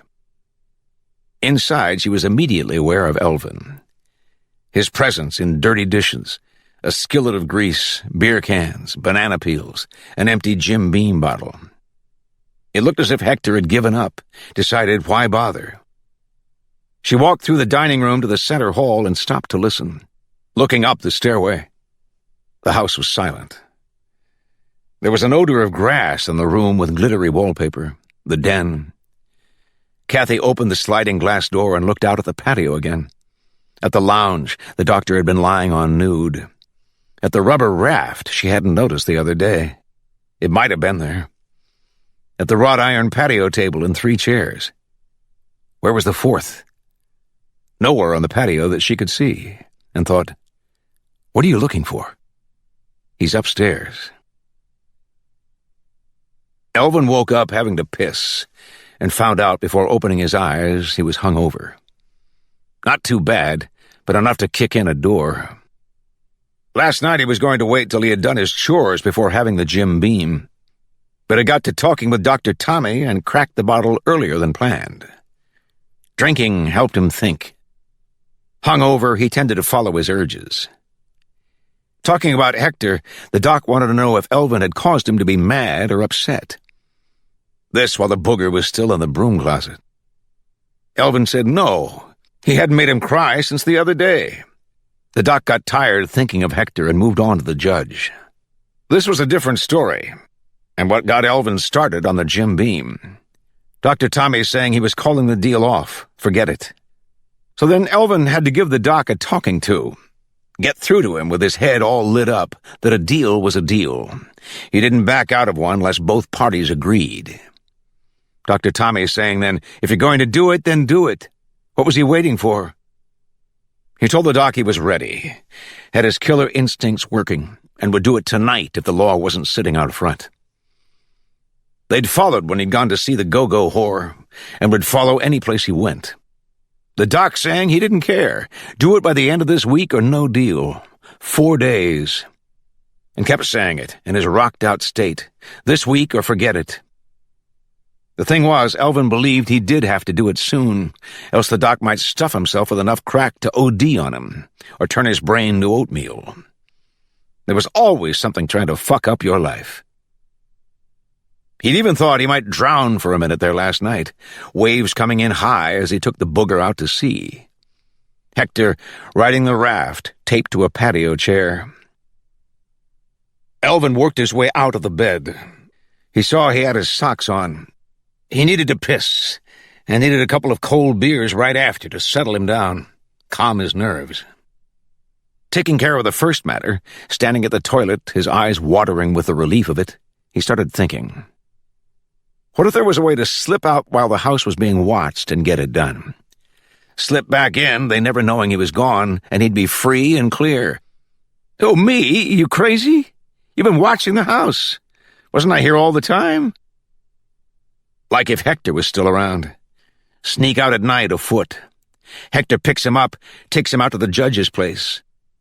Except that would only have worked if the booger could lose the tail they'd have on him.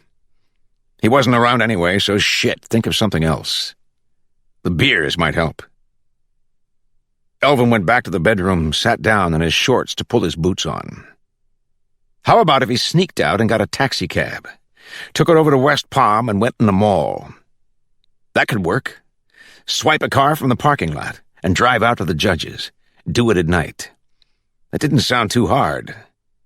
No, for being hungover, usually a mean state of mind, he was calm and thinking pretty good. Couple of beers, he'd have this deal worked out. He went along the hall to the stairway in his underwear and boots, working his mouth to get that awful taste out of it. Reached the turn in the stairs and couldn't believe his eyes. Ms. Touchy, standing at the bottom looking up at him. She said, "Elvin?" In that way she had, meaning business. Looking fresh and bright this morning, making her calls. No doubt her car keys and that purse hanging from her shoulder. No doubt whatsoever. And her VW parked in the drive. She saw a bare white body in striped underwear, boots to his calves. He looked soft but 10 feet tall up there, grinning at her, shaking his head.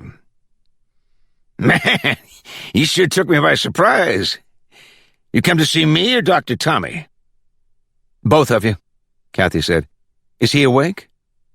"I haven't heard a peep, and I'm the early bird around here." "What about Hector?" "Hector, he left." "You mean he quit?" "I guess. He ain't here." She'd save Hector till the doctor came down. "You going to put some clothes on?" "I'll be right back," Elvin said. "Don't go away." She asked herself, "Are you afraid of that?" Watching him go up the stairs in his boots and undershorts, and answered, "You bet I am," holding on to his shoulder bag. Kathy went back to the kitchen wondering about Hector. Down a hall past the laundry room, she found the door to the garage. 2 cars in there, a Lincoln and a Jag. She could imagine an argument with Dr. Tommy and Hector driving off in a snit. Maybe to stay with his mother or a friend, if he had one. Wait for the doctor to call. What she couldn't imagine was Hector walking away from all this. Unless he was forced to. She would have to wait and talk to Dr. Tommy. Have Elvin bring him down. Make sure with clothes on. She returned to the front hall to walk past the doctor's abstract art, a painting done in silver she saw as hard smoke. A sculpture that could be a woman's body with a hole in it. Or it might be a donut. Something to think about. Decide if it made any difference. Kathy turned with the sound of heels clicking on the terrazzo floor. Cowboy boots. Elvin, wearing a bright blue suit and his big straw, putting on a pair of sunglasses. Kathy waited for him. "You going somewhere?" He came toward her, nodding. "We are. You're going to drive me." Chapter 28. Leanne said, "Big, what I have to do first is remove all the psychic dirt that's crusted on your body, built up there over the years." He asked her, "Will it hurt?" "You're an old scaredy cat, aren't you?" "No, it won't hurt, and you'll feel lighter after. Your body free of all that old static full of negative thoughts and emotions." He wondered if by negative she meant what were considered by some dirty thoughts. like having that little girl from the Port St. Lucie shopping news in his mind. But no chance of it happening in real life, Leanne back in the house. They were on the screened porch this morning, 7 a.m. Leanne in a white leotard and white hose, looking like an egg with arms and legs. The judge in a T-shirt and pants from his seersucker suit, both cotton. Leanne insisting he had to wear natural fiber clothes for the cleansing or it wouldn't work. He didn't argue, still in shock from her homecoming. "Once I clean you up," Leanne said, "we'll go outside and I'll show you how to exchange energy with nature. It'll do you good." Wasn't that what he did growing orchids? I communicate with it all the time. I'm not knocking it, Big. I think it's the only thing that has kept you whole. "Oh," she said, thinking of something else.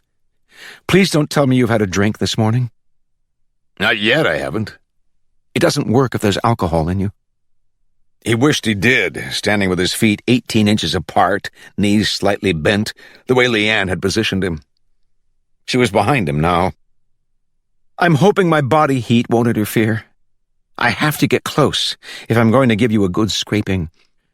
You have to use the Epsom salts? A bowl of it sat on the table within reach. "What I do after each scraping," Leanne said, "is brush the psychic dirt from my hands into the bowl to be absorbed. Salt has been used for cleansing since the beginning of time. Maybe even longer, they're not sure." He felt the side of her hand scraping down his back as she told him, "I have to be careful I don't get any of your energy on me. See, I scrape my hand each time into the Epsom salts." You're going to clean all my parts. I know one's got rusty from not having been used. Leanne said, "Shh." It was true. He could count on one hand the times he'd scored since Stephanie left. Well, maybe two. But boy, he missed her. They had a routine. He'd walk up to her at the Helen Wilkes or wherever they were meeting and whisper in her ear, "What do you say to a little fuck?" And Steph would turn to him and say, "Hi, you little fuck." She was a big one, outweighed him nearly 20 pounds. Miss Bakar, now, she was more his size. Leanne said, "Your friend Kathy." And he jumped like she'd goosed him. "What's wrong?" "You hit a tender spot there." This woman was spooky, the way she seemed to read your mind. Like some little part of her otherworld airy-fairiness was real. "I call her my messenger," Leanne said, scraping away. "One that comes with glad tidings." Wesley blew his horn as they pulled out of the drive and turned north, away from him. Wesley letting her know he was alert, on the job. Elvin might have wondered about it, hunched down on the back seat, but didn't say anything. He became talkative once they were heading west on Southern Boulevard. Elvin sitting up now, his face and part of his hat in the rearview mirror. "Nice day, eh?" Kathy didn't answer. "Yes, it is," Elvin said. "I hope it don't get too hot." She saw his face staring at the back of her head. "Aren't you curious why I want to see the judge?" He waited. "Or do you already know?" About the only thing she wasn't sure of this trip, how he was going to get back after. "That was too bad what happened to your boyfriend. I wonder who done it." Her bag was on the seat next to her, the snap open. He'd had no reason to search her, knowing probation officers were unarmed. Ordinarily. "I said, I wonder who done it." She thought, why antagonize him? Stared at the road, thinking, why not? And said, "I'm surprised you didn't shoot him in the back." That was done. She glanced at the mirror to see him moving, getting comfortable, fooling with his hat. It didn't antagonize him. It made him happy. That she knew. "Why do you think it was me?" That was it. No more. "'Cause you know I have the nerve?" She kept quiet. It was hard. I ain't saying it was me, you understand. You can think what you want. The thing I can't figure is what you saw in that dink. The hair puller? Shit, you can do better than that. He waited a few moments. "Don't care to talk about it?" She stared straight ahead, eyes on the road. Light traffic in this direction, most of it coming in toward West Palm. "You're probably thinking I done Hector, too." She almost looked at the mirror to ask him why, but that was what he wanted. "Me and Hector went swimming last night. I ain't seen him since." They passed the Polo Lounge off to the right. "I could use a cold one, but I don't expect they're open this early. I get cranky I don't have my beer in the morning. Maybe the judge will have one for me. I know he drinks Beam. I saw it there. You happen to know he keeps beer in the house?" He was telling her, whether he knew it or not, he had been there, for whatever that was worth. "I wish you'd talk to me." They passed beneath the Florida Turnpike, and he said, "Man, that road brings back memories. Go left at the next light, in case you forgot how to get there." Kathy made the turn before looking at the mirror again. She said, "How are you going to get back?" He didn't answer right away. They were on the road through woods now, thick vegetation on both sides. She kept looking at his face in the mirror, his eyes, his hand fooling with the hat brim. He said, "You're going to drive me, aren't you?" Because he couldn't say he was going to kill her. She felt it looking at him. But he would have to. He wasn't going to leave a witness. Anyone who was there. She knew this from the beginning, from the moment he told her where they were going. But there was nothing she could do about it until maybe now, getting close to the house and thinking, he's going to kill you. Concentrating on that fact alone, he's going to kill both of you. She stared at the road again, empty, the way it was the other day, and thought, he's going to kill all three of you. Remembering the judge's wife was home. Elvin said, "Turn left, and then left again." She needed time. 5 seconds to reach in her bag and get turned around before he could grab her or pull his gun. He hadn't shown a gun yet, but would have one. It was what he used. She made the turns, saw the canal extending along the left side of the road, and it was in her mind to aim for it, grab her bag, dive out of the car. But it was too close. There wouldn't be time. So she took the other way, mashed the accelerator, and swerved away from the bank to bounce over a ditch. Elvin yelling, "Jesus Christ!" as the VW plowed through scrub to scrape past trees and nosed to a stop in thick brush. Before she could touch her bag, Elvin's hand was in her hair, yanking her head back hard against the seat. He hunched in close to say, On second thought, I don't think you'll be driving me back." One thing about Leanne he always liked was how she called him Big. "Now we'll go outside, Big, and I'll show you how to draw energy from nature. But you have to be barefoot." Well, naturally. So he took his shoes off, and she brought him out to one of the petticoat palms, where she told him to stand facing away from it, but close enough to reach back and touch it gently with his hands. She said, "You're giving to the tree, Big, and it's giving to you." He tried it. She said, "Now, don't you feel better?" What he felt was stupid, but went along, telling her, yeah, he did. He felt his bodily juices flowing. She told him to swap energies with some of the other trees while she went in to change out of her leotards, her cleaning outfit, and put breakfast on. He was doing a laurel oak now, thinking how she smelled pretty nice, had baby powder on. Before, when she was scraping psychic dirt off the front of him, he felt himself getting a hard-on. She felt it too, and looked at him in a way he hadn't seen since she wore a lame tail and smiled underwater. It was funny. He'd always meant to ask how you did that, smile without taking in water, but never had. He wondered if he ought to slip in there now while she was changing and ask her. Take his clothes off, too. Tell her he was full of sap from swapping energies with trees and would like to prove it to her. He walked out of shade into sunlight and stopped.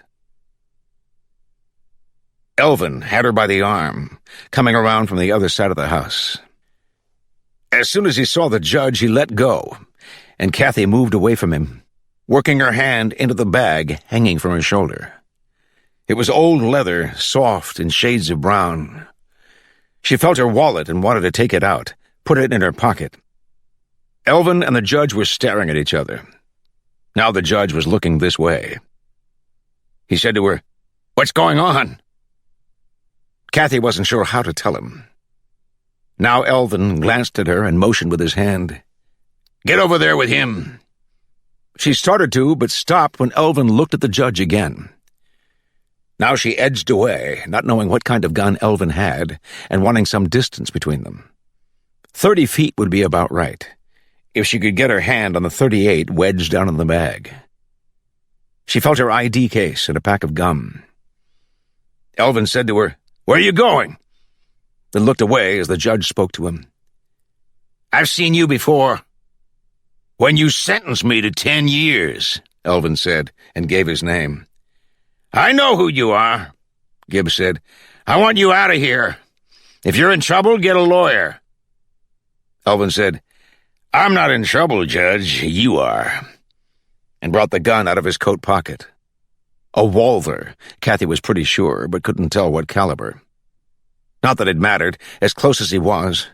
20 feet from the judge, less than that from her. She brought her wallet out of the bag, dropped it on the ground, and felt inside the bag again. This time her fingers touched the checkered grip of the .38. She got her hand around it, finger on the trigger, ready to fire through the bag as Elvin raised the Walther toward Gibbs, and a woman's voice stopped both of them. "Big?" coming from the screen porch. Kathy watched Elvin turn enough to look that way and still hold the Walther on Gibbs. She heard Leanne again. "Big?" And another voice she recognized. "You best go out there now." The screen door opened and Leanne came out in a loose white dress that reached to the ground. She seemed to barely move, but was in the yard now, arms at her sides. Elvin said, "I heard somebody else in there. A colored girl." "Look if you want," Leanne said, staring at him, watching as he walked over and opened the screen door. "Where'd she go?" Leanne stood with her hands enveloped in the folds of her skirt. Kathy saw a priestess, a motionless figure in pure white. She said to Elvin, "I know why you're here. I can tell, even though your energy is vibrating at a very low frequency. You must be caked with dirt. What's that you have on?" Elvin was squinting at her. "My suit?" "It's polyester, isn't it? Yet I can feel your emotions, your purpose." Her eyelids began to flutter. Kathy saw it. Leanne seemed about to speak, then clamped her jaw shut, gritting her teeth, and her hand came out of the folds of her skirt with a revolver, firing it. Firing again as Elvin swung the Walther from Gibbs to put it on her, and this time she hit him. Elvin stumbled back, left hand going to his hip, caught himself planting his feet apart and was taking aim at Leanne as Kathy brought the .38 out of her bag and shot him. Saw him look at her and shot him again, and saw him go down. She moved toward him.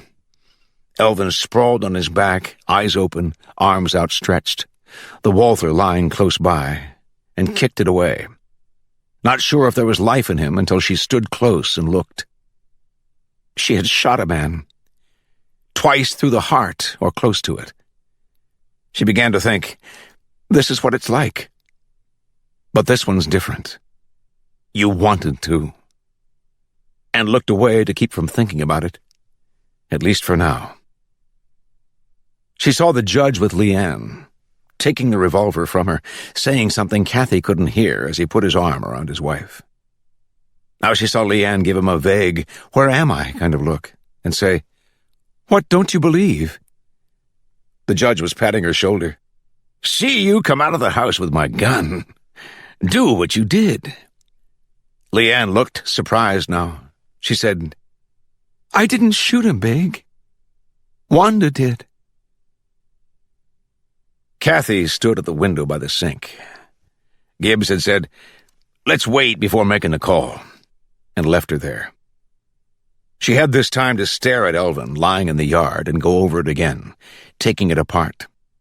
See Elvin turning as she shot him. Hear the sound of it and feel the gun jump in her hand. See him looking at her as she shot him again, concentrating, taking time to aim, doing it right her first time, and thought, "Wait a minute. You didn't mean that? Your first time?" It was like Wesley saying, "Not yet," expecting it to happen. She wasn't like that, and it bothered her, the feeling, to know she could shoot someone if she had to. "You're not like that. You don't want to." No, but there it was. She could do it. The judge came in the kitchen and got out the Jim Beam and a glass, not bothering with ice this morning. "She's on the porch, staring at one of her rocks. You need a drink?" Kathy said, "No, thanks," turning from the window, and said, "I keep expecting him to move." Maybe to minimize what she had done or to sound innocent, she wasn't sure. "The holes you put in him," Gibbs said. "It would be a second coming if he even twitched." "Leanne shot him too." "No, she didn't." "I mean Wanda." "She didn't either," Gibbs said. "Can you imagine Leanne at the coroner's hearing?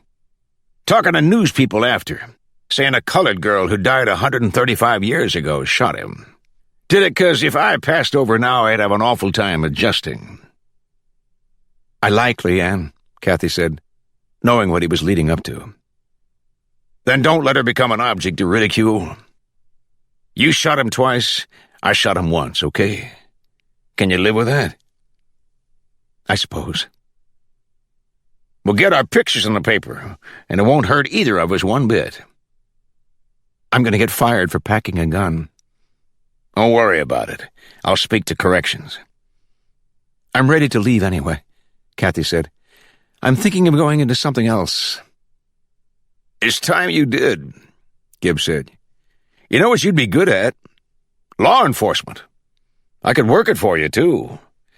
All the friends I have at the sheriff's office, you'd be an investigator in no time. Listen, have supper with me this evening, and we'll talk it over. What do you say?"